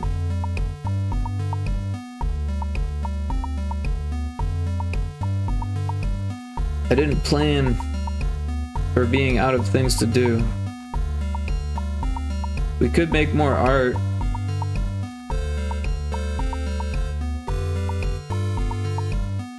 But I'm not exactly feeling it.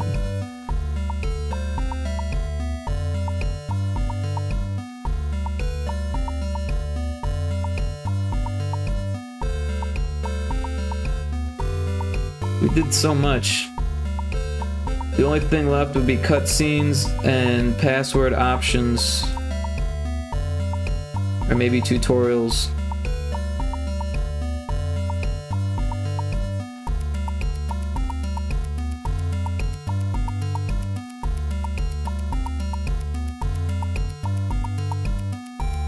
Could play games. That's an option. I don't know what to play though.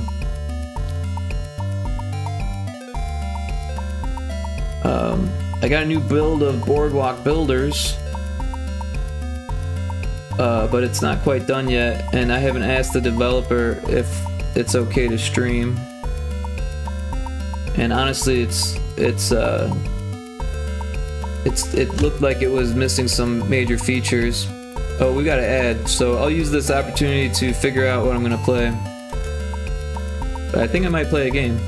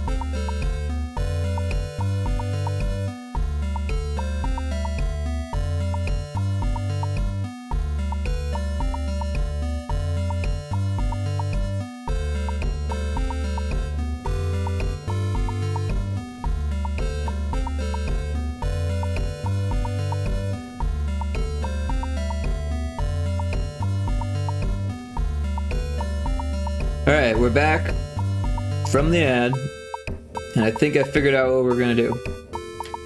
Cryptic says, a game on the Rick Oakland channel? Now that's rare. It's not that rare, it's pretty rare though, I'll admit it. Yeah, I think we're gonna play Tabletop Simulator,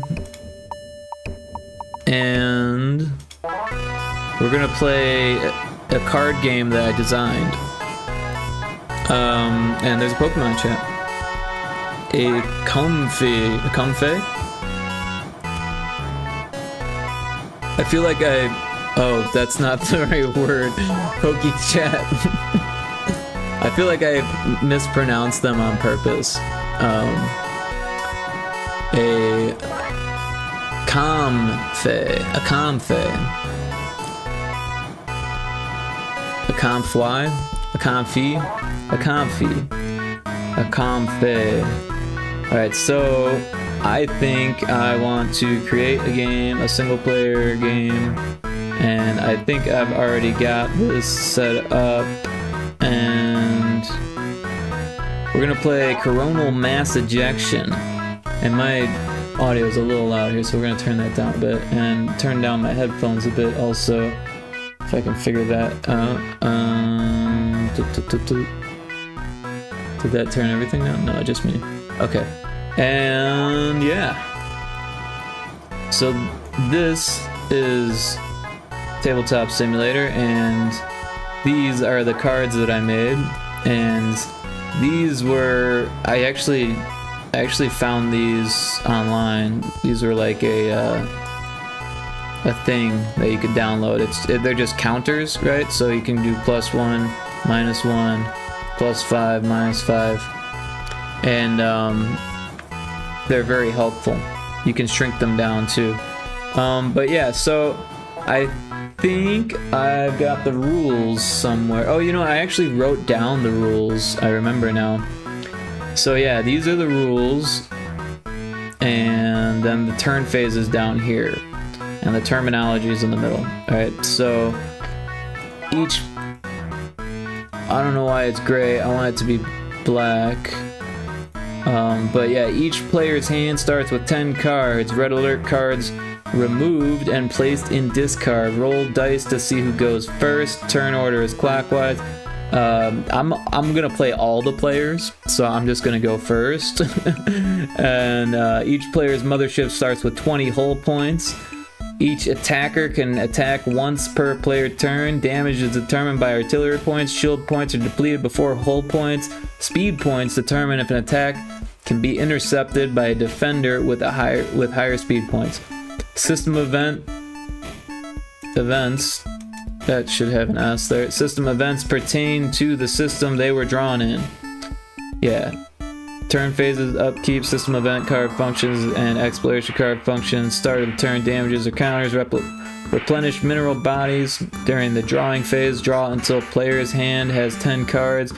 Playing red alert cards as drawn, do not count them as part of the hand. Play cards, battlefield, fleet editions, that is spelled wrong. Attacks, mining, system, I just spelled additions wrong twice, that's pretty weird. And upgrades. Discard, choose any number of unwanted cards in hand to discard. Did everyone get that? Good. Alright, so I think these are all shuffled, but we'll keep shuffling them. Alright, they're shuffled now. And then we're going to draw 10 cards for each player, but every time there's a red alert card, we're just going to discard it.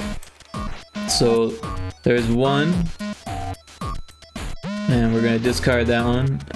2, 3, 4, 5, 6, 7, 8, 9, 10.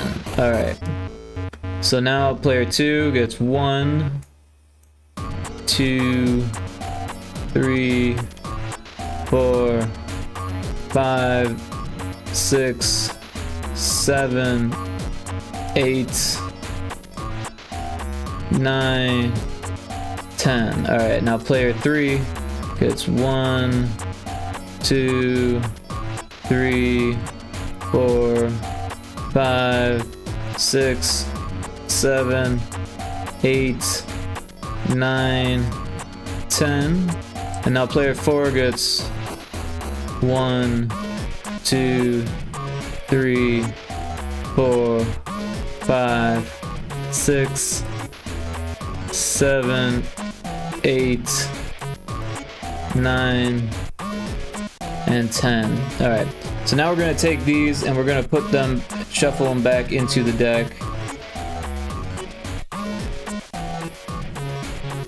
And that looks pretty shuffled. Alright, so I'm going to start. It's my turn, so we'll take a look at what we've got. And I'm just going to flip them all over. It's not like I'm worried anyone could see them anyways. This is really... Oh. There we go. And... Alright, this one also. And this one. Alright, so we got all of these cards. So we want to play the cards that have no cost, obviously, because we don't have anything except whole points, which is like your life. So we'll play this, what was that? It's a mining drone. So we got the mining drone. We've got the small mineral container, so that's actually a pretty good start. Mothership upgrades are good, but we don't have any points to spend on them. But we do have a discovery. So, it says 5 exploration points. I think that means you get 5 exploration points. I don't really remember, to be honest. Usually that's the cost though, and I don't know how you gain exploration points.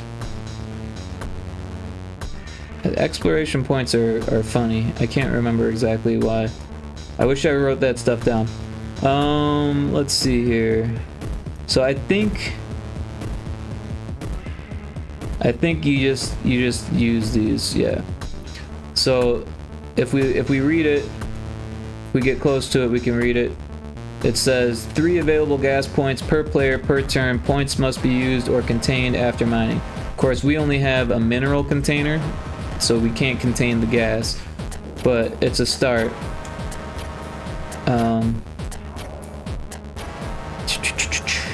Let's see, we can't spend money, or we don't have any minerals for any of this stuff, so we can either hold on to it or get rid of it.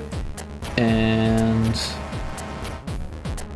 if we get rid of it, then we have more opportunities to get more stuff later. So let's just get rid of it all.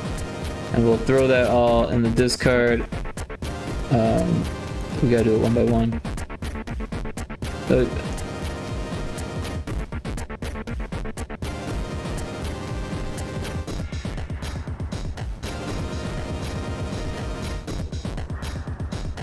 Alright. And then, so yeah, if we look back at the rules, the discard, choose any number of cards, unwanted cards. So that's the end of my turn.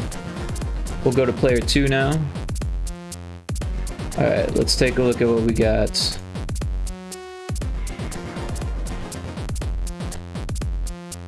That one said no cost, so we'll throw that out.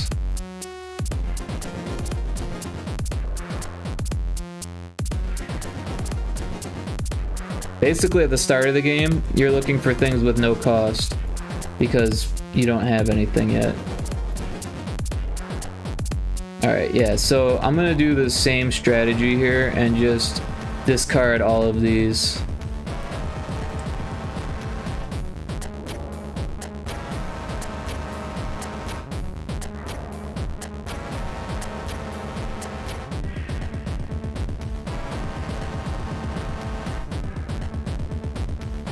But I got my one ship out, and what is it?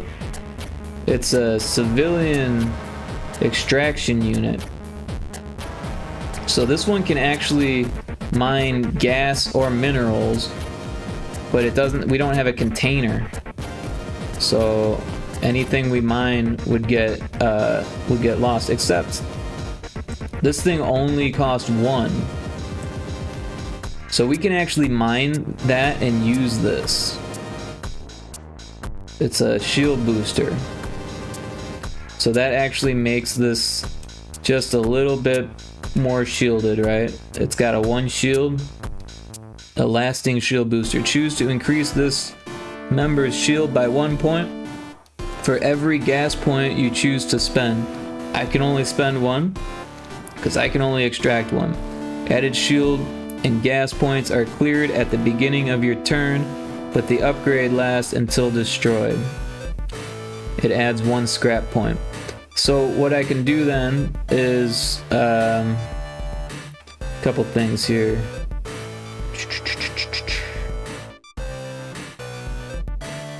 I thought we had scrap point counter, but apparently we don't. But we do have shield points. So what we'll do is we'll copy this, and then we'll make it tiny.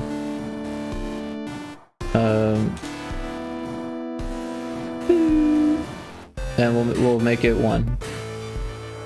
So, well, it's a total of 2, right? So it's got a total of 2, and then this thing goes there.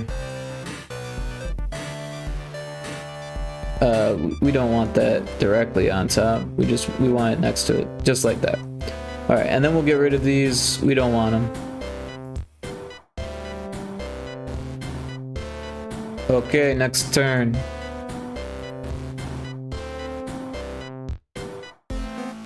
Alright, so we got that. Can't do nothing with it. We'll discard that. We'll discard that as well. That's my discard pile. This one is 1 point, so we'll hold on to that until we see what everything we got. Same with that one. This one's no cost, so we're actually going to do that. Increase exploration points by 1 card. By 1, discard card. So maybe that's how you get exploration points. So maybe you need exploration points before you can use this.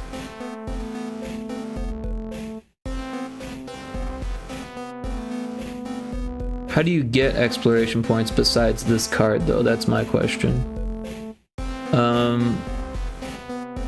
Anyways, we'll just pretend like I wasn't breaking the rules with that, because we can't go back in time. But yeah, we'll throw this out there. We'll increase our exploration points by 1. We'll throw that in the discard and continue. This one gets no cost, so we can throw that out there. A small mineral container can store 5 mineral points, mines 1 mineral point per turn. Mining points must be used this turn or held in a container. But yeah, so it's a container that can mine, so that's pretty cool. This one,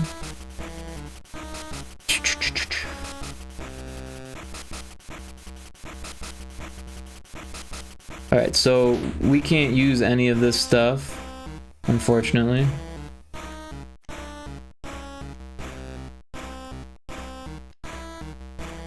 So we'll discard these. Oh. And yeah. Alright, next player. Let's see what we got here. A mining drone, that's nice to have. Can mine 1 mineral or gas, but it doesn't have a container. A mining drone, nice. Another mining drone, that's good to have. That one is expensive, expensive, expensive, expensive. This one only costs 1 gas, so we can actually use that because there's a gas planet. So we'll go ahead and throw that there.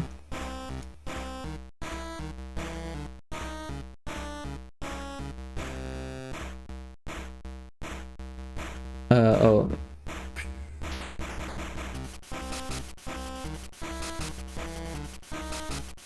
There we go.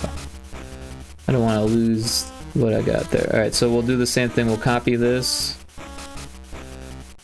And we'll shrink it down.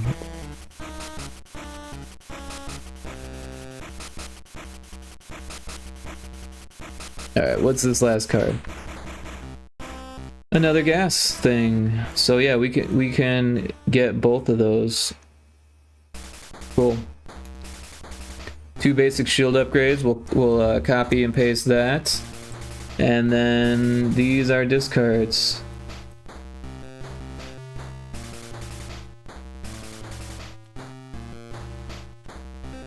All right.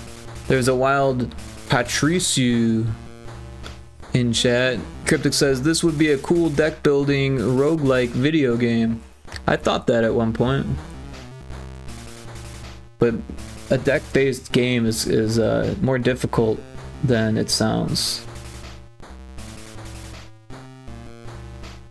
I started doing a roguelike deck builder type thing for Retro Spaceball, and I finally figured out how to get the card deck stuff, and then the gameplay was like sorely lacking, and it wasn't as fun as making hand-built levels in the end, and yeah, so I kind of stopped working on that.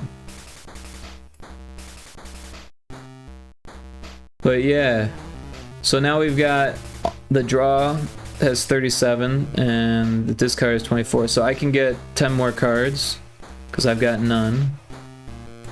1, 2, 3, 4, 5, 6, 7. Oh, red alert card, we gotta play it.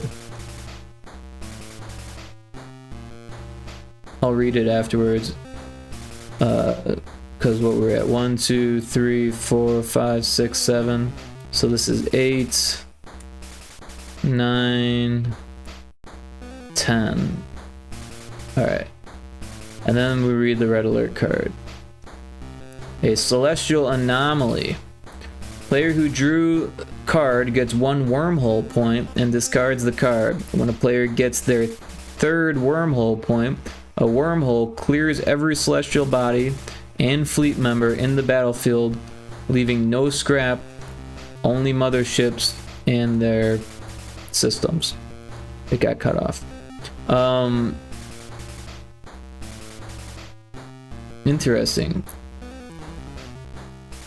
It clears every celestial body, fleet member, and battlefield, leaving no scrap. Okay, well, I've got 1 wormhole point. So we'll throw that in the discard.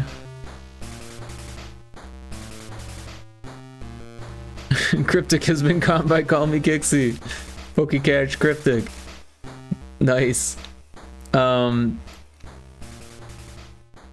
Yeah, so I need a wormhole point. We got 1 of these there, wormhole. Alright, let's see what we got. An instant artillery booster for 2 mineral points. Fleet member for 5, system for 5. A no cost one, that's cool. Another extraction unit. So that's gonna come in handy.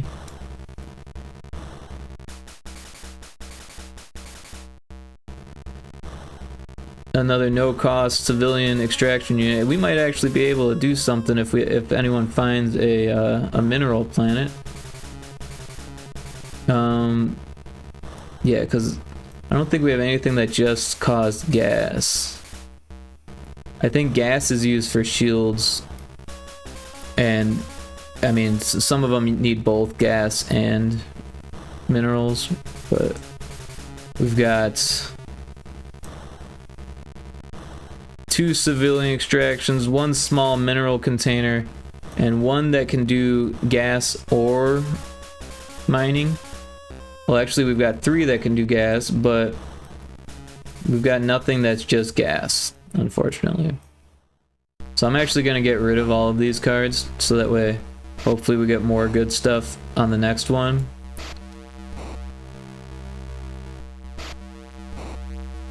Can we drop all of these in there? Yes, we can. Alright. And then this guy gets 10 cards also. Watch out, Rick. Kixie is on a streamer catching spree. No one is safe.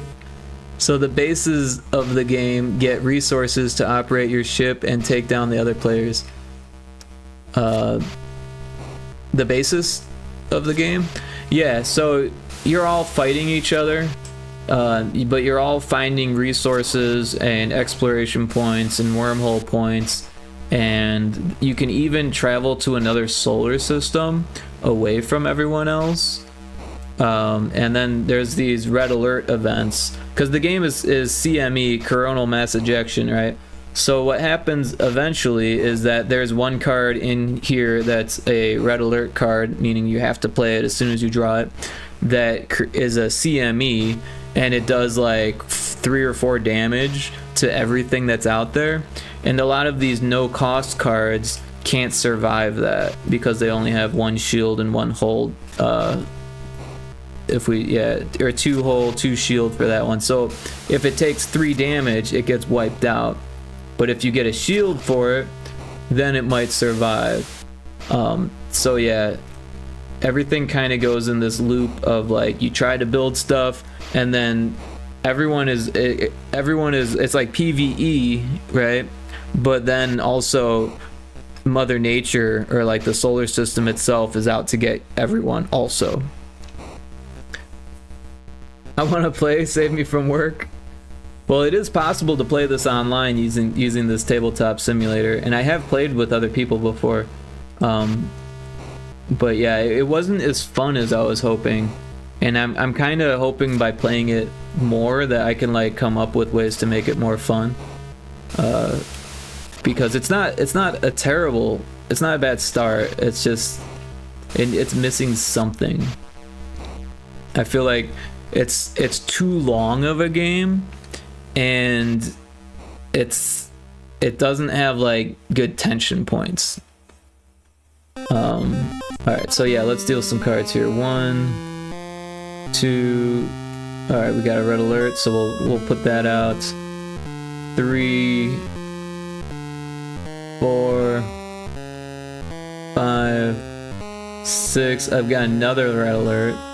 So that's where the tension points lie right now, is getting these red alerts. You're like, oh no, that's gonna change everything for everyone. 1, 2, 3, 4, 5, 6, 7, 8, 9, 10. Yeah, and there's only so many cards, so when you get to the end, you reshuffle the discard into the draw pile. I've designed like 3 card games. It's not easy, especially when you go so in depth with the mechanics like you have. Well, yeah, I kind of felt like I kept everything pretty loose, to be honest. But that's awesome that you did three different card games. Did you make them into a deck like this? I used this software called Nandeck, and it made it really easy to like make prototype cards. The first ones I did by hand. I actually still have the deck. I cut pieces of paper at like card size, and then put them in card sleeves, and just wrote what they were.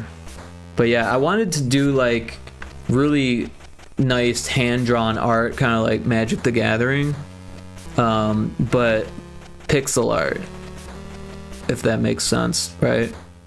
But then I ended up just doing these prototype cards that are like just the same icon for everything, because it was quicker and easier.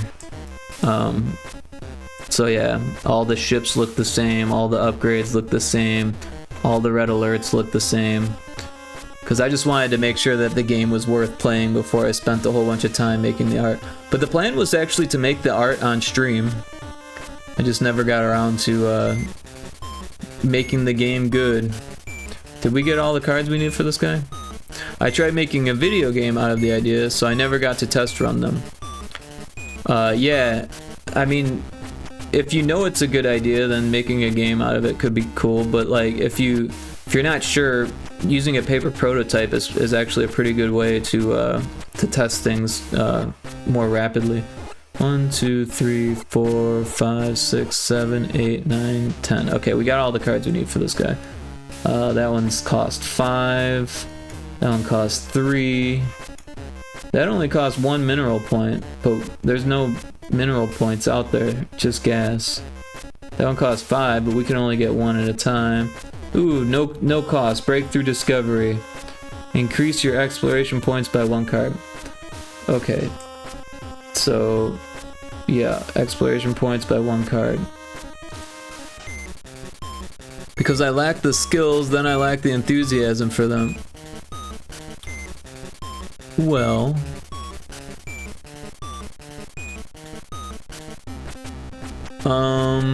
Well, I don't know what to tell you about that.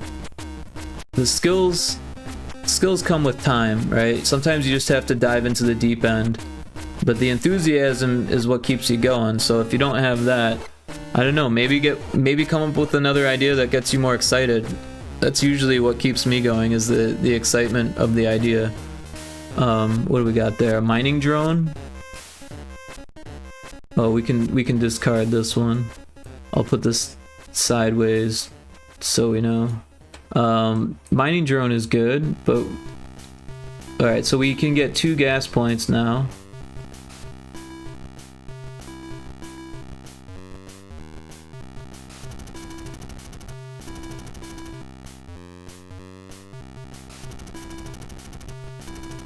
That one needs 1 mineral and 1 gas. Yeah, we can't do anything with these cards, but we did get a new fleet member, and we did get an exploration point, so it's not like we didn't get anything.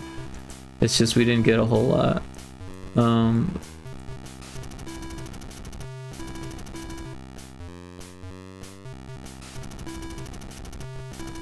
We'll throw that there.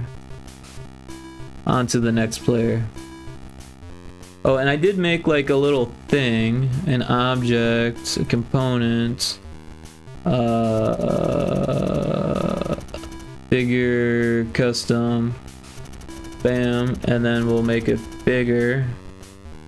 And I don't know if we have the image anymore, but we don't really need it. It's just gonna tell us who's first, or whose turn it is. That way, if we like stop playing, I can remember. So yeah, we just throw that on the player's name.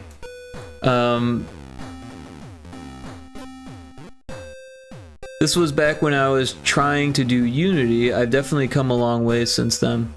What game engine are you using now? We got a red alert. Oh, you know what? We never played these red alerts. I like pulled them out and I was like, this is when things get crazy, and then I never played them. All right, so let's see here. We got, I forget which one we pulled first. It's probably the meteor shower. All right, so meteor shower deals 1 point of shield hull damage to all ships, including motherships and pirates. But we're gonna say the pirate wasn't out yet. But also, the pirate has shield anyways, so it's not like it would get killed. Oh, we've got an ad. We're gonna take an ad break. I'm gonna make some more tea.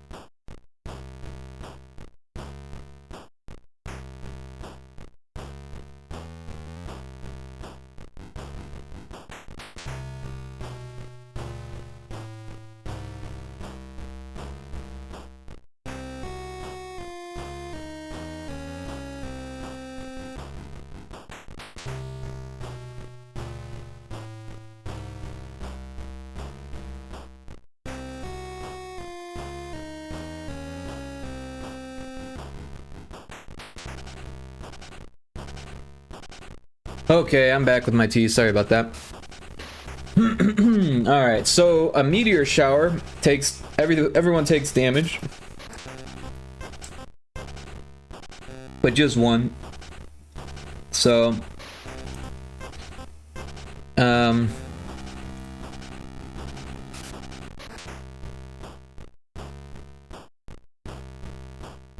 don't know why that one had two.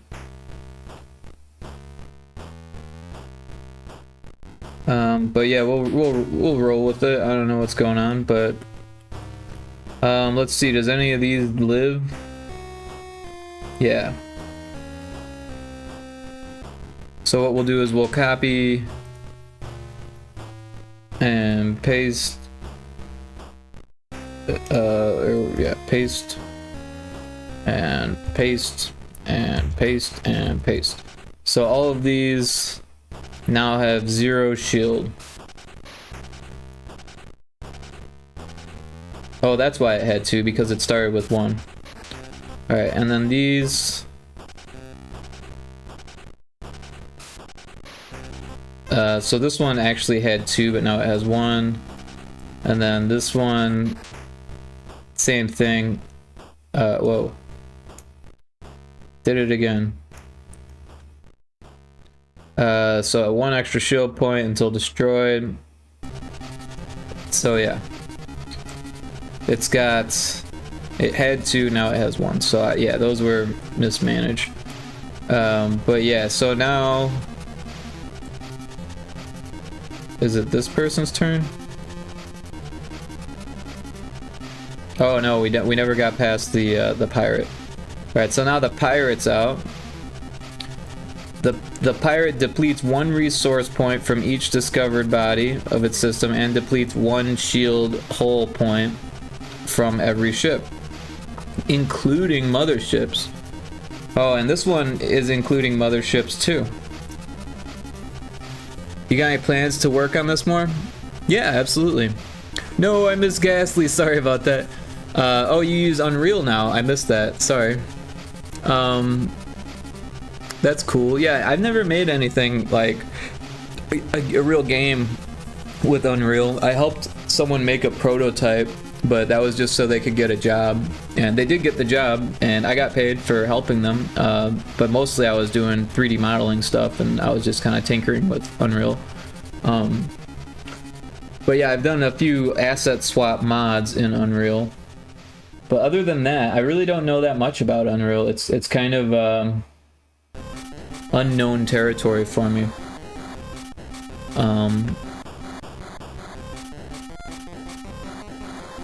But that's cool. As far as plans for this, yeah, actually there's a pretty big board game scene where I live, and they've got like a meetup, and they actually had one last weekend, but I couldn't go because I had my mom's memorial. But I would like to fix this and bring it, you know, because that's what they do. They test board games that they make, board game developers, right? And sorry, I was putting on a hoodie there.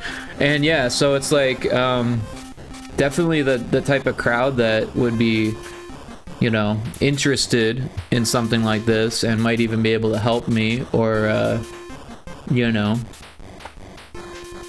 But yeah, I think it would be fun to make the art, but I just wish the game was good.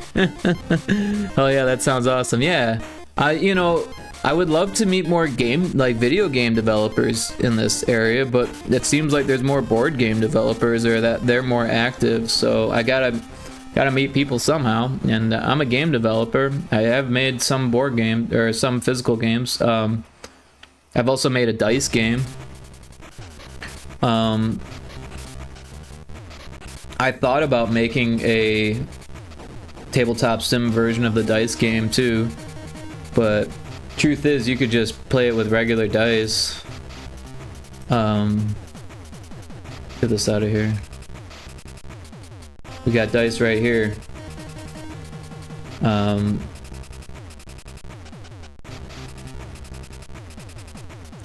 Could do 2 different ones.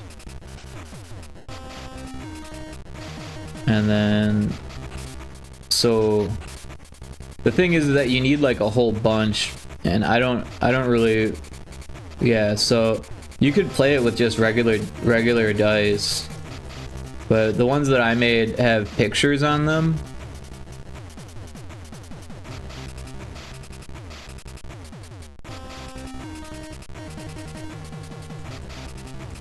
So yeah, it's like this. You've got your attack dice and your defense dice, right? And each player has it. And I haven't figured out a way to play with more than one player, so maybe that would actually make the game more fun. I'm not really sure. But yeah, so what you do is each player rolls both dice, right? So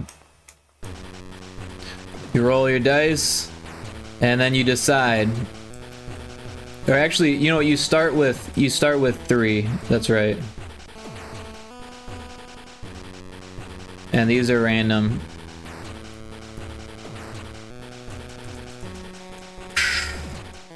Actually, you know, you don't start with 3 red ones. You just start with 3 black ones. I'm remembering how to play those. All right, so these are your planets. Right, so I've got a 6, a 3, and a 1, and the numbers mean nothing. They're actually pictures in the dice game.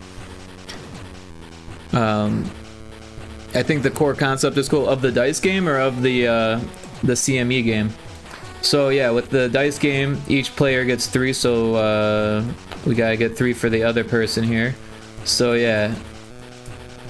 So they've got a 6 and 2 5s. Alright, so now each player gets 1 red and 1 thing. I'll start since I'm me, and so I'm just gonna roll, and now I've got a 4 and a 3.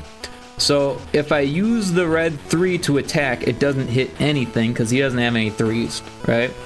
But if I take the 4, I now have 4 planets, right? So now it's his turn, and then I called this one Solar Elements, because the planets are all different celestial bodies, and then the attacks were all elemental.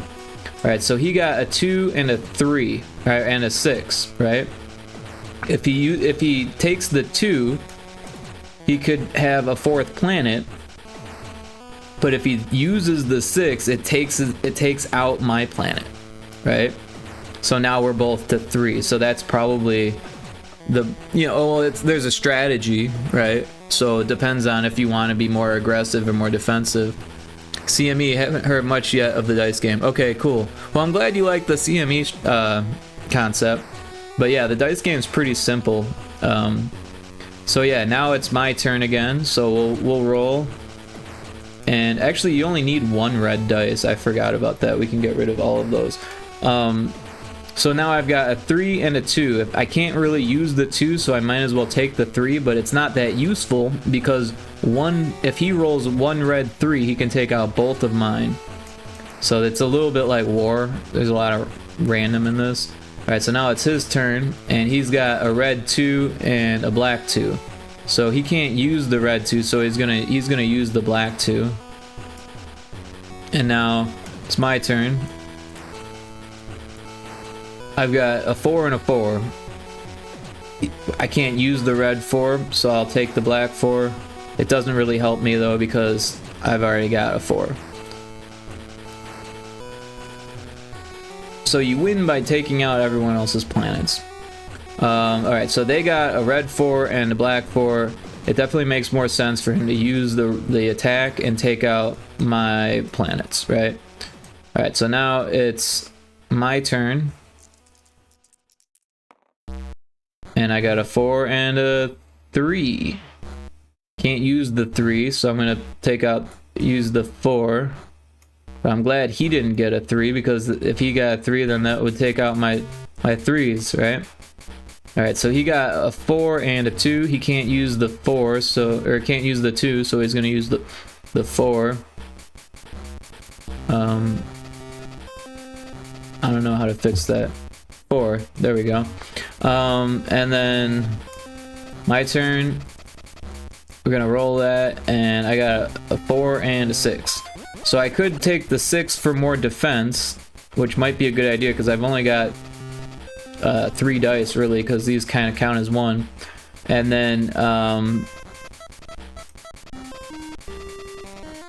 or I could take out his 6 if I wanted to be more aggressive. Or no, I could take out his 4. So yeah, I'm gonna do that. I'm gonna take out his 4. So we'll throw that over here, and then it's his turn. And they got a 2 and a 2, and I don't have a 2, so... And that's good for me because they already have a 2. And there's a Corsola in chat.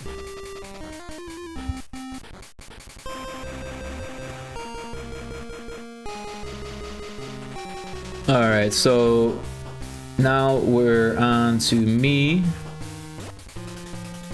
And I got a 1 and a 4. So I can't use the 1, so I'm gonna use the 4. And it's their turn now. And a 2 and a 2. I don't have a 2. They already have a 2. But now they've got more.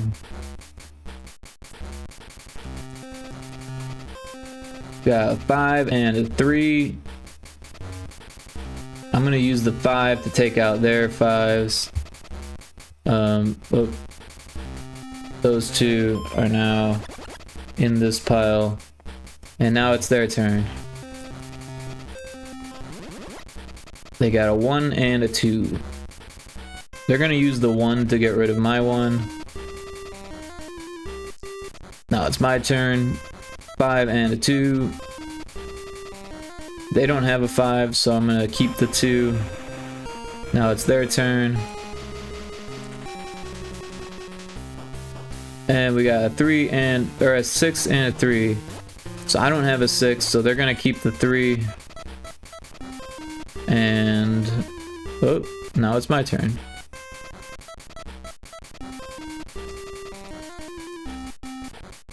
Alright, 5 and a 4. So they don't have a 4. I don't have a 5. So that's not so bad for me. Their turn. They got a 5 and a 6. So they've already got a 6. They don't need it. They're going to use that 5 to get rid of mine. It's my turn. And I got a 4, which they don't have, and a 5, which I no longer have. So I'm back to where I was. A 2 and a 4. So I'm gonna use the 2, or no, it's their turn. They're gonna use the 2 to get rid of my 2. And then it's my turn. And a 4 and a 5.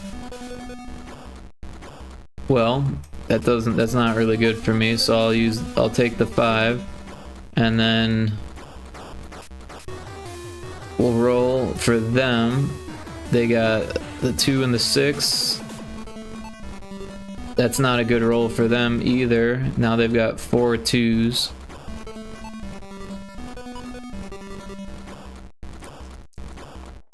My turn. I'm gonna use the 3 to get rid of their 3. Their turn. Oh, that's not how you roll. Their turn. And they got 3 also, so they're gonna get rid of my 3s. Both of them. And now it's my turn. And I got a 5 and a 1. Well, that's not very good. So we'll keep the 5. Now I've got 3 5s and 2 4s.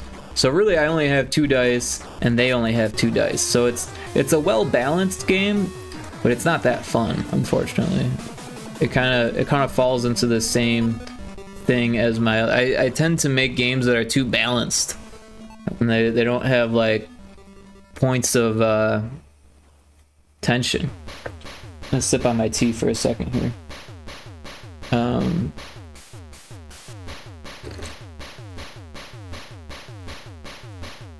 Wow, so now I've got another 5 that doesn't help me at all.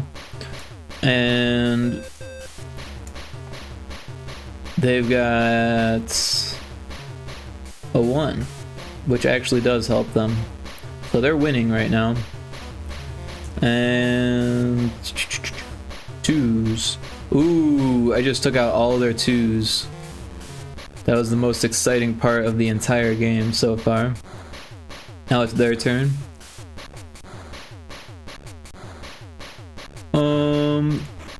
Looks like they got their 2 back.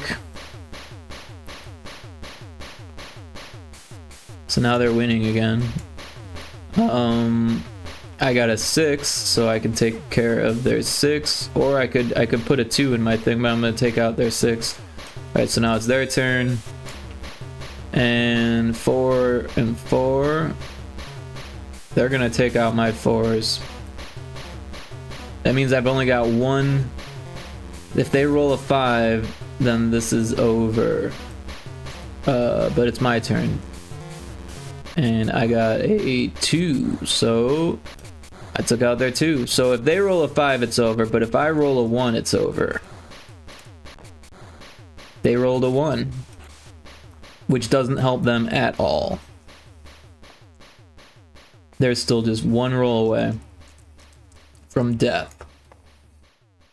And I get a 2, so that means I have like 2 different dice, so they can't just kill me in 1 hit anymore. And they got another 1, which doesn't help them at all. Alright, now it's my turn. I got a 5 and a 3. We'll take the 3. So yeah, we've got 3 different types of dice here. So we're looking better than they are for sure. They got the 1 and the 2. So they're gonna take the 2, so that way they at least have 2 different types of dice. Alright, then we'll take another one from here, and it's my turn. We've got the 5 and the 3. So we'll take another 3, since they don't have a 5 to attack. And they got a 2 and a 5. So they're gonna take out my 2. It's my turn now. The 5 and a 2. They don't have a 5. We've got our 2 back. It's their turn now. Or it's my turn now. Or no, it's their turn now. So they'll take out our 3s. Now it's my turn. we'll roll that again. That was a funny landing. All right, so that we'll call that a 3. And so yeah, we'll take the 3 and 5 and 4. Well, they'll take the 5, so that ties it up. So yeah, again, this game is too balanced. That's the issue with it. So I got a 4 and a 5. The 5 doesn't help me, but 4 can't do anything, so it's kind of a null roll. And then they got a 2. There goes my 2. Oh, we don't need that. My turn. A 6 and a 6. They don't have a 6. I don't have a 6.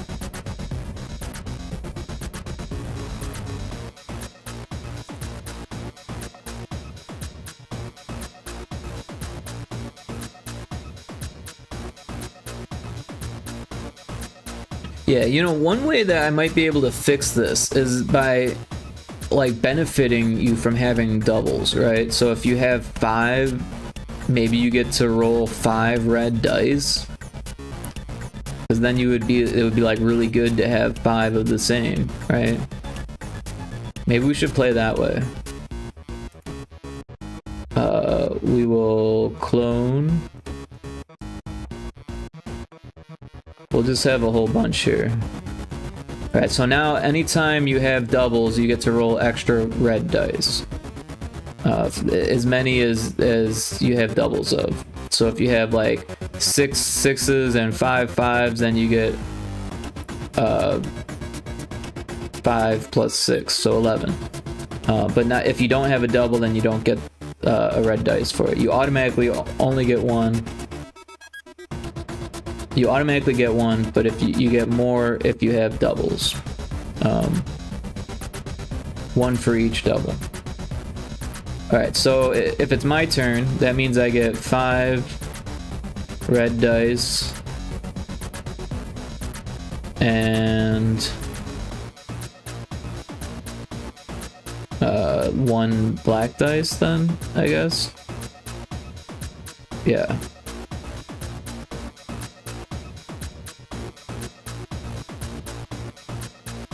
But you still only get to choose one or the other, right? So if you get crap on your red dice rolls, you can still get that. Or if you don't really want to attack them because you're only going to hit one of them, then you can still choose that if it's better for you. All right, so it's my turn. I'm going to attack. Let's like. All right, so that looks better. This one's like on top of the other ones though. That's kind of weird. All right, so I got a 2, a 6, a 4, and a 1. So I'm gonna use the 1 to take out all of their ones. That's how that's gonna work. All right, so now it's their turn and they only get the basic. So we roll and they got a 5, so that takes out all of my 5s. I think that just made the game better. I'm not sure. Alright, so now it's back to the basic. I can take out their 2. Now it's their turn. They've got the basic again. They've got a 4 and a 2. They're gonna keep the 2. Now it's my turn. And I got a 3 and a 1. So now keeping the 3 actually helps me. Oh, that's a 3. 3. Make it a 3. How do you... I did it that one time.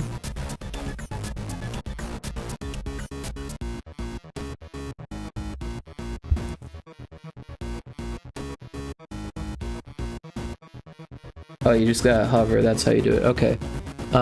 Yeah, so we've got the 3, and then it's their turn.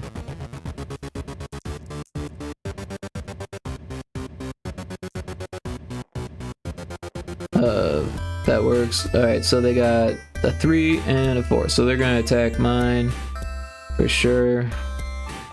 And now it's my turn. I got a 6 and a 3. I'm gonna use or keep the 3. It's their turn. And we got the 3 and or a 6 and a 4. I don't have a 4, but now they have a 6.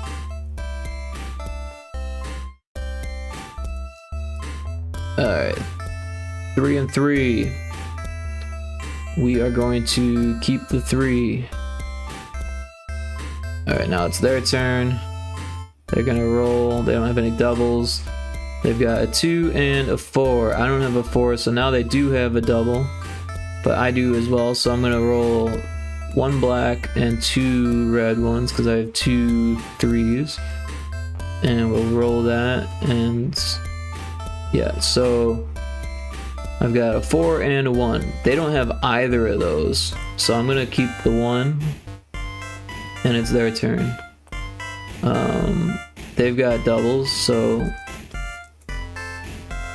let's see, they got a 6 and a 3 or a 4. They're gonna use the 3 to take out mine, and now I don't have doubles, so I'm gonna roll my basic ones, and got a 3, which they don't have, and a 6, so now I do have doubles.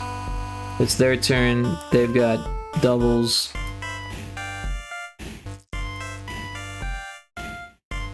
Alright. They're gonna use the 6 to take out mine. So now I've only got 1 left, and it's my turn. We're gonna roll. I'm gonna use the 4 so that way I don't die. And they're gonna roll with doubles again. And they got a 4 and a 1. So they're gonna take out my 4. And now it's my turn. There is a wild Dracloak in chat. Pokey chat. Catch chat. Pokey catch chat. It's my turn. And I'm gonna roll basic 3 and 4. Alright, so we take the 3. It's their turn. They still have doubles.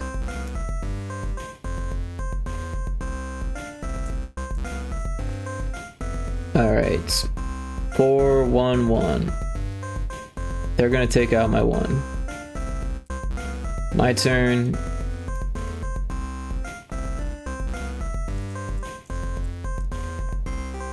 Got a 5 and a 1. Can't use the 1, so we'll take the 5. Probably want to do that anyways. Their turn. Oh, they still have doubles, so let's re-roll that. Alright. They're gonna use the 5 to take out mine. And it's my turn. 4 and 4. We will keep the 4.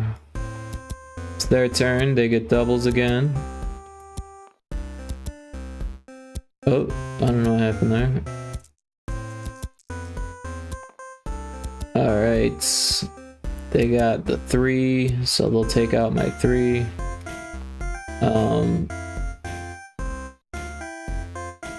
My turn.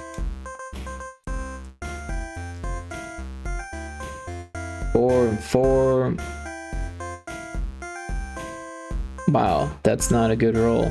But I do got doubles now. Alright, so now it's their turn. They got doubles. Hopefully they don't roll a 4. So then it's all over. They did. They rolled a 4. Game over, finally. So yeah, I don't know if maybe the choosing one attack isn't the best way to do it. Maybe they get to use all of their attacks. Or maybe they only get to choose between red or black, and they get to use all of their reds or their one black. Or maybe they get to roll more black ones, and then they get to choose to keep all of their black ones or all of their red ones. I don't know. Things get less and less balanced when you do it that way, but that's what makes the game more like enjoyable, is when it's not perfectly balanced, right? Because if it's perfectly balanced, then it's like you play and then I play, and then you play and then I play, and then you play and then it doesn't end, right? There has to be some non-balance to it. But anyways, that's the dice game. Not amazing.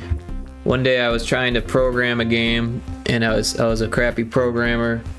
This was back before I even knew about Unity, and I was like, you know what? I'm just going to make a dice game. And then later, when I found out about Unity and got decent with Unity, I actually made the dice game on a mobile app. And for a while, it was on my phone. I switched phones, and now it's not on there anymore. But it was broken. But you could play and you could win. But yeah, it did break. It was buggy.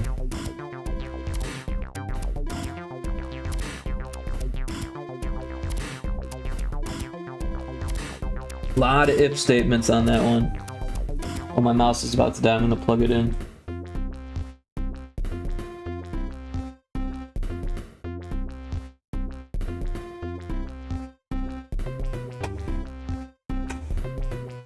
Alright, so back to the game here. The pirate came out and we didn't take damage for the pirate, right? So now all of these who had one, that one has two, so it's okay. So what we're gonna do is copy this and paste it over here. And now there's only one whole point. Also, let's shrink it down so it's not the size of the card, and shrink that one down too. Yeah, that one's much smaller. All right, same thing here. Oh, did I just shrink the card? I didn't mean to do that. So we'll copy this and paste it there. That one's only got one left. This one only had one, so it's dead. So that means we can get rid of that, and this goes into the discard. And this one also only had one, so now it's dead. And we can get rid of that. On to the next one. You lose your shield, and you lose your shield.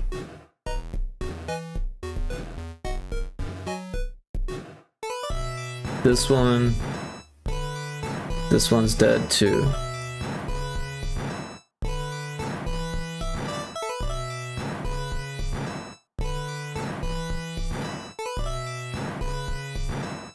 And this one loses their shield, and this one is dead.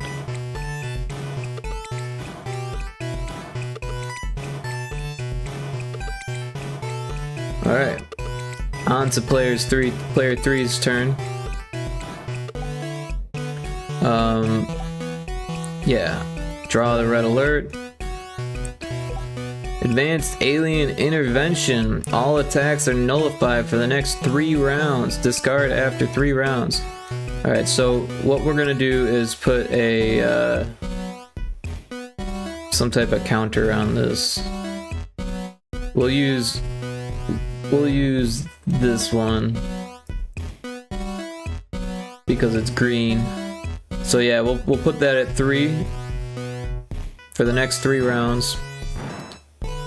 So no attacks for 3 rounds. Alright, so now we draw 1, 2, 3, 4, 5. Oh, that's a red alert. 5. Another red alert. 6, 7, 8, 9, 10. Alright, let's see what these red alerts are. Solar arcing, sunspots. Solar arcing deals 1 point of shield hull damage to every ship, including motherships and pirates. Oh, we didn't take hull damage from those ones. This occurs at the start of the next 2 rounds and then discards. So we'll take this one and paste it over here, and we'll give it a 2. And then this one, inbound pirate ship. Alright, so these ones need hull points. That's not a hull point. And so, let's see, there's 5. But then, solar arcing takes 1 point of damage.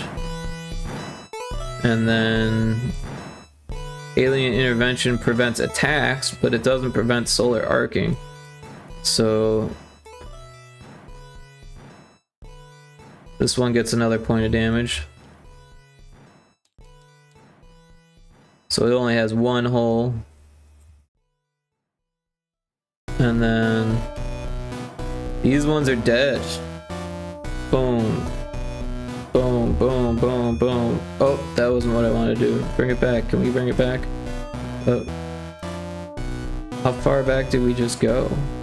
Okay, it was just these. Deletes, deletes, deletes, and deletes. And then these, first of all, this one's bigger than it's supposed to be. And then these go into the discard. Oh.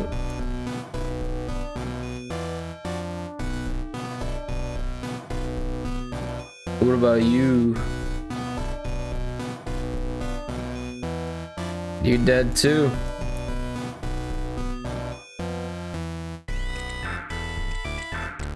Alright. Oh, you know what I didn't think of is that everything that dies creates scrap. So that was like, well, this should be at 0. And then so there was what? 2 that died there, and I don't even know anymore. Let's take a look.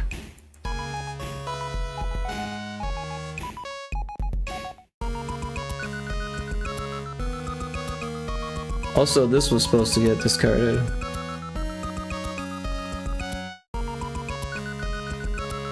Alright, so this one wasn't used. These ones, all of their scrap, all of their hull becomes scrap. So that's what, 5, it's 6, 7.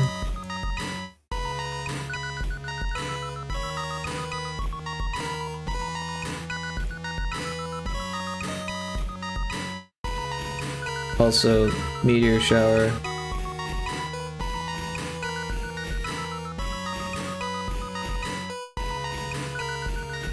So 7.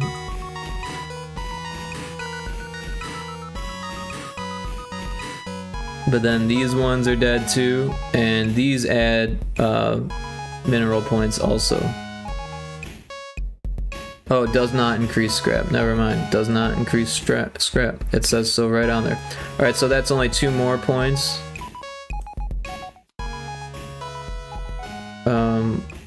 What is that?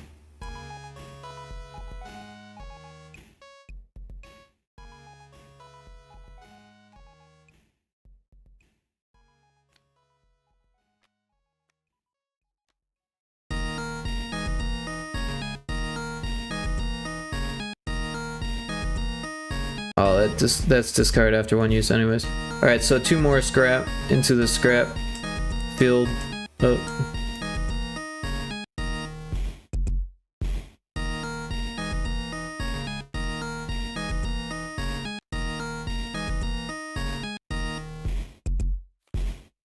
Alright, so that's 9. So the cool thing about that is now that things have exploded and died, now anyone who gets a mineral thing can mine from the scrap pool. It's more than what most people can do. It's a good game to keep your mind off things, and all you need is dice. Well, thank you for that. Yeah, sorry it took me a second to read that. I didn't. I'm like 10 minutes late on that. Sorry, but yeah, you do need a lot of dice for it, though. That's the issue.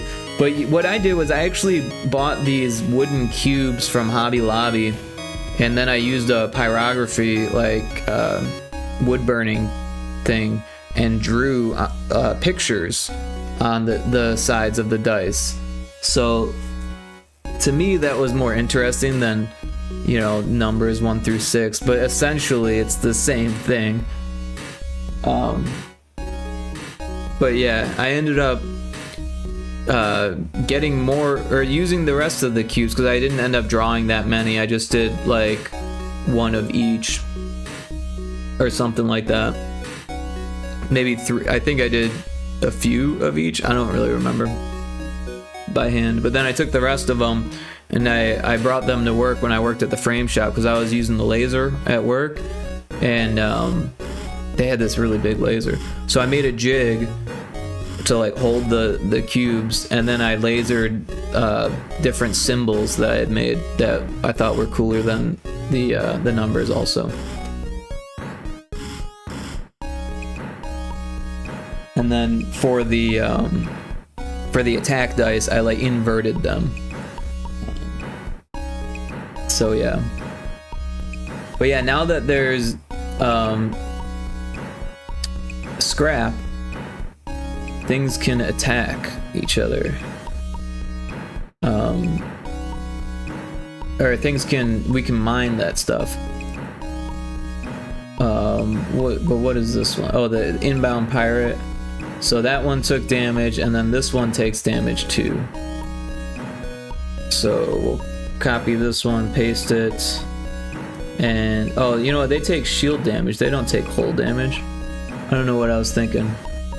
So we'll just put that at 5, and then we'll copy this and bring that down to 1. Oh, bring it up to 1.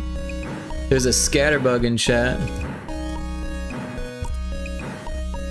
And then same thing for this. We'll copy that, paste it there, and we'll bring that up to 5 again. Also, that's huge.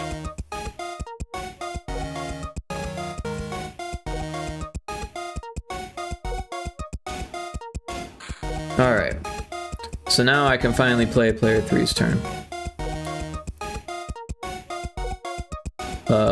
1 mineral, 1 gas, 2 mineral, 1 mineral point, 1 gas points, 2 mineral points. We need something that can mine stuff for free. Everything's dead.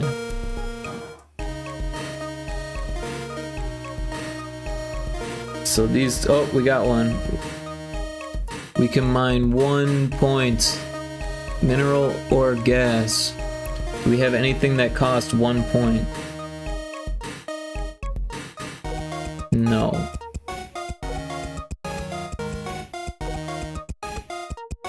Alright, so all of these cards are pretty useless for us right now. So we're going to discard them. And then it's now this person's turn. Hey, I caught the scatterbug. Alright, so it looks like we've got a red alert to start. Wonderful. Let's see what it is. Coronal mass ejection deals 3 damage to everything. Oh, that's right, we haven't been taking hull damage. So what, there was a meteor shower and solar arcing and a pirate. So, and 2 pirates. So meteor shower, solar arcing, 1 pirate, 2 pirates. So everyone should have 16 hull points. 1, 2. So again, it's 2 balanced. One way we could make that less balanced is by making it hurt the person who pulled the card rather than everyone.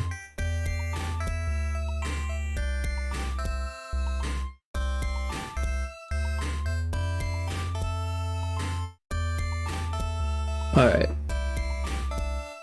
Oh, and then this one does 3, so we do 3 more. 1, 2, 3.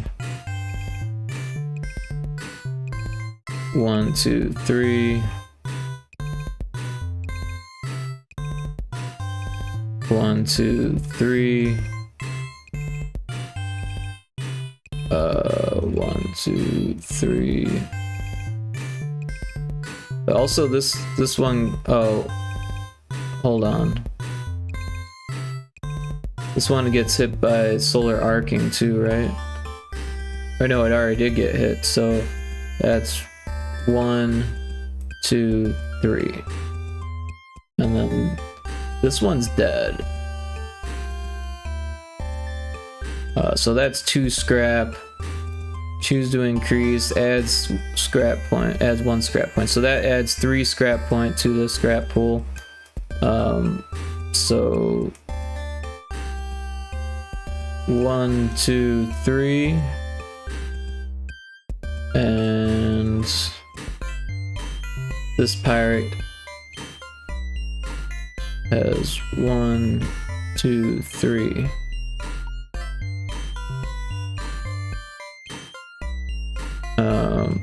But this one got hit by the meteor shower, so it should have 1 less. Alright. Yeah, so, and then these, we can get rid of that, and then flip that, throw that there. This gets in the discard.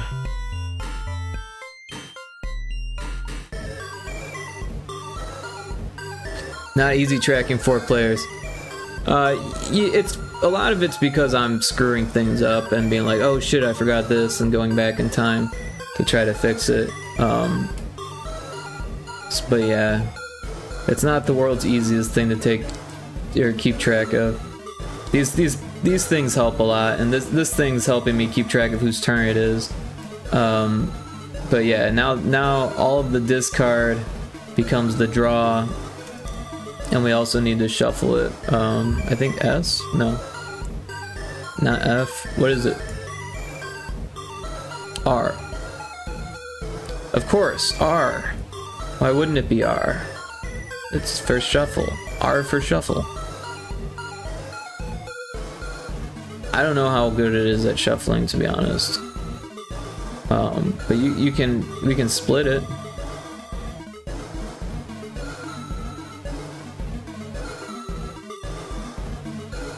And we can shuffle this one independently of this one.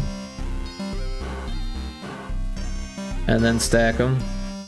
And then shuffle them some more. Alright, so yeah.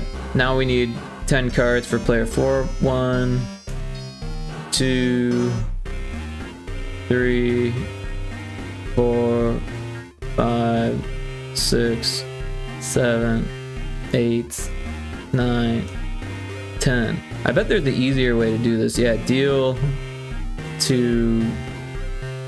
Yeah, but then you have to select colors, and...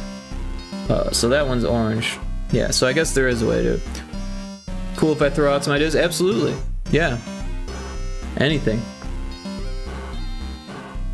I'm the type of developer who loves to hear ideas, even if I don't use them. Just don't get upset with me if I don't say, oh yeah, I'm gonna use that, because sometimes I don't. Sometimes I do, sometimes I don't.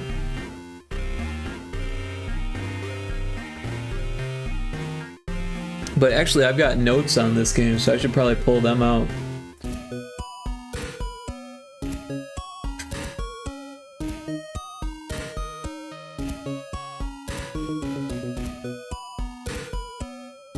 Oh, I don't see them. Where did it go? Maybe it's on my email.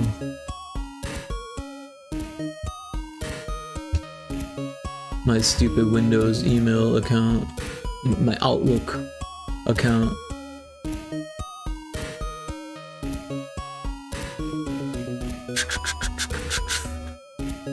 Yep, there it is. For some reason, I can't just see that. But it looks like the only thing on it is to work on it. It's just a thing that says work on it. Just a post-it that says work on it. What's all the win conditions? Just being the last one alive? Yeah. Being the last one alive.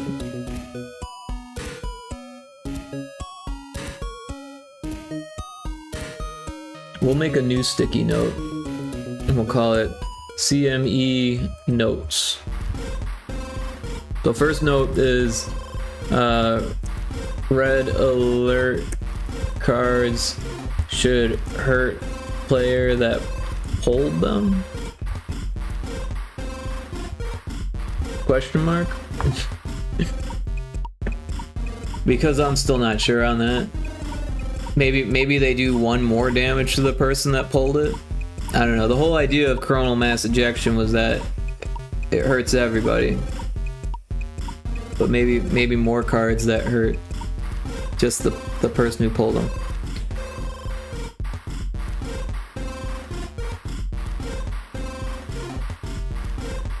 But let's see what this player's got.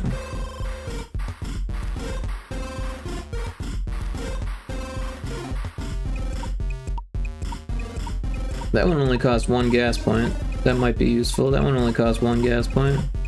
That one only costs 1 gas point. What am I getting all the same? That one only costs 1 gas point too. These are all like the same cards. I just got 3 of the same cards in a row.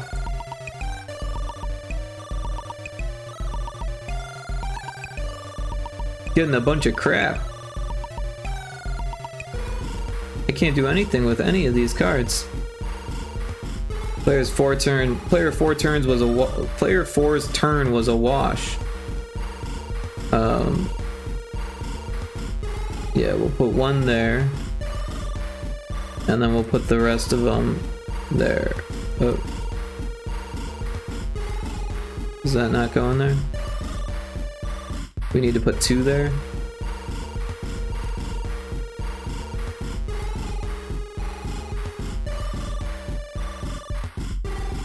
There we go. Maybe having different win conditions, and each one conflicts with the others, so you build suspense with the players stopping the other player and getting closer to their goals, but you don't know what goal they're going for right away. That is a really good idea. And now that I think about it, I think maybe there is another win condition, but I don't know. It doesn't. These rules seem incomplete, right?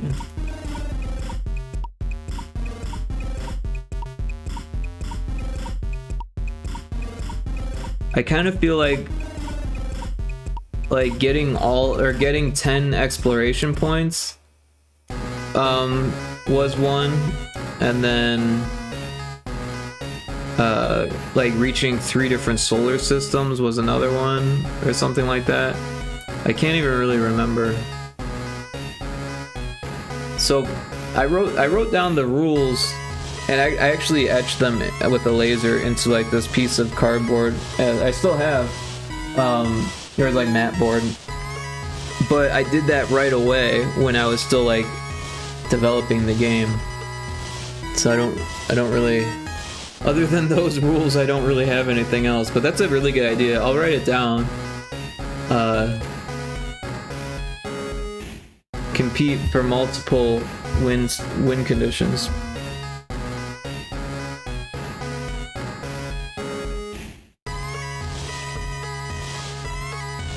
Yeah, thank you for that idea. That's a really good one.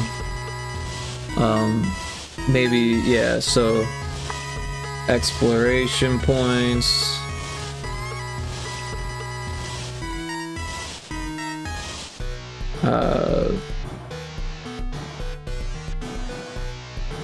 Last man.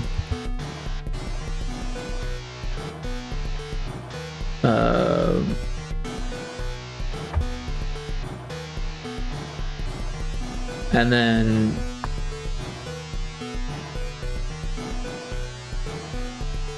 I don't know about the solar system. I don't know how hard it is to get to a 3rd solar system, but Like, after, I know it's really hard to get to 1. It's so hard that no one has ever gotten to 1. Oh, we've got to add. We'll take a quick ad break.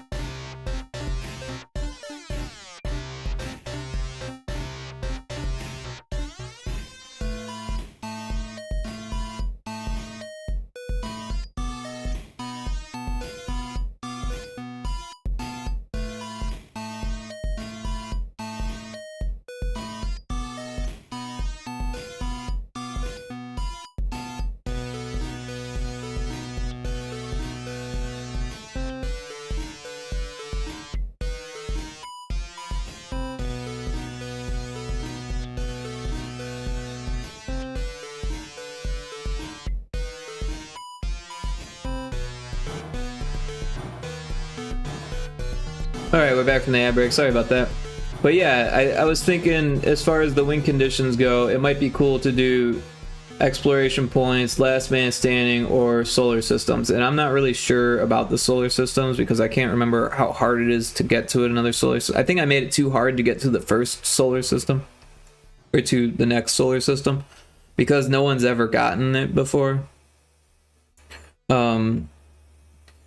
The important part is it conflicts with another player's win condition. That's where the planning and suspense happens. All I need is to gather these resources from this thing, but one player's goal is to actually destroy the resource, creating a conflict. Interesting. Destroying resources. That's a good idea. I'm gonna add that separately.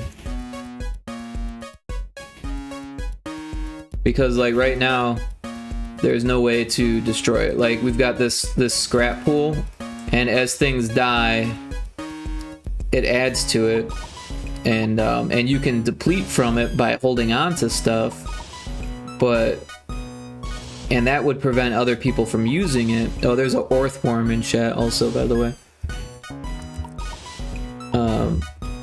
But there's no way to actually just destroy it. And I'm not sure if it would be, because pretty much everyone wants resources in this game. So I can't think of a reason why you would want to destroy it, to be honest. You would rather just consume it. But yeah, there is a struggle over resources for sure. Everyone's trying to get the resources, and there's only so many planets. But the scrap pool kind of makes up for there not being planets. Because when things die from the coronal mass ejection, minerals go into play in the scrap pool. The gas becomes a little bit harder to get because you need a planet, but there's already one out here. And honestly, I think it's supposed to cost 5 exploration points, so maybe it's not even supposed to be out there yet. But I think that should be a no-cost card, honestly, because it's for everyone. So like, it's not like you get to keep that planet to yourself. Unless you're in your own solar system. Which you need to find the coordinates and have a hyperdrive thing, I think. Which is like a system upgrade, I think. I think they're both system upgrades, actually. Not really sure. Alright, so player's 4 turn sucked. On to player 1's turn. Alright, what color is player 1? What color am I?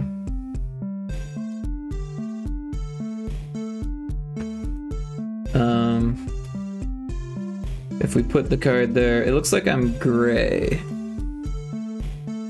So let's deal. Whoa. That's not what I wanted to do. Deal to, maybe I'm white? Deal to white.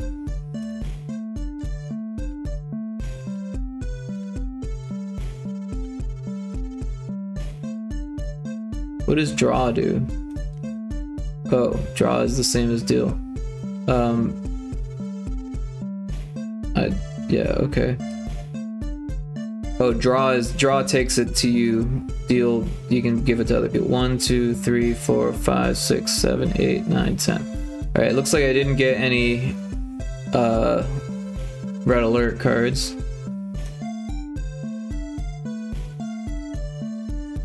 Alright, I got one no cost card. An exploration point. Another no cost. Alright, so I get 1, 2. So this can get 1 mineral orgasm. This one can get 1 mineral orgasm. So I could get a speed upgrade. Oh, there we go. So now I get 3 mineral orgasms. So I could get a speed booster, a speed upgrade, a fleet member that costs 2 mineral points. I think I should do that because it has 2 hull and 1 shield. Can restore 1 hull point on any fleet member or mothership per turn. Oh, cool. Yeah, I'm going to use that one. And I'm going to, per turn, so I'm going to floop this card and give myself 1 hull point. That's pretty cool. Alright, so this one, I get exploration points. And we discard it.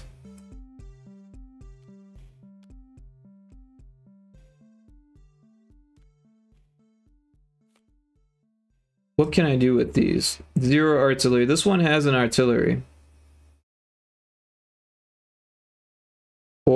But it already mined, right? Well, I only needed 2, so, but this one has artillery too. So I still have 1 artillery point that I can use. So yeah, I'm going to, who has the least health? This person? Wait, why do I have more than everyone else? I should only have 1 more than everyone else. I think I missed something there.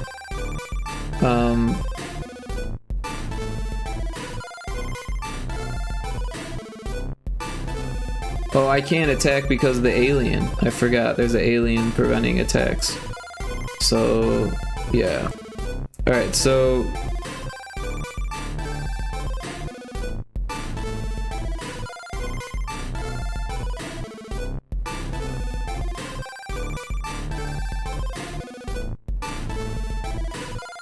Alright, I'm gonna discard all of these.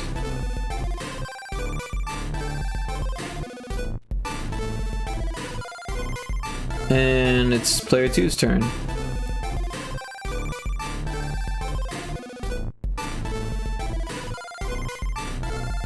What color is player 2?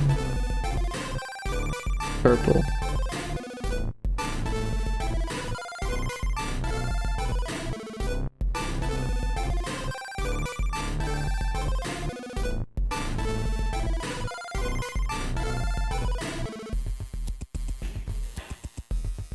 Oh shit. Player 2's not purple, player 2's pink. But also, that looks like a red alert card, doesn't it?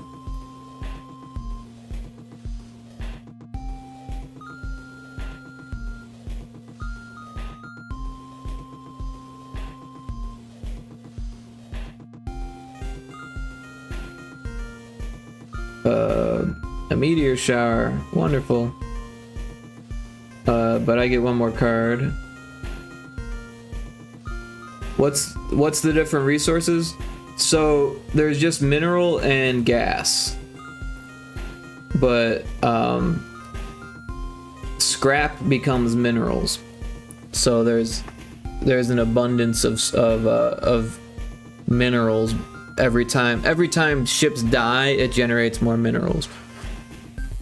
A lot of the cards you need minerals to make the ships, but there's a whole bunch of no cost ones that do like minimal to zero damage on things, but they're more for mining and stuff like that.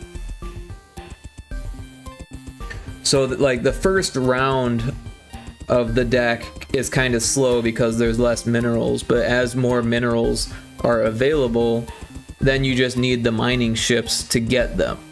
And then once you get them, then you can start unlocking the more heavy duty artillery and the system upgrades for the motherships.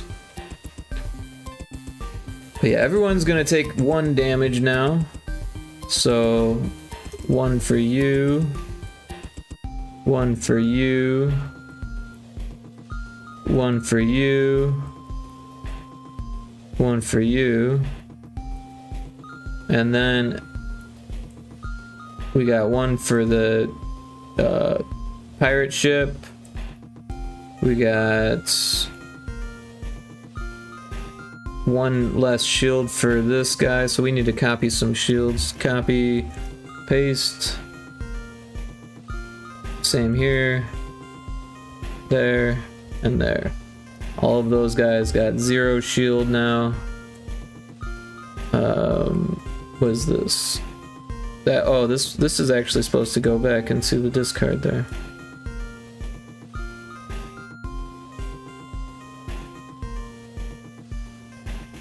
And then this one gets hit also. And this one has 0 shield. Alright, so now I'm back at this. We can discard this.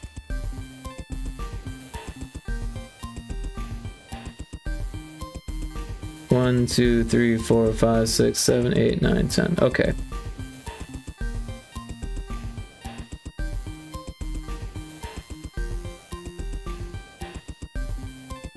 Nothing I can use. Wonderful. I'm gonna get rid of everything because I really need stuff, and you have more of a chance of getting stuff if you don't have any cards at the start of your turn.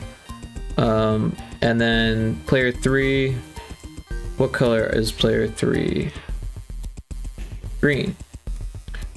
So we'll go to draw, deal, green. 1, 2, 3, 4, 5, 6, 7, 8, 9, 10. Alright, let's make sure none of these are red alert. And they aren't. No cost. No cost. Player 3 got all the good cards. Player 4 got crap. Alright, so player 3 has a mining drone, a civilian extraction unit, a small mineral container, or 2 small mineral containers. So each of these can mine 1 point. So I can get 2 minerals, or 2 gas, or 4 minerals. Or 3 minerals and 1 gas.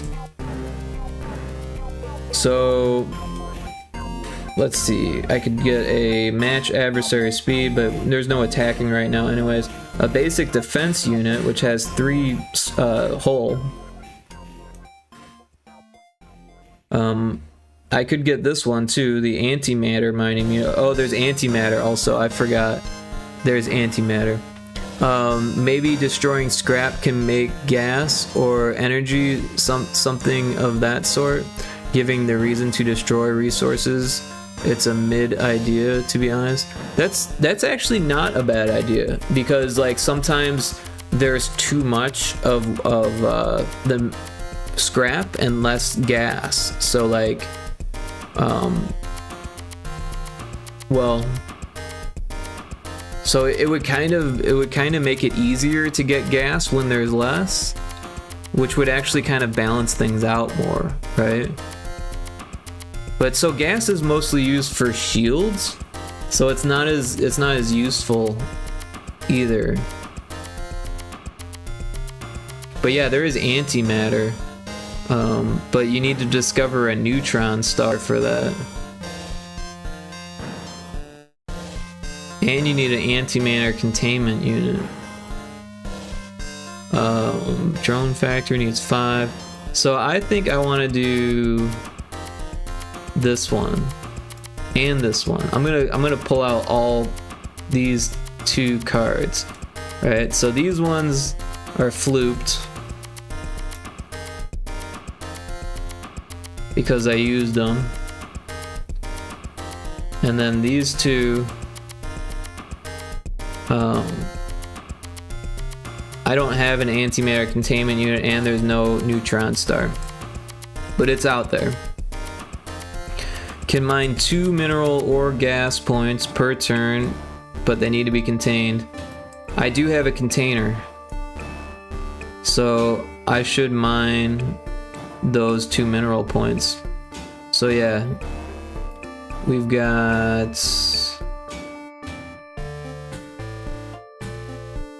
there used to be one that was called mineral points, but I don't know what happened to it.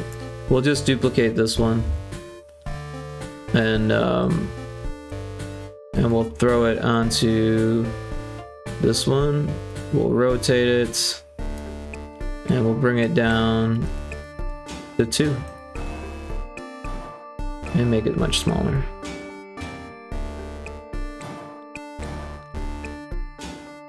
Yeah.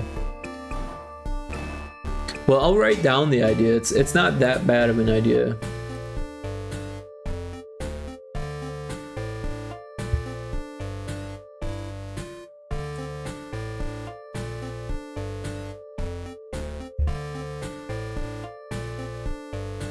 There's a Lickitung in chat.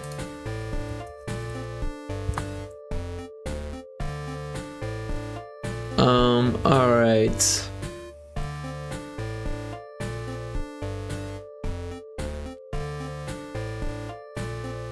Wait, I wanted this one and not the containment unit. Yeah, because I can't even afford both of those. I grabbed the wrong one. Alright. And then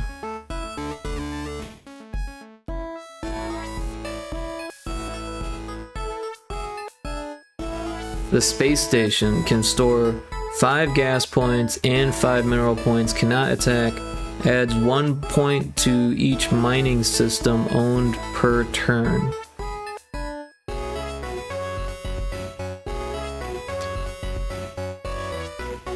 Can hold a body. Destruction loses gas, held mineral points become scrap. Interesting. So this you can actually block resources with, but it costs 6 mineral points and 3 gas points, so it's not easy to get out there.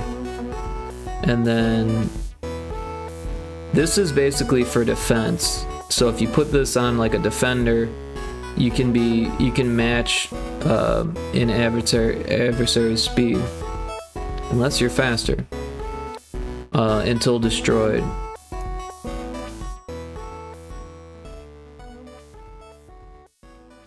This one, you use 1 mineral point to place 1 attack counter on any fleet member. Counter becomes scrap when unit is destroyed. So if you wanted to buff another fleet member, you can use your mineral points to do that with this. So These are good cards, but I only have 2 mineral points so far. But I have a whole bunch to mine it, so I think I kind of want to save this card because that's good for attacks. We can't attack anyone yet, but we will be able to soon. But yeah, these other ones I don't really need, so we'll throw those off to the side. And the space station's good too. So maybe I should hold on to that because I am in a position to start mining stuff. But yeah, you need 3 gas, which I could actually get if I had the 6 mineral points. But this thing can only hold 5. So I don't know. It's still worth saving, and it prevents anyone else from getting it. Because I think there's only 1 in the deck. Alright, so now this person's turn is over. It's now player 4's turn. Did we lose that thing? It's all the way over there. Alright. Player 4's turn. And I'm trying to remember who... Oh, this person pulled out this thing. So the solar arcing...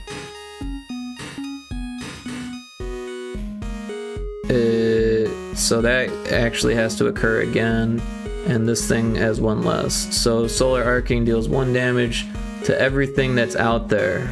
So this one, is there a way to sabotage someone's resource? Yeah, so if you have the space station, you can put it onto the planet that they're getting the resources from, any celestial body. I don't think the scrap counts for that. But then also you can attack their containers, right? So this is a mineral container here, a small mineral container, and it has 1 shield, and it starts with 1 hole, but every mineral that you put in there gives it more hull. So the more minerals you have in the container, it makes it harder to kill, right? Yeah.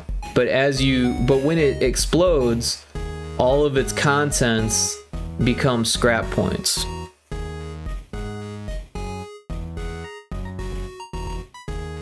But yeah, you need the containers to make the big stuff, right? Because you can make small ships just by mining if you have a big enough mining fleet. But if you're trying to make a space station, you need the containers filled with the mining stuff. I was gonna suggest, but figured you might already have a way to do that. Yeah, I mean, it's been years since I made this, so I'm still kind of remembering all the things. I think it was 2019 that I made this. So, but yeah, you can definitely take out people's minerals and gases. And I think you lose the gas. Like, the minerals become scrap, but when you explode a gas container, those gases just go out into space. But yeah, everyone takes damage here. So we need some whole point counters, or no, shield. So this one takes 1, and this one gets a 0. This one gets a 0. What happened there? Oh, this one gets a 0. This one gets a 0. Where did it go? And then this one gets a 0. And what is this? Oh, this is the solar arcing. And then this one actually takes hull damage.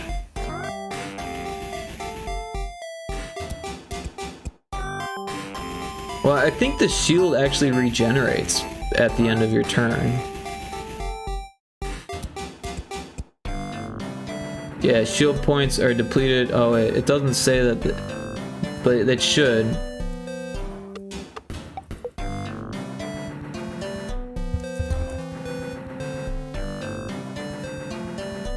Oh wait, no, I think that's in the turn phases, isn't it?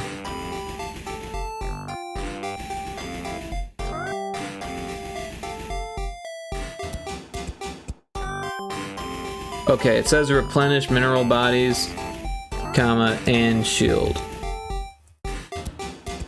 Because I'm pretty sure that's the way the shield is supposed to work. At the beginning of your turn, you get your shield back.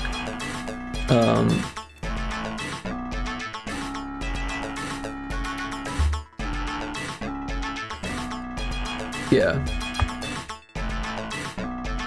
6 years ago, it feels like 2 years ago. Yeah, for real. Destroying people's resources makes you a pirate lord. Gaining favor towards pirates, that's one silly idea. To build an army. Huh. I don't know, man. Pirates are PvE.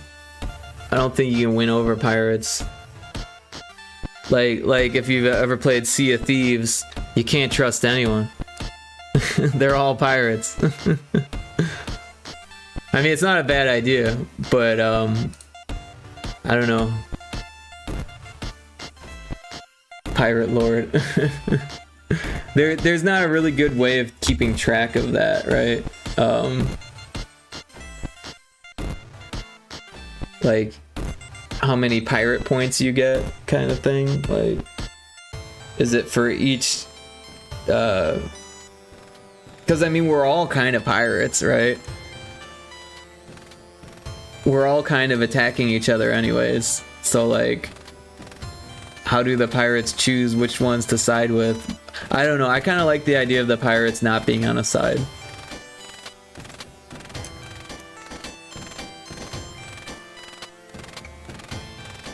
But maybe like a card that's like pirate immunity, right? Something more simple. So like you draw a card and it's like a no cost card, or maybe there is a cost to it. Maybe you have to maybe you pay protection. Yeah, how about that? You pay protection and then the pirates don't hurt you. Because they hurt everyone every round, right? Not every turn, but every round. At the start of the round that they were pulled at. Curry favor towards pirates, so they less likely to attack you. What do you mean curry favor? I'm not sure what that means. Not a bad idea.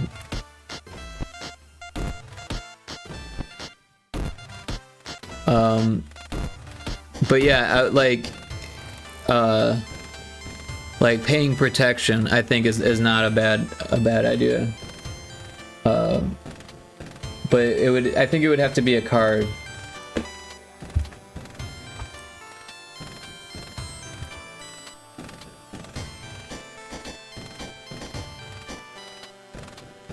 Maybe like 3 mineral points.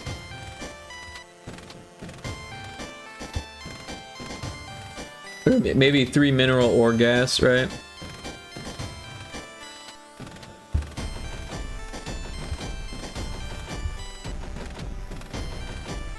Like pay the cost so they don't attack you, like you said. I just never heard curry favor. I've never heard that. But yeah, I was thinking more like how like the mob would make you pay protection so they don't bash up your shit. Right? It's protection cost. Protection against who? Protection against us. But yeah. So the shield gets replaced, so this guy doesn't actually get hit. It just keeps his shield at 0.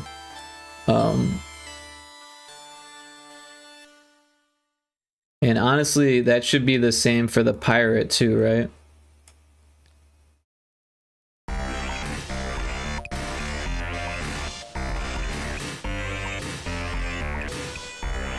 So yeah, we'll put the pirates back to where they should be. And then these people all take damage too, right?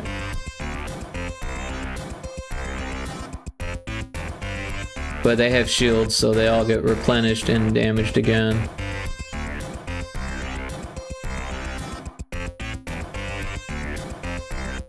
And same with these, except this one loses Oh, it already has one.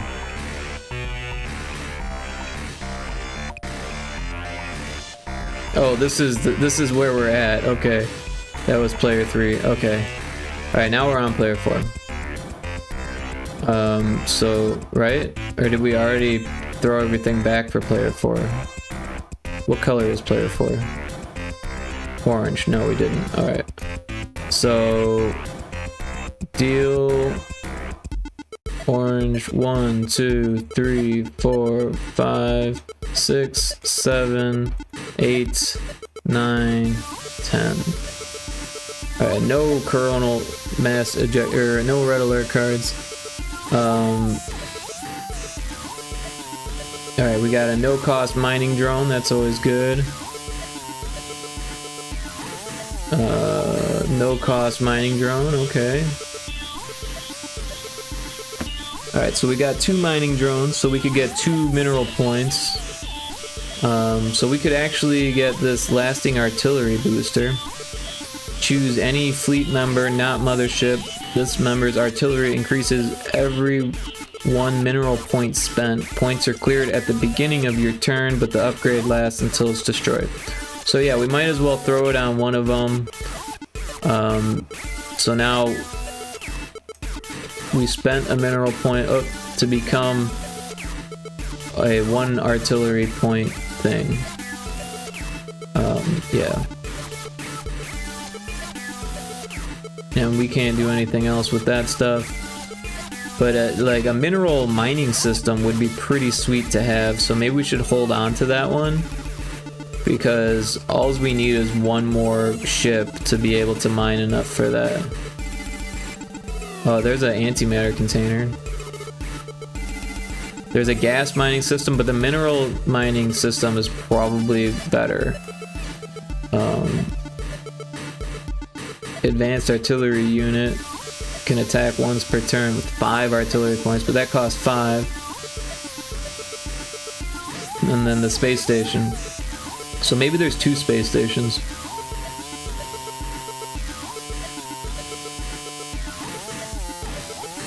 But yeah, we're gonna hold on to the mothership system, mineral mining system. There is a wild shuckle in chat.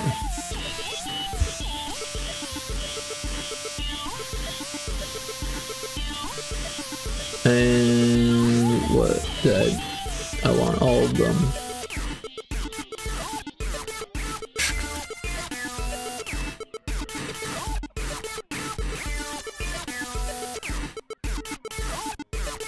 And I would use that mineral point on this, but the aliens are preventing any attacks anyways, which is why the pirates aren't killing anything right now. Whoa, that was weird.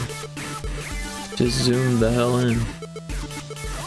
Yeah, but we're gonna hold on to that card, and it is now Wave's turn, which is me, and I'm white. So I'm gonna pull cards, 10 cards for white. 1, 2, 3, 4, 5, 6, 7, 8, 9, 10, and then 11 because one of those was a red alert. Let's see what it says. A celestial anomaly. Player who drew the card gets 1 wormhole point and discards the card. When a player gets their 3rd wormhole point, a wormhole clears every celestial body and fleet member in the battlefield, leaving no scrap, only motherships and their systems. And that's 2 wormhole points for me. The next time I get this card, it wipes everything except for the motherships and their systems. All right, let's see what we got here. Artillery upgrade, multi-purpose unit, a solar protection shield. That would be nice. Oh, did we all take damage from that? I think we did. Yeah. And then a breakthrough discovery. That's no cost. Increase exploration points by 1. So we'll go ahead and do that. Ooh, external gas container can store 15 gas points.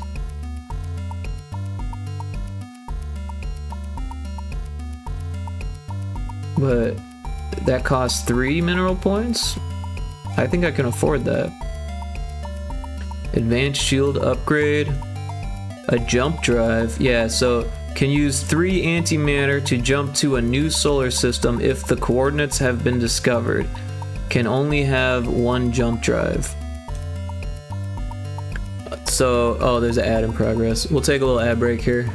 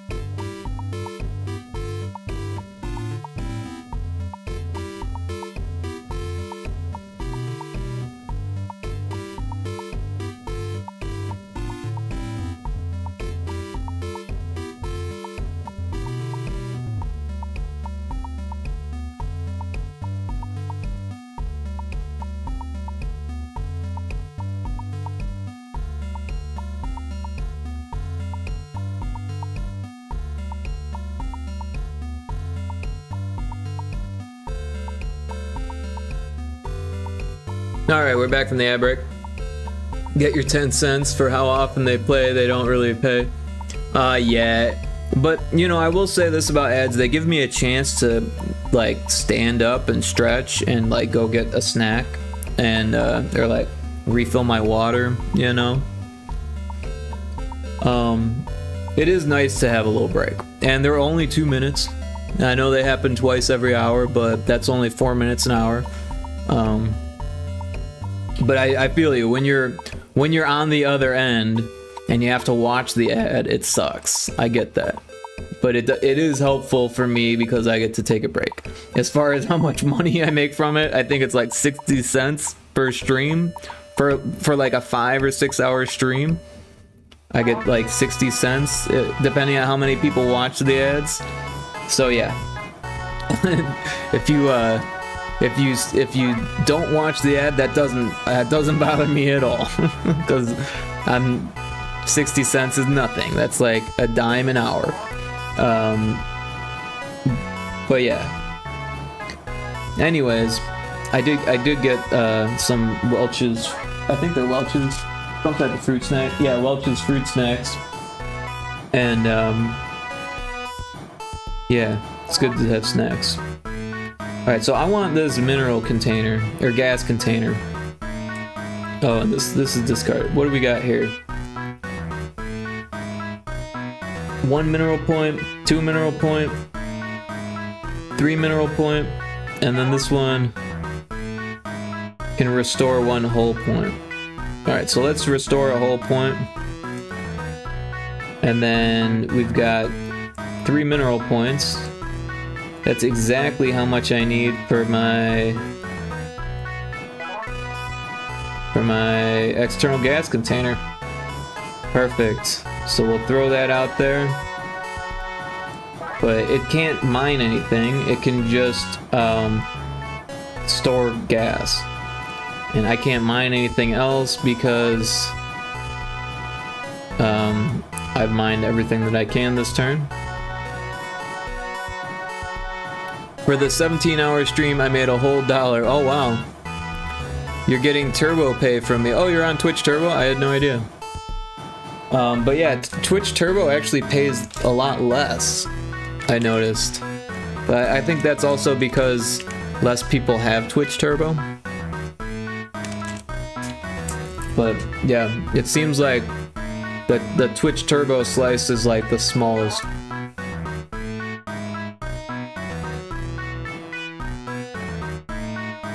Well, what do I want to keep? I should keep something. Maybe keep this one? I could afford it next time.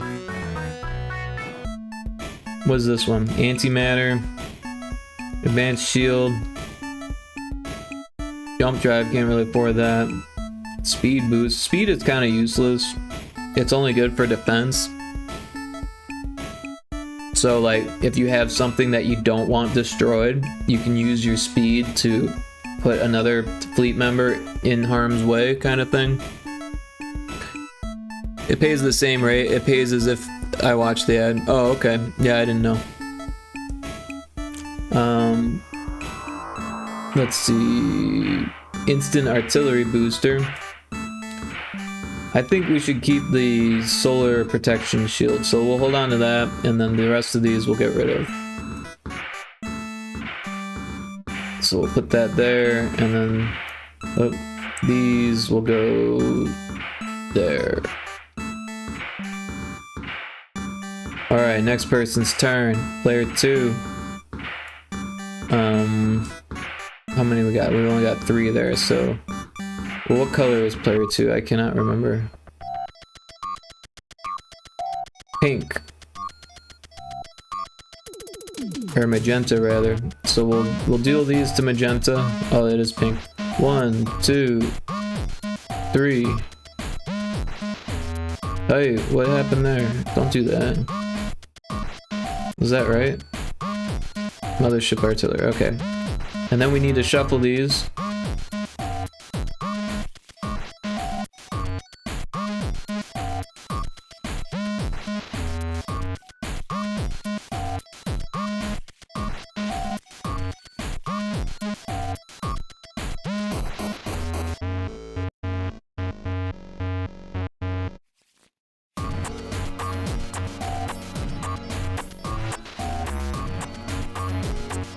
That looks pretty shuffled. We'll bring that over here. Of course, that's what they say, can't confirm. Right on.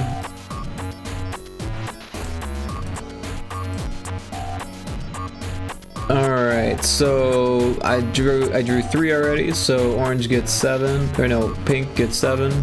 I'm gonna 1, 2, 3, 4, 5, 6, 7. And then 8 because one of those was a red alert.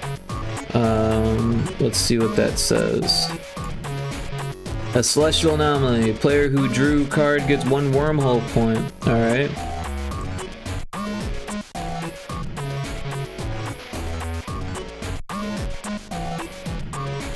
This goes back into the thing.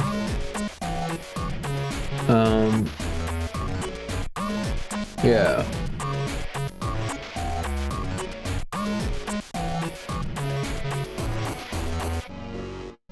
Discard pile. Okay, let's see what we got. We got 1, 2, 3, 4, 5, 6, 7, 8, 9, 10. That one's only 3. It's antimatter. External mining container. Advanced mining drone. These cards don't help me at all, but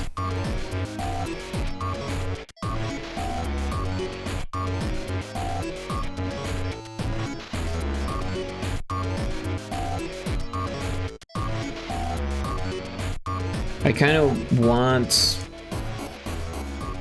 the external mining container and the advanced mining drone. So we'll hold on to those even though I can't use them. And then we'll discard the rest of these because I need mineral points.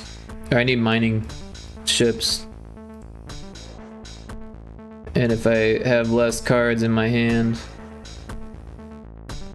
oh, I gotta put a second card in there. Come on.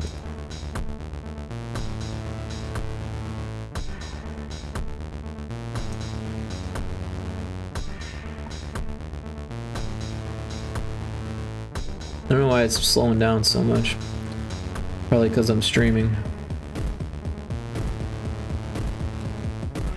Alright, so yeah, I'll put these back in the hand, and then we'll move on to the next player. Alright, so this person's turn.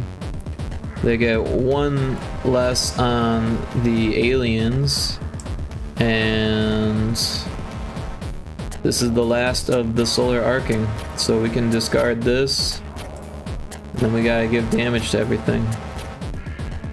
So we'll start with these guys. They all have shields, and you have one less, and they already had 2, so they're back down to 0, or back down to 1. And then same thing with those. This one gets 1 less shield, so it starts with 3, so now it's down to 2. Oh, and this is supposed to get discarded.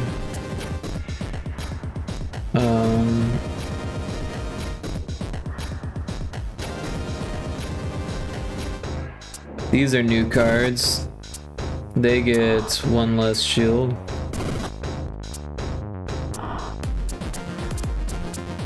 And then we're back. Alright, so they held on to 2 cards. And so they get 8 cards, and their color is green.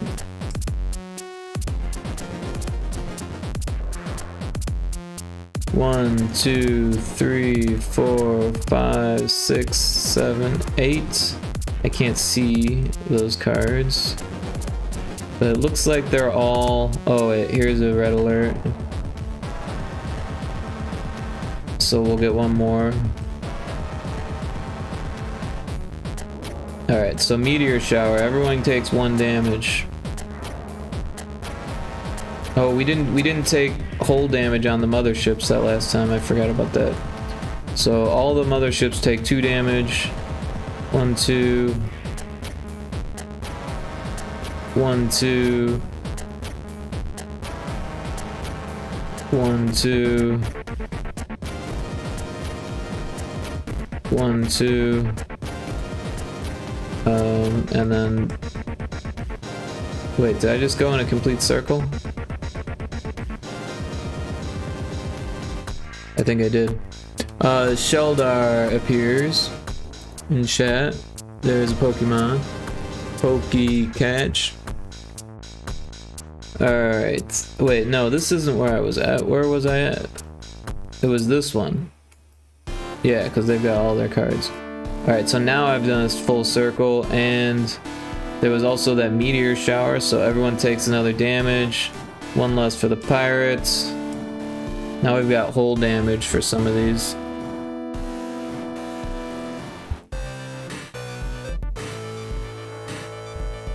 Oh, this one dies. Did I lose my mineral container? Oh no.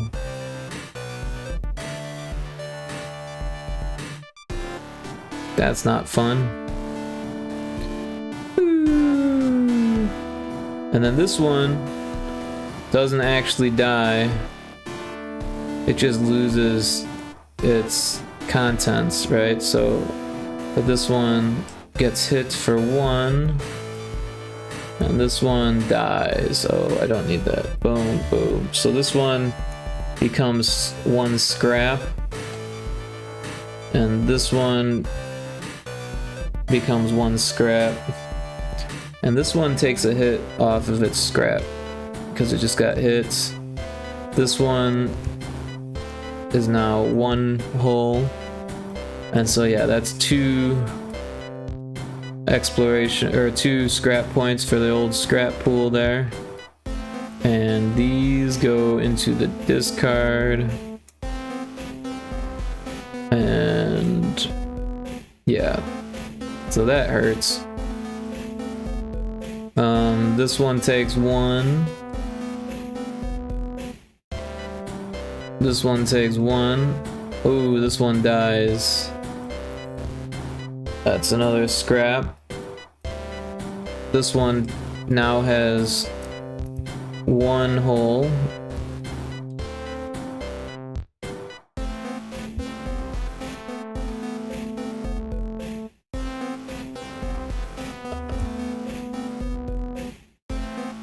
This one also has one hole. And this one also has one hole. They lucked out. These ones won't be so lucky. We got another dead one. And then another dead one.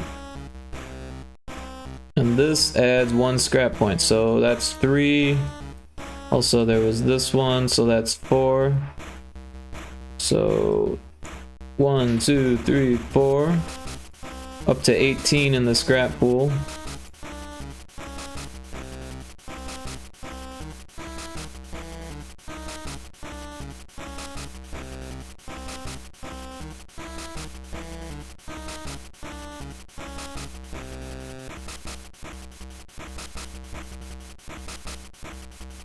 Alright, now we're back to the player who's actually turning. I'm gonna grab one of these fruit snacks. I'm already at 7 hours and 20 minutes. But it is Friday night.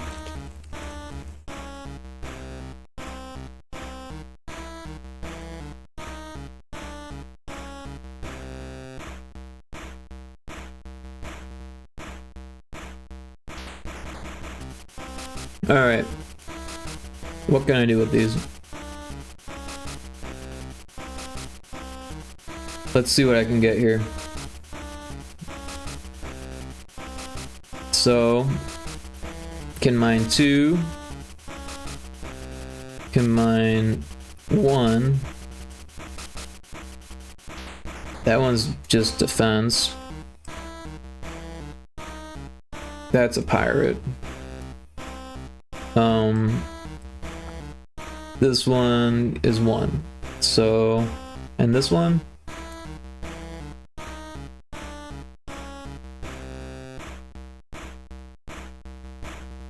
Wait, why am I rotating the screen? Rotate the card. Mine's 1 mineral point per turn. Okay. So, let's see. We got 1, 2, 3, 4, 5. That's crazy. Alright, so I can mine 5. Wasn't there something that I wanted that had 5?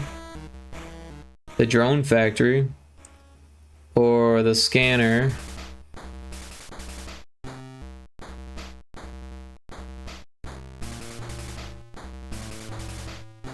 A gas storage container.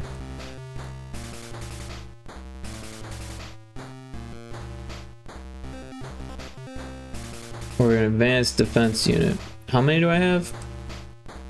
Did I say 5? 1, 2, 3, 4, 5. Yes. So what do I want? What do I want? The drone factory? That's probably a good thing to have, huh? Or no, the solar protection, right? So that only costs 2.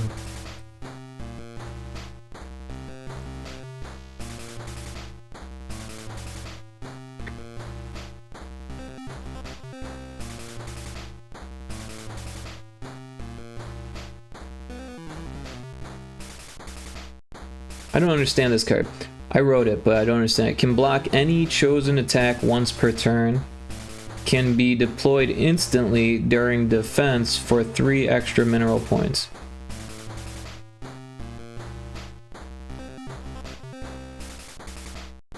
I don't get it. So you can block any chosen attack once per turn. And then you can deploy it instantly during defense for 3 extra mineral points. So does that mean I can deploy it again? Also, like, if you're blocking an attack, isn't that instantly?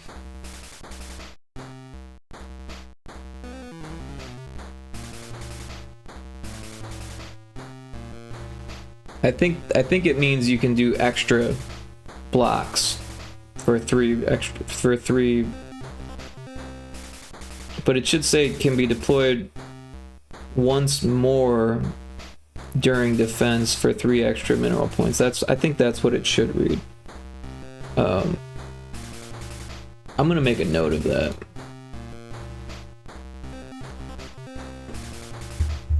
Advanced defense unit card reads funny. Should be, can be used a second time for 3 extra mineral points. A second time per turn.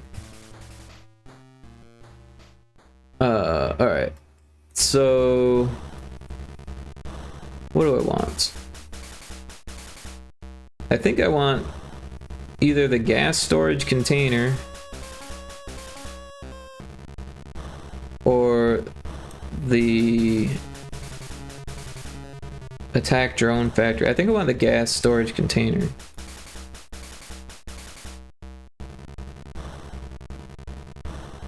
Because that I get to keep forever.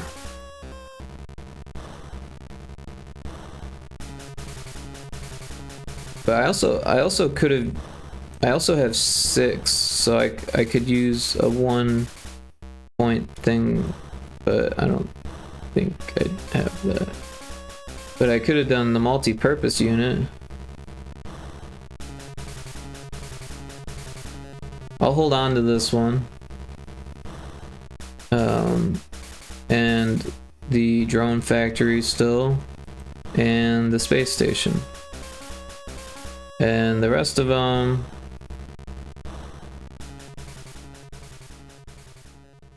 I don't know, the defense unit I should hold on to also, huh?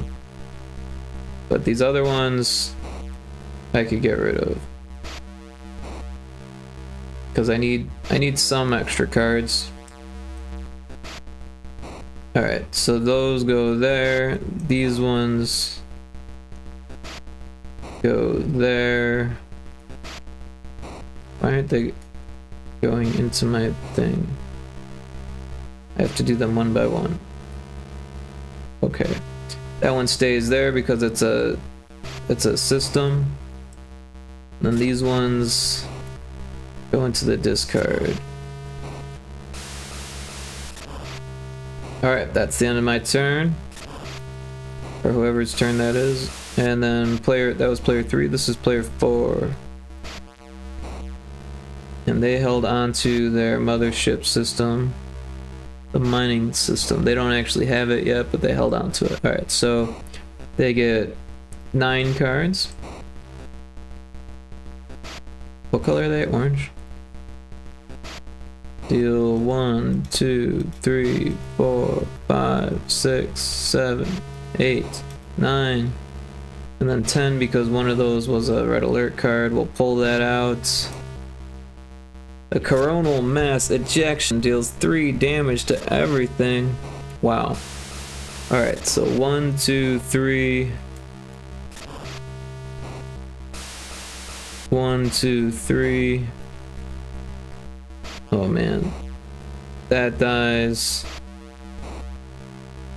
This dies. This dies. This dies. This, everything dies. They lost everything. Also, this dies.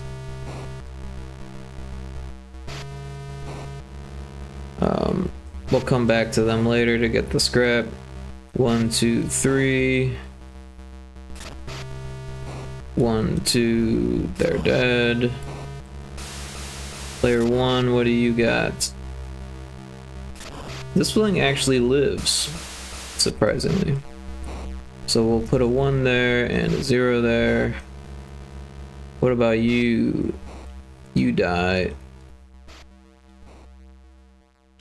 You die.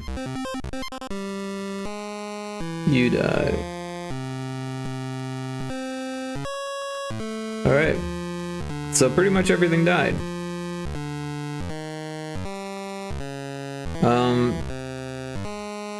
So they get 1 plus contents, so that was 2, 3, 4, 5, 6, 7, 8, 9. plus 5, that's what, 14. 15, 16. Plus 5, that's 21. That didn't die, surprisingly. 22, 23, 24, 25, 26, 27. So 27 for the scrap pool. So 2, 3, 4, and then that, and then 2. So 45 in the scrap pool. Oh, I haven't been depleting from the scrap pool. Well, I know I spent 5 on one person's, and then this one cost 3, and that one cost 2, so that's another 5, right?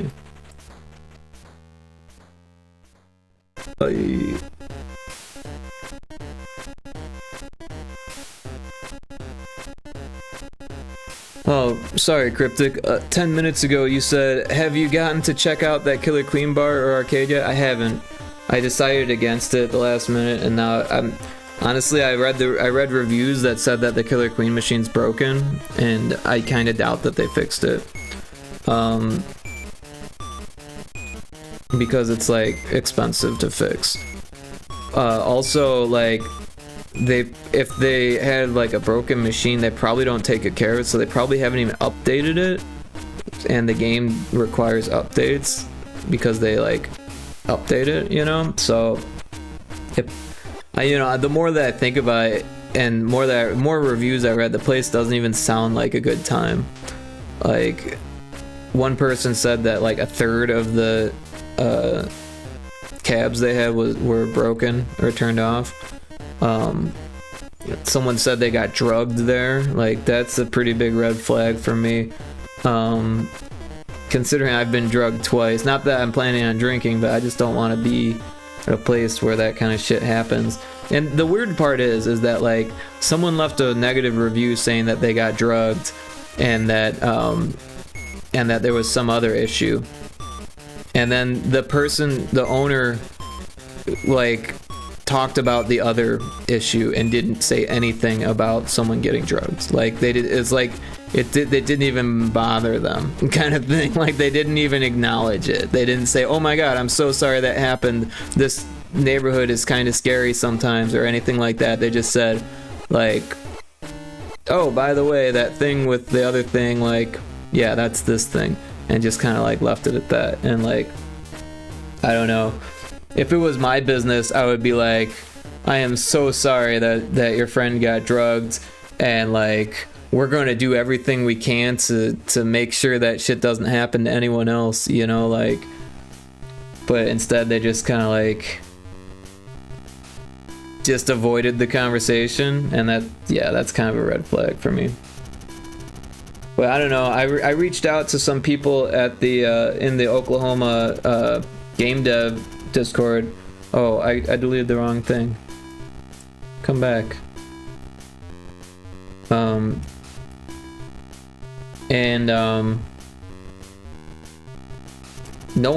one was like, oh yeah, no, that place is cool. Like, I was like, is this place cool? And like, everyone's like, yeah. No one said nothing. So, yeah.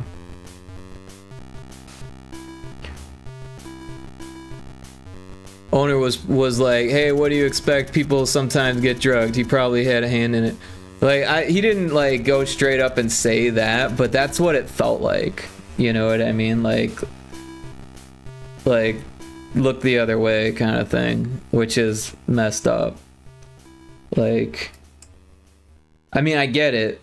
It's probably not like the bar owner's fault that someone got drugged, but for there to be an acknowledgement of the comment without acknowledging the worst part of the comment, that's kind of messed up. Like, why just say nothing? Just pretend like you didn't see it at that point, right? But if you're gonna say like, oh no, I can't remember what the other part of the complaint was. you know, but it was something stupid. And if they're going to acknowledge that stupid complaint, but not the major complaint, like that's messed up. Like, I realize there's nothing they could do about it. They can't like fix the fact that someone was drugged, but they could potentially prevent that from happening to the next person. You know what I mean? Or at least pretend like they care, right? I mean, they didn't even pretend to care. That's the messed up part. And the other thing is that it looked like you had to pay for parking, and there was limited parking, and then there's like street parking, but like I looked around and there's no street parking. That means you gotta like drive around and find somewhere to park and then walk there. And then there was like a paid parking place like around like 2 or 3 blocks away, and it's like, do I really want to pay to park somewhere where I'm not sure that I can even trust the car, and then have to walk 3 blocks in a neighborhood that I'm not sure that I want to be in, kind of thing? And just to go to a bar that I don't even drink, right? And also people were saying that they charged a cover during the week, when on the website it says they only charge a cover on Friday and Saturday, but people were saying that they charge a cover during the week. So they're not updating their website, right? The Facebook events didn't look fun at all, and I don't know. It just looked like they were more interested in getting the bar crowd in than like gamers, right? And every single person talking about the games said the games were sticky and covered with beer, which is not cool, right? Like, they don't even clean the games, you know what I mean, or prevent people from spilling on them. They charge cover? Hell no. Yeah, I kind of like, I'm okay with paying a cover since I'm not drinking, but like, have the fucking games work if you're charging a cover, you know what I mean? But yeah, it's not like because the games are on free play, right? So it's not like you have to play a cover and then pay per game. But still, if they don't work, then like, what's the point? Arcade bar here is free to get in, and $10 gets you enough tokens to play all night. Well, I mean, that's cool that $10 gets you enough tokens, so it's not like a quarter per game or whatever. But yeah, I don't know. We'll see. You know, the way that I look at it is that like, I should make some friends first and then see if they want to go to this bar with me, kind of thing, rather than just go there by myself and hope for the best. Because worst case scenario, I walk in and walk out with like $20 less in my pocket, but it's also like a freaking 20-minute drive there, 20-minute drive back, you know, like, I'm not gonna like waste 40 minutes of my time and $20 just to find out that I made a bad choice, you know what I mean? Like, I could have fun at home, you know? So yeah, I was planning on going like a Wednesday or something. I just ended up streaming instead. I had a good time streaming, got a lot done, and you know, I have fun doing the game dev stuff. I know that, like, and like, even this, what I'm doing right here is fun to me. So like, I don't know. I feel like some people need to go out to have fun, and I'm not that way, you know? So like, I think they take advantage of people who need to go out to have fun, and they charge them for parking and all this and that, and it's like, well, what are you gonna do? You're gonna stay home all day? Like, yeah, that's what I'm gonna do, because it's more appealing to me, you know? It would be cool to go out and meet people, but it sounds like anytime that there's actually people there, the music is real loud, and they've got like DJs and stuff, and it's like this dancing bar scene type shit, which isn't the type of bar that I want to play games at, you know? The Phoenix had a place like that too, where it was like a club that had arcade games, and like, all of my friends who went there said, nah, you don't want to go there. they dance so much that you can't even play the games and you can't hear anything because they got the music. We can meet people from home. Well, I mean, it's a little bit different, obviously, but in a way, yeah. I mean, I sit here online and meet random strangers all the time, and I'm used to it, and it's fun. And you know, not just Twitch. You know, I'm in a bunch of different Discords. I use this app called Noobly that helps you meet random strangers to talk to online, you know, and a lot of them are game devs. And there's Twitter. People still randomly approach me on Twitter. Sometimes they're real. Like this French blogger who had me interviewed for his blog, you know, like people like that, you know. Shit, man, you know, I'm working with people from all over the world, right? You got Johnny in Japan, and then I got another client in Amsterdam, and yeah. So it's not like I don't talk to anyone. And also, you know, my friend Matt is a IRL friend. He wanted to play Helldivers tonight. You know, obviously I was in the middle of streaming, and it looked like he was playing Baldur's Gate anyways, but you know, it's not like I have nothing. It's not like I have nobody. It's just that I moved out here to the middle of nowhere where I don't have any friends, and that's normal for me, believe it or not. This isn't the first time that I've done that. When I first moved out to Phoenix, I had no friends there either. You know, it took me a good 3 or 4 years before I started making, you know, like real friends. Like I made one friend right away, but he was also a drug dealer. So like, you know, like he kind of hung out because he was selling me weed, you know. But then after years of that, like it was pretty cool. You know, he was actually my roommate at one point, and then even up until I left, like, you know, we were helping each other out and stuff. He taught me how to grow weed, which was really cool, and he let me use his grow light. And when that drug lab popped up next to my condo, he found me a place to stay before I could, because like at one point I stayed with Matt for like a week or so, over a week. And that was cool, but like it wasn't in Phoenix, it was in Tucson, so it was a bit of a drive, and you know, so it was nice that my friend was able to help me out there. But yeah, and then eventually I met the Killer Queen group through going to ZapCon, which was a arcade convention, and I met some people through ZapCon, and yeah, and the Killer Queen crowd was actually pretty big in Phoenix. Yeah, so it's not like I didn't have any friends in Phoenix, it just took me a while to get them. So I assume that's going to be the same thing here. I'll eventually have some friends, it's just haven't really left the house, and honestly, there's a lot less going on here than in Phoenix, you know what I mean? So it might take a little longer. Cause like right away, oh yeah, there was the game dev meetups in Phoenix, like, so right away I was meeting people through that. But yeah, we're gonna have an ad again, so we'll take a break for that. And then I think I need to kill all these things.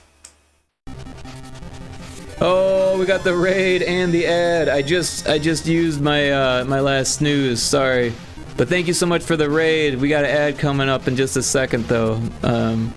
I'll be here when the ad's over. I'm sorry about that ad. But thank you so much for the raid, Puke. I hope you had fun. Puke crushed it. Lunatrack, welcome in.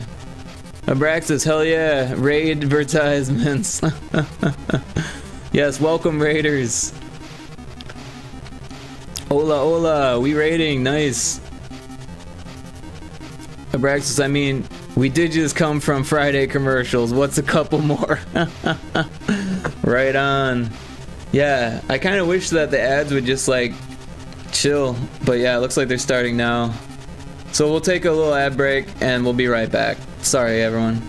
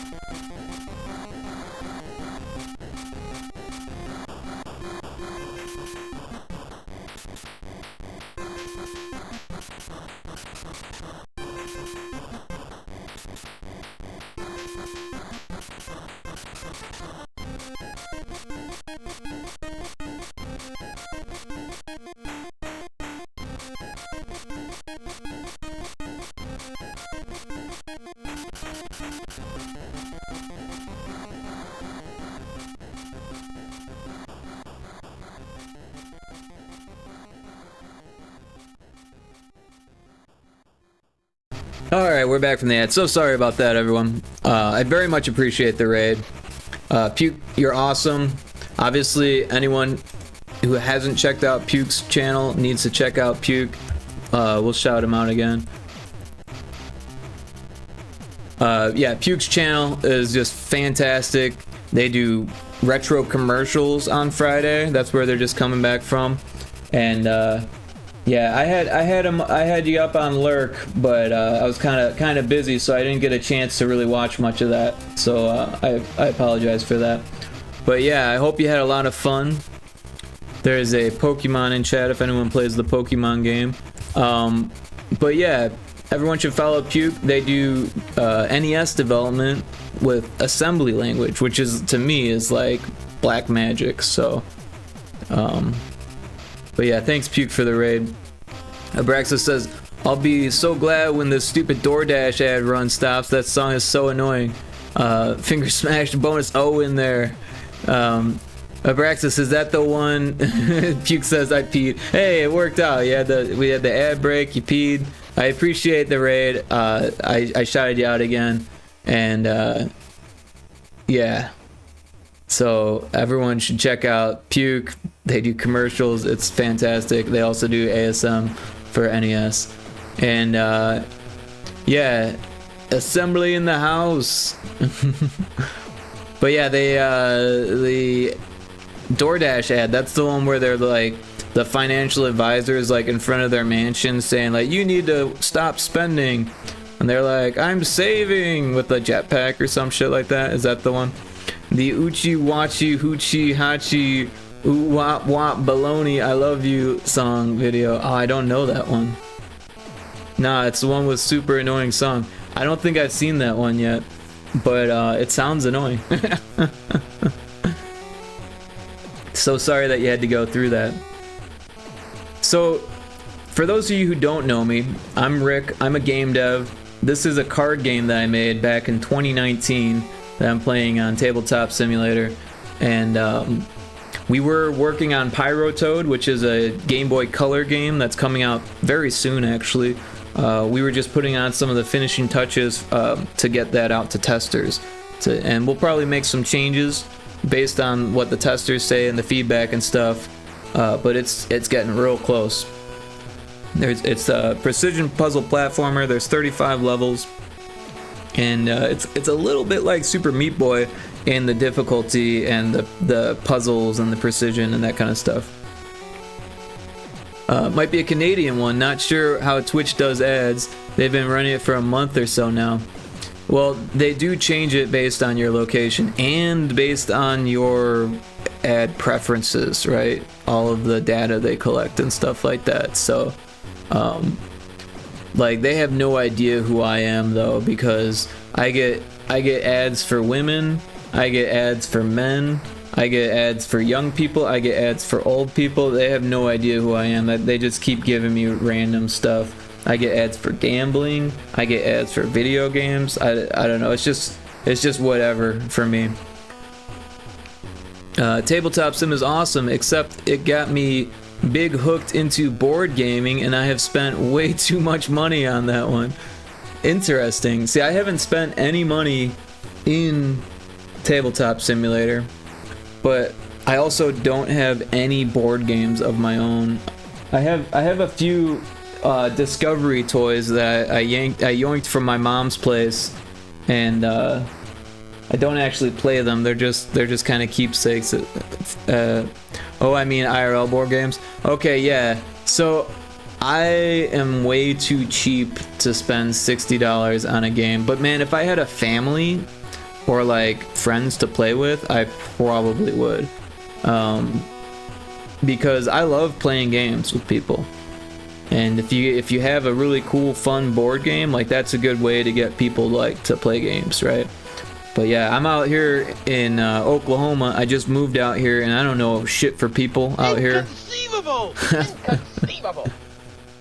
I left all my friends back in Illinois when I moved to Phoenix, like back in 2016, and then when I moved back to Illinois, I didn't even really bother to reach out to too many of them, just my closest ones, and most of them had kids and families and didn't have time to hang out anyways.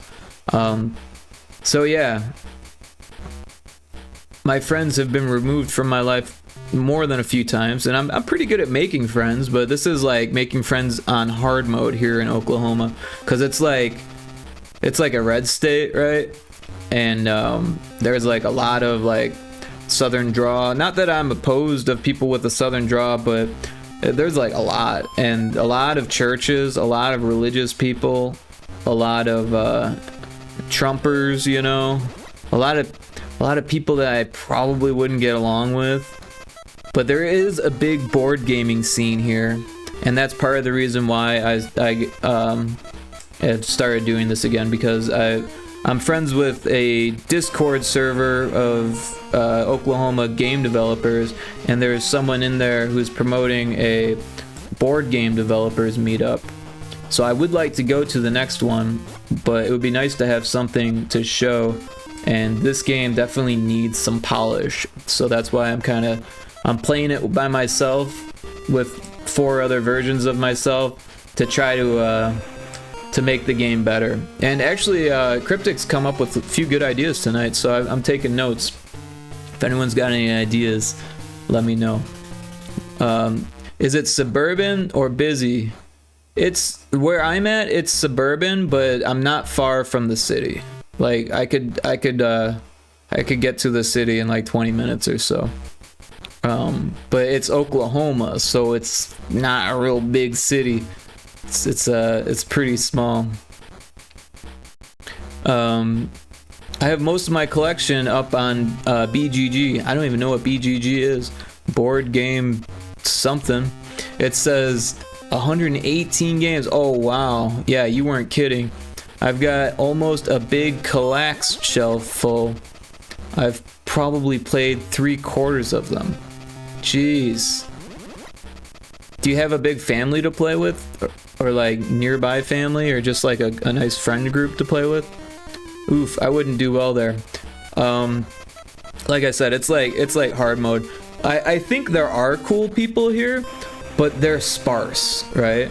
Like, every once, because I shop at Sprouts, which is kind of like, I don't know, obviously it's a grocery store, so it's not like left or right, but the people who shop there are people who care about health and stuff like that, more than buying in bulk and deals. Like, so you end up with, and this is just generalization, but a lot of people who shop at Costco are Trump supporters. That's just kind of how it is.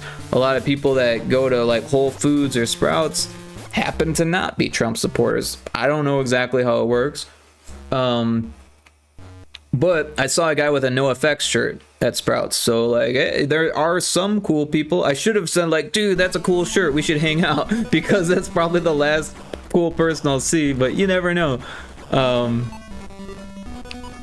People are sometimes people in the end. That's true too, Luna. Absolutely. And I'm not one to judge someone just because of their accent or, you know, if they were, I don't know, if the cowboy boots and cowboy hats. It's hard not to judge someone for that.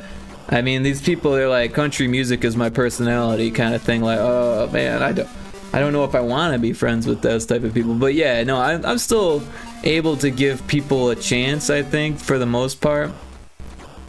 Cryptic says, I still want to play with you. Yeah, dude, one of these days, if you have Tabletop Sim, I think it goes on sale for like 15 bucks sometimes. It's definitely worth picking up, because it's not just games that you can make. There's like a whole bunch of free board games. We could play Candyland together. It'd be fun. Or you can make your own modded Candyland, right? Wonder what their scenery is like over there. Dude, there is no scenery here. Oh my god. Like, as far as like rock formations and stuff, there is nothing here.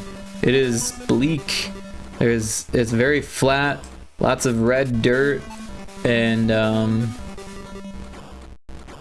the one landmark that people say is like something that you should check out. It's like 2-hour drive from here, like further than Tulsa, and all the reviews just like tear it apart. It's just like a big hill. People are like, oh, you better go check out the hill. It's like, okay. Abraxas says, my game group used to be my partner and my siblings, but they moved away and she and I split a few years ago. Well, I'm sorry to hear that. That really sucks. You should look up and see if there's like board game meetups or something like that, because there is that stuff. Like when I was in Phoenix, there was a board game cafe, and that was really cool. I went there with my game dev group. Luna says, yeah, or like an Iron Maiden shirt. I'm not huge into Iron Maiden, but yeah, no, I hear you. Like, you notice what people wear, and it's like, you know, it says something about their personality. Of course, I make my own t-shirts, and people look at it and say like, what the fuck is wrong with you? I scanned all the Clue card games, Clue card game cards, and put them up in the workshop. That's my claim to fame. Oh, cool. The Oklahoma Hill Pride goes hard. Yeah, old friend of mine owns a local board game cafe here. That's really cool. I've been meaning to check it out. You should, if they're an old friend. I mean, that could be your in for a new board game group. But yeah, for me, I'm thinking about checking out this board game developers meetup. Also, if you're really into board games, you might want to think about board game development, because it's like really fun, and it's not hard to do. You know, you can do it with paper. You can go to Hobby Lobby and get little trinkets to play with or whatever. Get a spinner, you know, make a spinner. Take assets from other games, and you've got a whole lot to choose from. You know, obviously you probably don't want to take things apart or whatever, but you know, could have fun. Or like I always say, you could mod Candyland. Turn Candyland into a funner game, more fun game. Shoots and ladders, just gotta make it your own. But yeah, this is Coronal Mass Ejection we're playing here. So it's a card game. I really wanted to make cool art for it, but I ended up just making these prototype cards and just kind of going with it. Turning Candyland into a more fun game doesn't sound like it would be too hard to do at all. Yeah, you kind of need to make it a different game, but you know, it gets your wheels turning, right? Or like the Game of Life. I used to love playing the Game of Life when I was a kid, you know? Something like that could actually be fun to make. Of course, you could always just play the game of life, but as a developer, I think it's more fun to play what you make. But yeah, all of these cards are dead. They just died from a coronal mass ejection, which is the title of the game. Does 3 points of damage to everything. Oh, things are a little choppy here.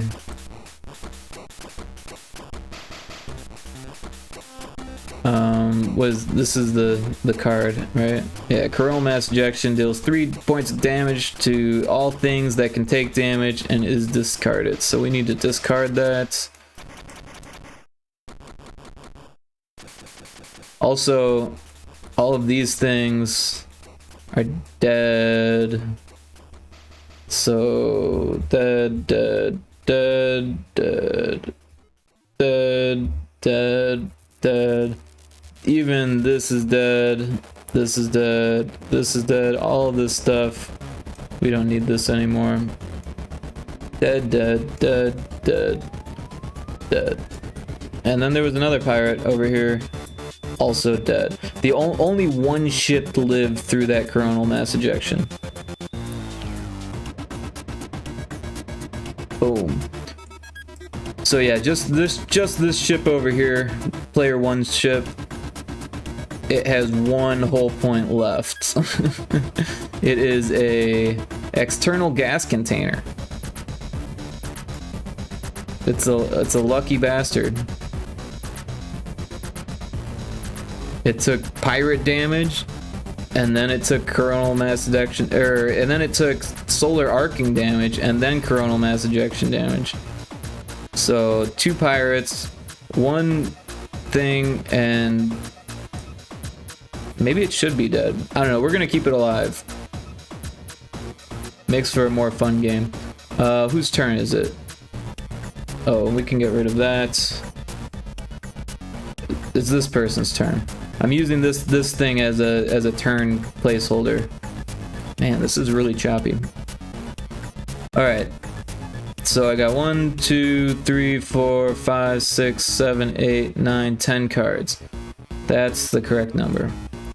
But what do I have? I don't think I have anything anymore. Everything died. And I can't use any of these. So yeah, my turn is pretty much over. I'm going to discard all of these cards so that way I can get more next round. Alright, now it's player one's turn. They have 1 card. I think they're the white. Yeah. So we got this. There's 17 there. We're going to deal it to the player 1, 2, 3, 4, 5, 6, 7, 8, 9. Because I already had 1 card. So 1, 2, 3, 4, 5, 6, 7, 8, 9, 10. Alright. What can I do with these? I can't do anything with these. Wait, I have 1 ship. What is this? Oh, a gas container. All it can do is contain gas, but it does get its shield back.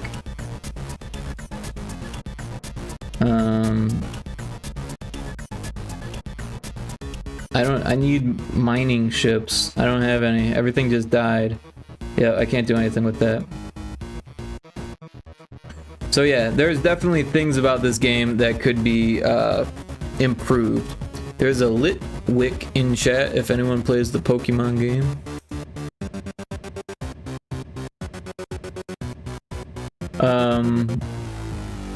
Oh, I missed it. It got away. It was close.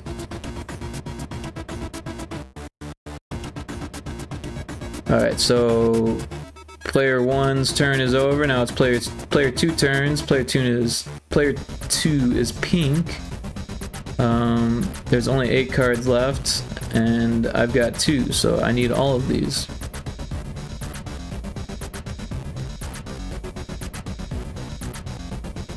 Will deal them to me. Pink. 1, 2, 3, 4, 5, 6, 7, 8. 8. Alright. What do we got? What do we got? Oh, there's something I can use. A breakthrough discovery. Increase exploration points by 1.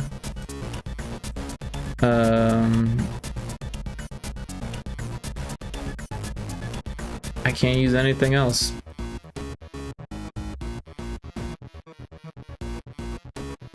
Nope. All the good stuff just got destroyed. Go into the pile. I see what you mean. It's too balanced. Yeah, it's a little bit too balanced. Everything gets negated. Like the only thing that has stuck around is this mothership upgrade. Oh wait, no, not this one, because this gets discarded. So everyone's got a few points, right? Like I've got 2 wormhole points, 1 more and it wipes out everything, which is worse than a kernel mass ejection because it even wipes out this one. I've got this card also, and then there's someone else. Yeah, this person has a gas storage container on their mothership. So a wormhole isn't going to wipe this one out, but it will wipe out this external gas container, and it wipes out this. But yeah. So what? It was player 2's turn, now it's player 3's turn. And the aliens are leaving. The aliens are gone. So we're gonna put the aliens were nullifying any attacks for 3 rounds, and that just ended. So that goes into the discard. What do we got? I held on to 4 cards, so I get 6. What color am I? I'm green. Oh, and we just drew all the cards, so we get to shuffle these and put them in the draw.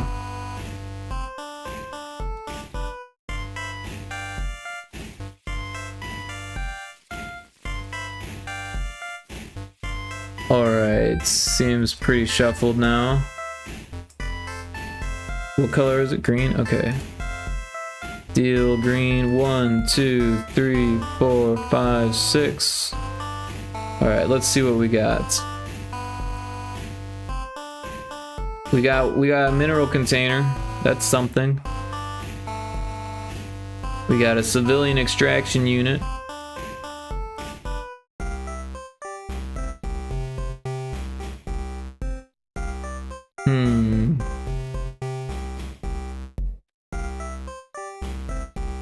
Alright, so I can get 1 mineral point and store 1, or I can get 2 and store them, but I can't spend them on anything. But at least I can store them, so that's good.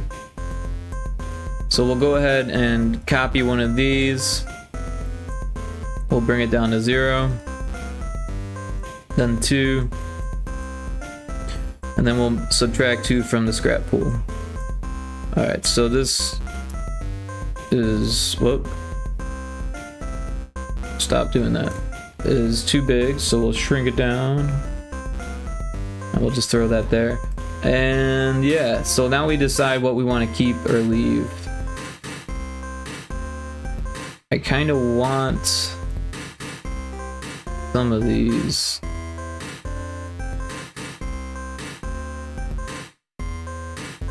Kind of want all of those.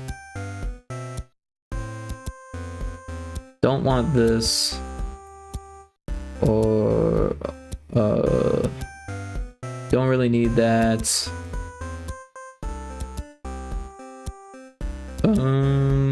This would be nice, but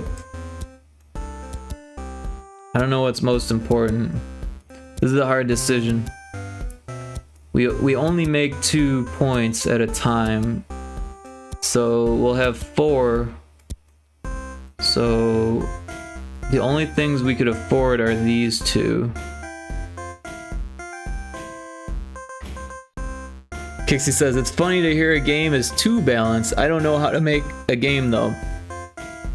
So yeah, if a game is too balanced, then like it's not as much fun, right?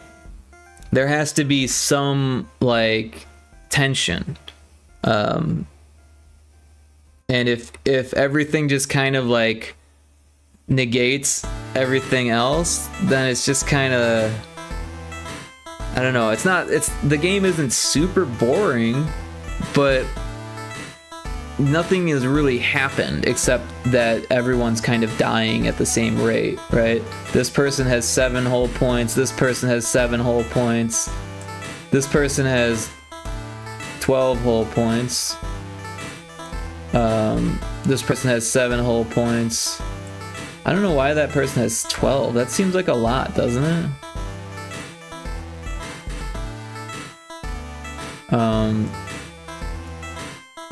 But yeah, everyone's taking a lot of the same damage. Like standing in a circle and playing tag. Exactly, it's too balanced. Everyone is losing at the same rate, so it's a slow grind for an outcome you don't have much control over. Pretty much. I mean, you could say this person has a mothership upgrade for gas storage, which is nice to have, but it's not changing the game a whole lot. And this person has a ship that lives through a coronal mass ejection, but it could get wiped out by a wormhole. If it's balanced, then there is no fun arguing to be had about the imbalance. Pretty much. There needs to be something to make one person feel overpowered, and another thing to make someone feel like they're screwed over, kind of thing, right? But if you've got 4 people playing the game and it's mostly balanced, but then one person gets the card that's like, oh wow, you just got screwed over, like that makes it fun for everyone, even the person who got screwed over, who's saying, well, how come you didn't get the card? How come you didn't get the card? Like, and then everyone else is laughing and say, I don't know, it was you who got the card, you know? So like, but if everyone got that card at the same time, be like, oh, well, at least I'm not losing, right? But everyone's saying that, so like, well, we aren't really winning either, right? It just it's kind of bland. But yeah, I think as a video game designer, it's like you want things to feel balanced, but being too balanced is not what you want either. Yeah, it's like, it's a weird thing for sure. And yeah, I'm trying to come up with ways to fix it. And I think having the red alert cards, instead of having them affect everyone, it might make more sense if they only affect the player who drew them, right? But then still, it's like, I don't know. Then it's just like you're trying to avoid those. And if they hit everyone, then I don't know. It kind of prevents the game from going too long. But yeah. I don't know why this guy has so many more points than everyone else. I don't know what happened there. I feel like I just forgot to deplete them, because that's like a lot more, right?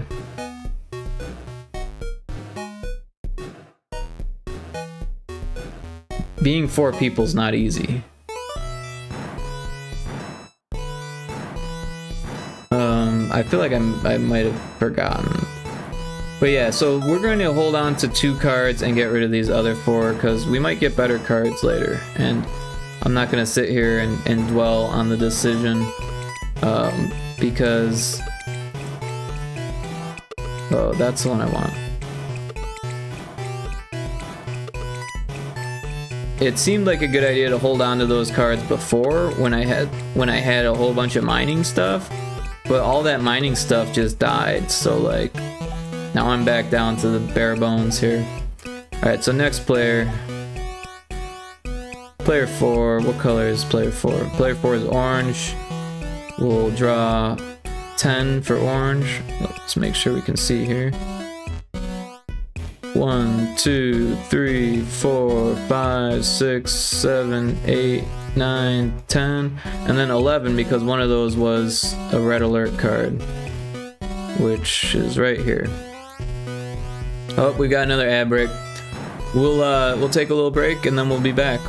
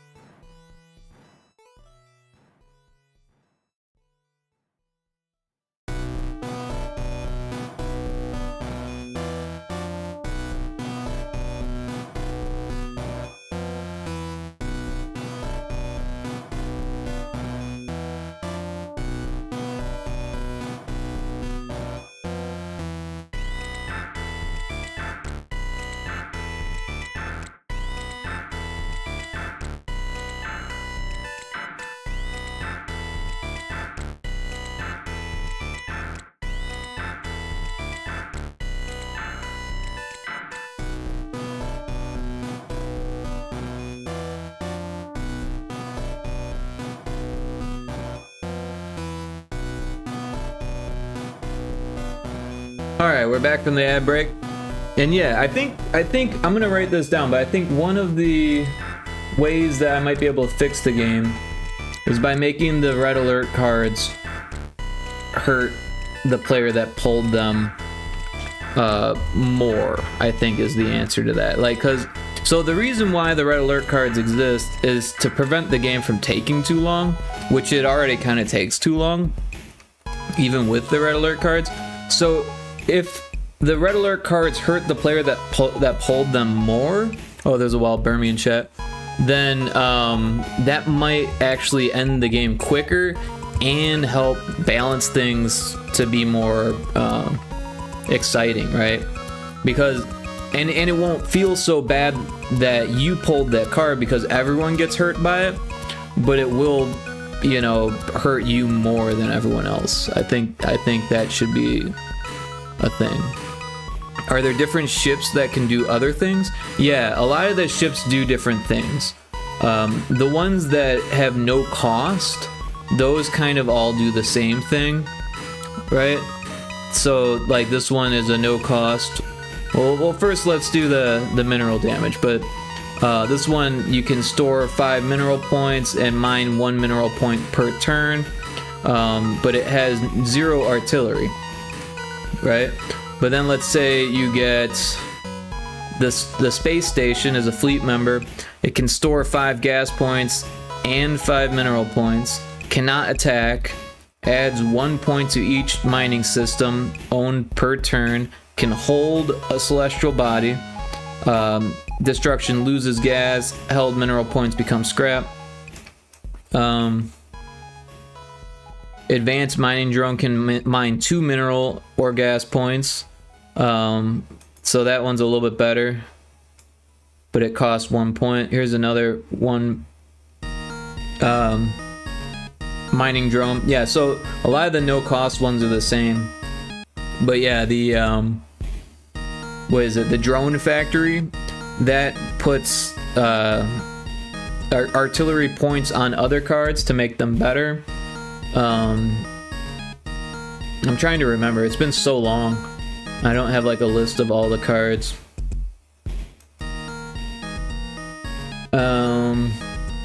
Defense unit can block any attack. Antimatter container. Advanced artillery unit gets 5 artillery. A satellite defense unit can hold any mineable body at the beginning of the turn, preventing other fleets from mining until it's destroyed. So that kind of works like a space station, except it's cheaper and it's a fleet member, so you can attack with it. The space station can't attack. Mining drone.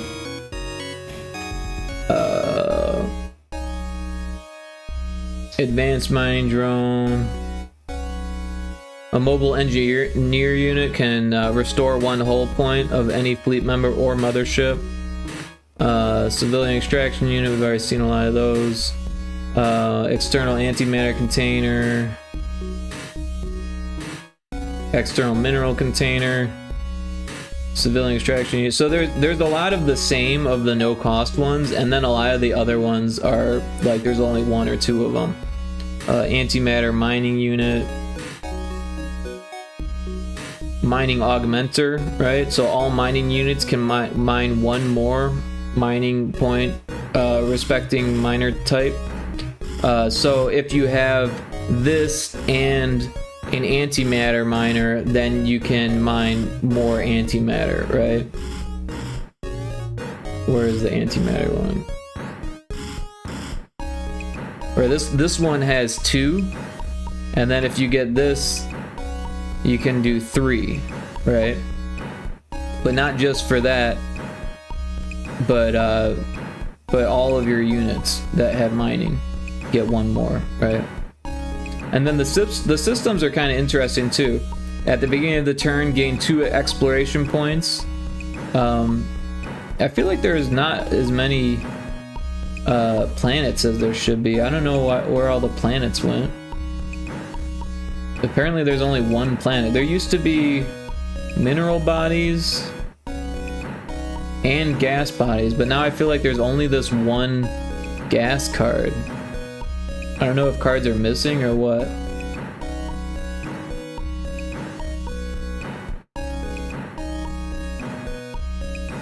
But yeah. Alright, so this is a meteor shower. Deals 1 damage to everything. So everyone gets 1 less damage point thing. This thing has a shield, so that shield is gone now.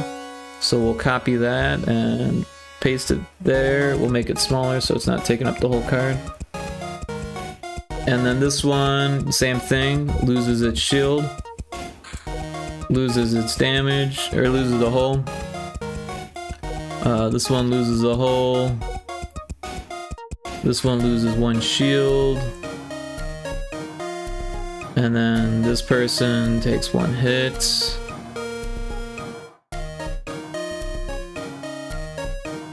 Would it be safe to say the game is too slow because players don't have enough diversity in card play styles, so each player ends up doing similar things?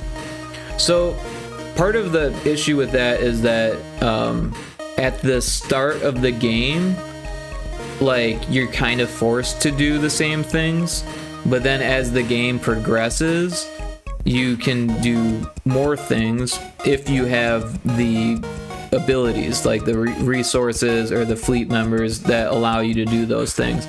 But there's so much like against you that it's really hard to get to that point. It ends up being who can survive the longest, and yeah. And I think the reason why it's feeling slow is because I'm playing all the people, right? So if everyone was already thinking about what they're gonna do next kind of thing, that would be a lot faster, right?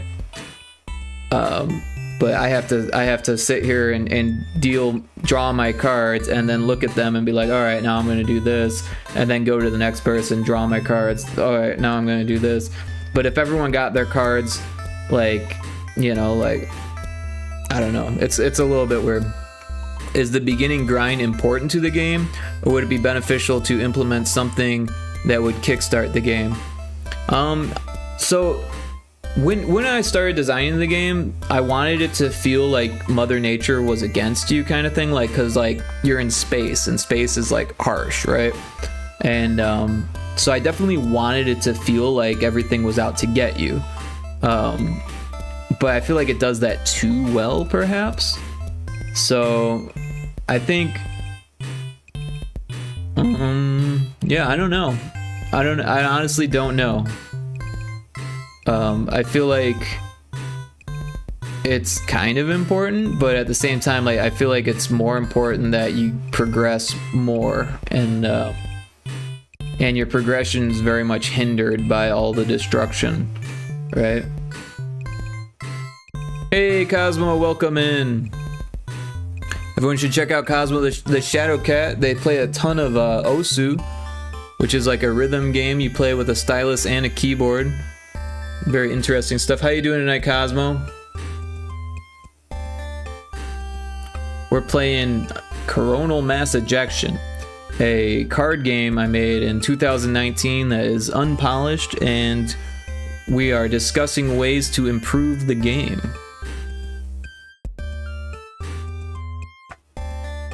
Just waking up. Oh, okay.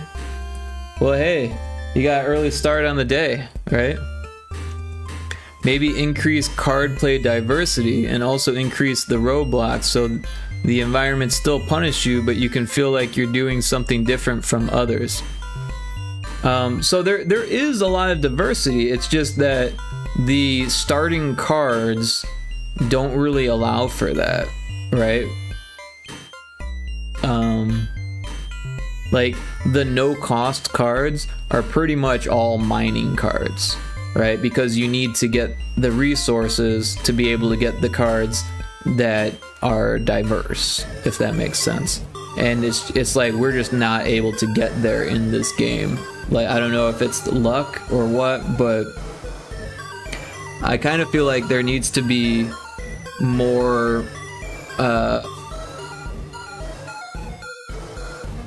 maybe more of those no cost cards, and I don't know. It's because if you add more of those, then so there's like a card balance, right? Because What's the big idea, Fox? thanks to the redeems. And oh, and by the way, Cosmo, thanks so much for playing Demonfish Dead Ahead. I managed to fix that bug, so the saving bug, and I did change how often the encounters happen, and I really appreciate all the feedback, and I'm so happy that you enjoyed the game. But yeah, thank you again for playing that. But yeah, I feel like you've got these like beginning game cards, you've got your mid game cards, and then you've got your end game cards. And if you have too many of the beginning game cards at the end, that's not going to feel good. But right now it feels like you mostly get the end game cards, and then there's just not like you get so many end game cards that you're lucky if you get the start game, the beginning of the game cards. And you need those to get to the middle to get to the end, right? Because like once you get to the middle, you can survive a coronal mass ejection, but all of those starter cards get put back into the discard pile, right? So what's supposed to happen is that some players are supposed to be lucky enough to get the starter cards and start getting minerals to get to the midpoint, And then once the coronal mass ejection happens, it takes out those starter cards unless you were able to buff them with shields, right? And then since most people are more trying to get to their mothership systems or get more resources or get stronger fleet members, they don't spend the time to upgrade the shields on their starter cards, so those go back into the discard and then they get recycled, so those players who were unlucky the first time around will hopefully have more luck the next time around when they're back into the pile. So that's why the coronal mass ejection is there, to kind of like restore those starter cards, right? So that way no one can just like hold on to them and prevent other players from actually getting to the midpoint. Cosmo says, no worries, I'm always willing to crush bugs anytime. Well, thank you, I very much appreciate that. Cryptic says, yee, that's why I ask if the beginning grind is that important, because you can increase the beginning speed without destroying intended goal. I bet late game is fun, it's just getting there. So, I'm not sure how to do that, right? How do I increase the beginning speed without destroying the intended goal?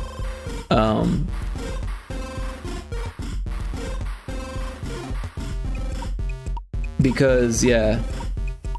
Oh, and this goes back into the thing, to the discard, before I forget.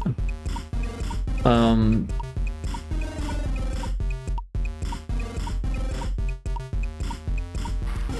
don't know. So it's like I'm almost getting there each time. Can store 5 mineral point, mines 1, can mine 1. So I can get this, which can mine 2 more, right? And then I have 3, so I can get this scrap pool, and then we'll bring it down to what, 3, right? Because that can mine 2, and I had 1 left over, and I can put it in the mineral container.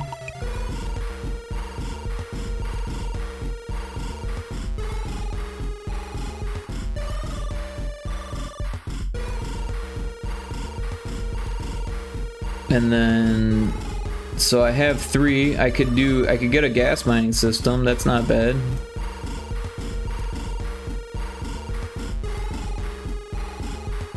I think I'm gonna do that.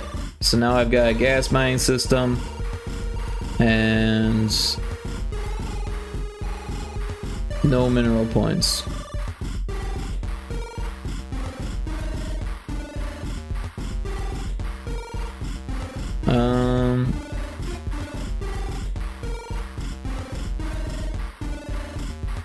So I could pull this out next one, but there's no, for some reason there's no, I feel like some of the cards are missing, because there should be a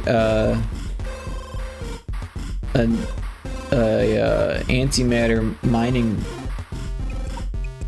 thing, like a neutron star.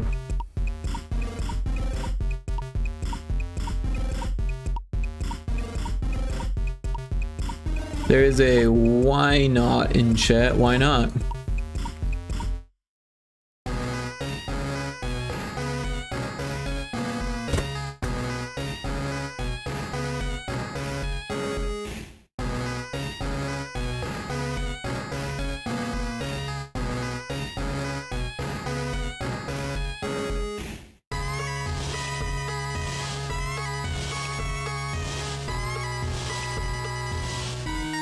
No one caught the why not.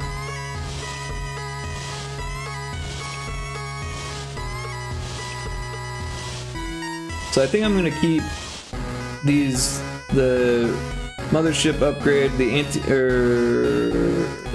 yeah, I think I'm gonna keep the, well, there's no antimatter in this game. I don't know where the antimatter went. That's kind of disappointing.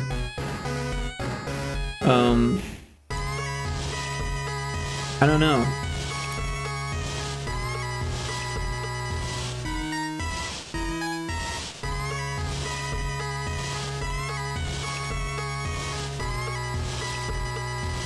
I'm gonna save it. And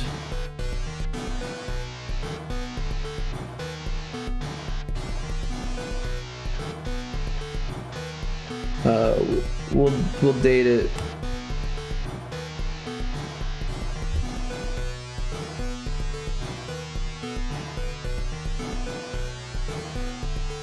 And I kind of want to look at these other ones to see if they have all the cards.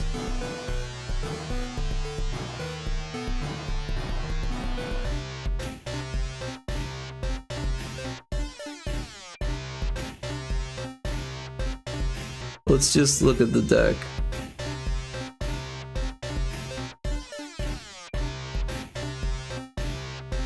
So I'm not seeing any planets in the deck.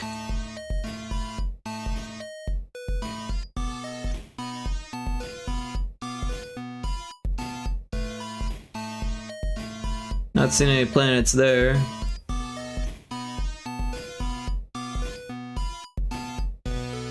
Not seeing any planets there.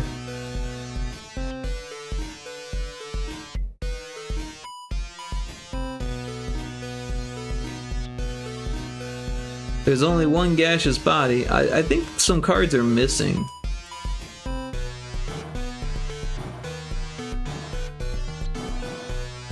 I think I might have accidentally deleted some cards and then not realized it when I made all these duplicates of the starting point.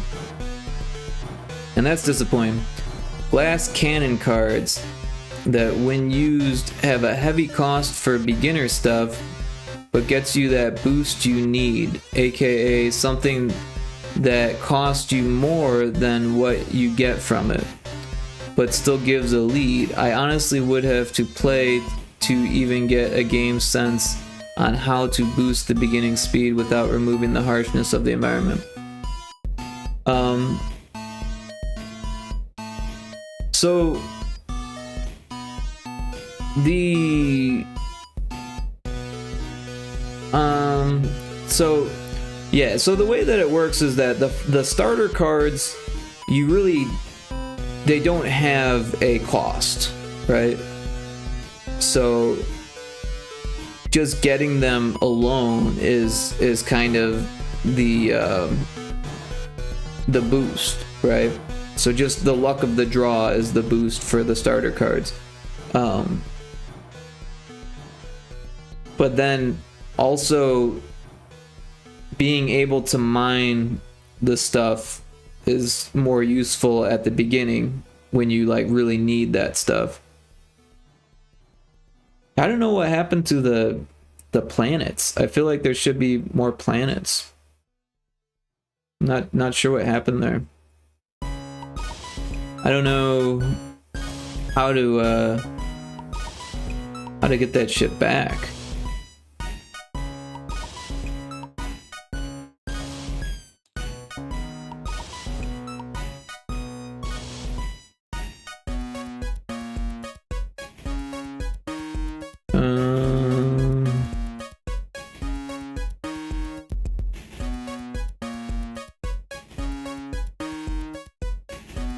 See, I made it on a different computer, and all of that stuff is like, oh, here it is.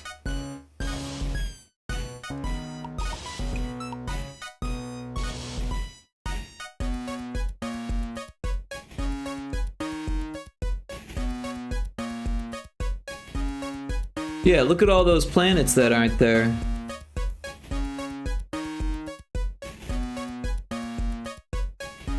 The new star system coordinates, the distant star, the supermassive black hole, nearby mineral body. I don't know what that is.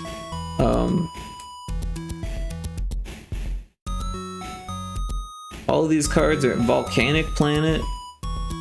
I don't know why they're all missing.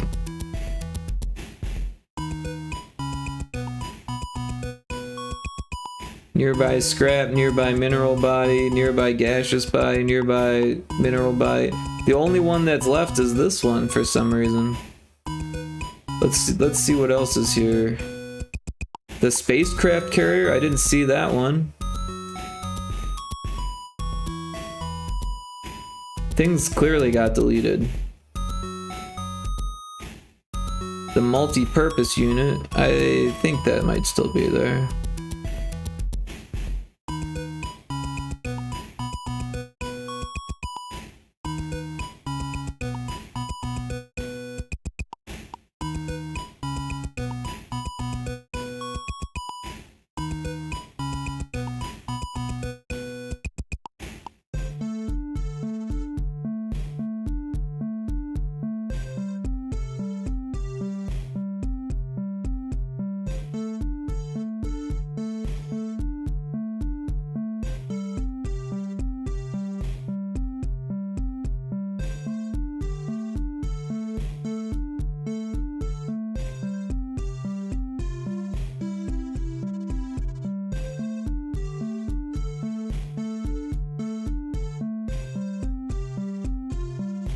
Yeah, that's disappointing that those planets aren't there. Yeah, because the only one that's there costs, like, I think it was a distant gaseous planet.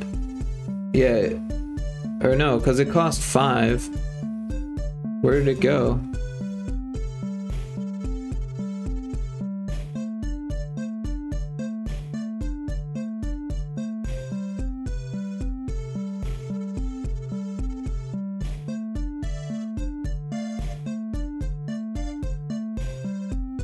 That's weird that the card that's in the deck is not in this.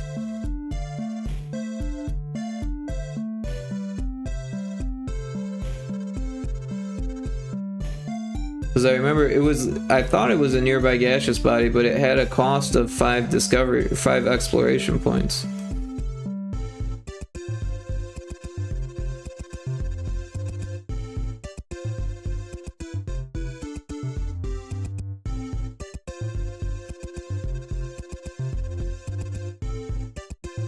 I don't know. How do I put them in the game? Oh, there's more. That could be why.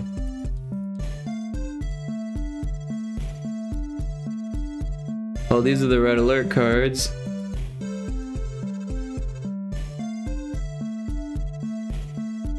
There is the planet.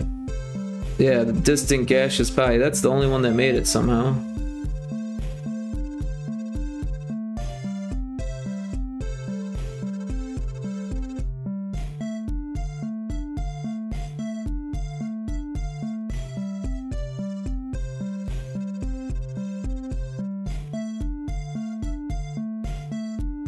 I don't know how to put these into the game anymore.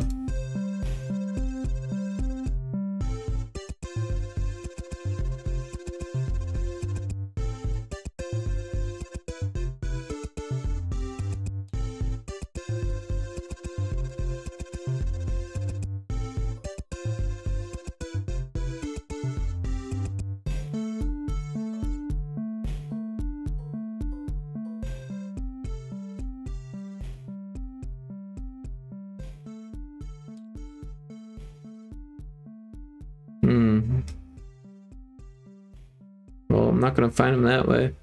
Is there a way we can get them from the link?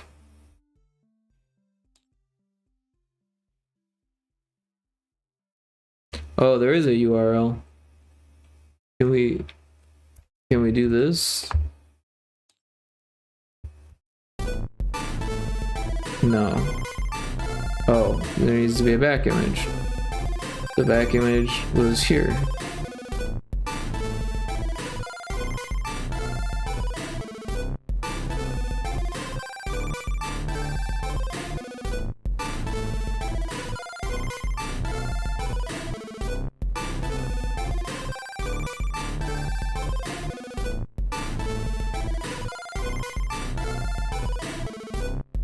This is a mess.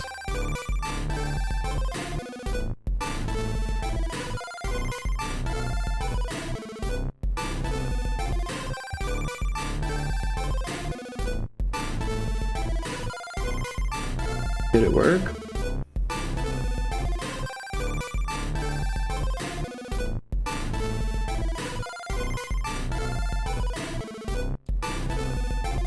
No, it gave us... It put all of them on there. That's not what we want at all.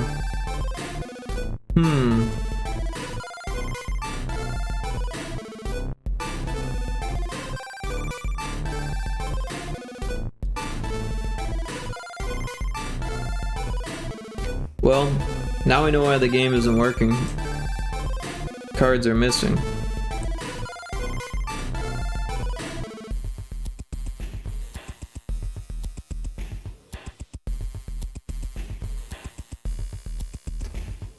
Curious if those missing cards caused the game to slow down massively.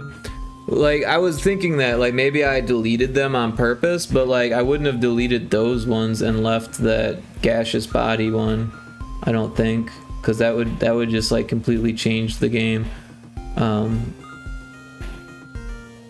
But maybe, I mean, I was definitely testing it with other people. We had 3 people playing at one point, and we were like throwing out ideas, and we might have just deleted stuff and not realized I was deleting it across the board or whatever.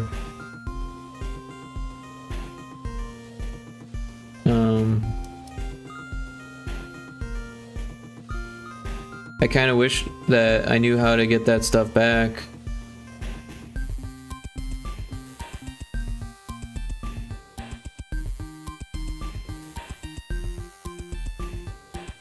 But yeah, I don't know.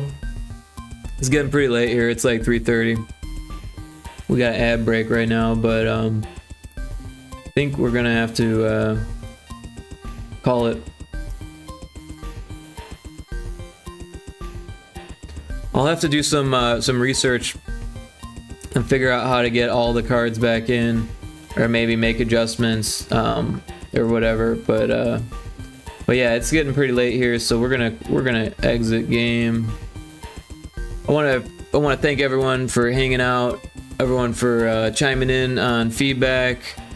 Yeah, you streamed for a long time. Yeah, we're at 8 hours and 45 minutes. So yeah, it has been a long stream, but we got a lot done. We did a lot of Pyrotoad stuff. Thank you, Kixie, for the raid message. Oh, there's a wild clang in chat. I gotta figure out who to raid. Pokey Catch. Let's see here. Well, Peanut's on. We could raid Peanut.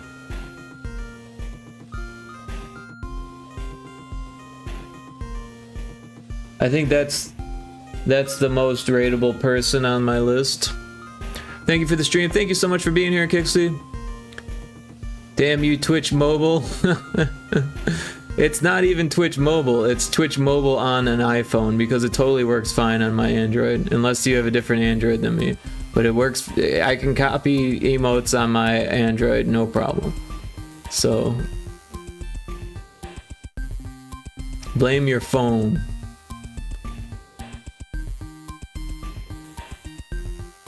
You have a Galaxy S23 Ultra? I have a Galaxy S24 Ultra. So that's weird. That's really weird.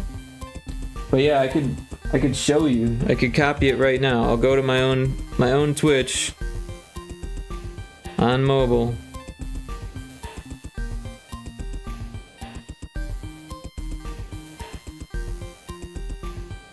Can we do that? Is there, yeah, my channel. Pull up the live chat. Where's that message? Here we go. Message copy, and now I'm gonna hit paste. Oh, it didn't work. Well, shit. Never mind. But what you can do is just put spaces in. Man, I thought that was gonna work.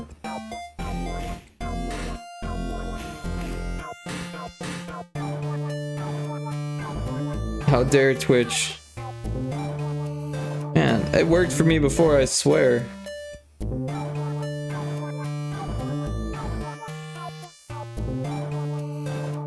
Anyways, yeah, I get it. That's a pain in the ass. Sorry for doubting you. I was incorrect. You are correct. At least I can say it. I'm not gonna say you aren't wrong, because you are 100% correct and I was incorrect. That did not work for me whatsoever. Alright, let's do that. We'll paste it there. It's working on that. So yeah. Thanks everyone. Thanks Cryptic for the raid. Thanks Puke7 for the raid. I really appreciate that. You guys are awesome. Yeah, thanks everyone for dropping in. Thanks everyone for lurking. I really appreciate all of you. So I hope you have a great weekend. Don't forget to check out Kixie's stream tomorrow. Shout out, call me Kixie here. Kixie's an indie game streamer. She's super cool. Everyone should give her a follow right now. Check her schedule and hang out with us. It'll be a lot of fun. I mod her stream, and if you act up, I'll mod you. So be careful. But yeah, she's super cool. Everyone go check her out. Thank you so much. You're welcome. She's super sweet. She really is. She's a very kind person. And yeah. Alright, so yeah, we're gonna raid Peanut, who's also super cool.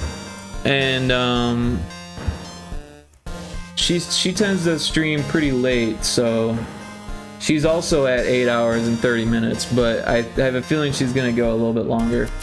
We'll have to see. What is her thing? Peanut Pumpsh. Am I doing this right? Raid Peanut Pumpsh. Yeah, she does art. But yeah, everyone get prepared to say hi to Peanut. She's super cool. She's a very kind person. I gotta make sure that my thing isn't muted. She's a very Alright, that looks good. And yeah, so everyone use your raid message. There's the one for when you're subbed. And we got the other one down here somewhere. There's the other one. Yeah, everyone be cool and chat and use the raid message. And thanks again everyone for hanging out so late and lurking, because I know it's like 3 in the morning here. But yeah, thanks again everyone. I'll see you all another time or in Kixie's chat tomorrow. So yeah, take care. I'm hitting the button. Here we go.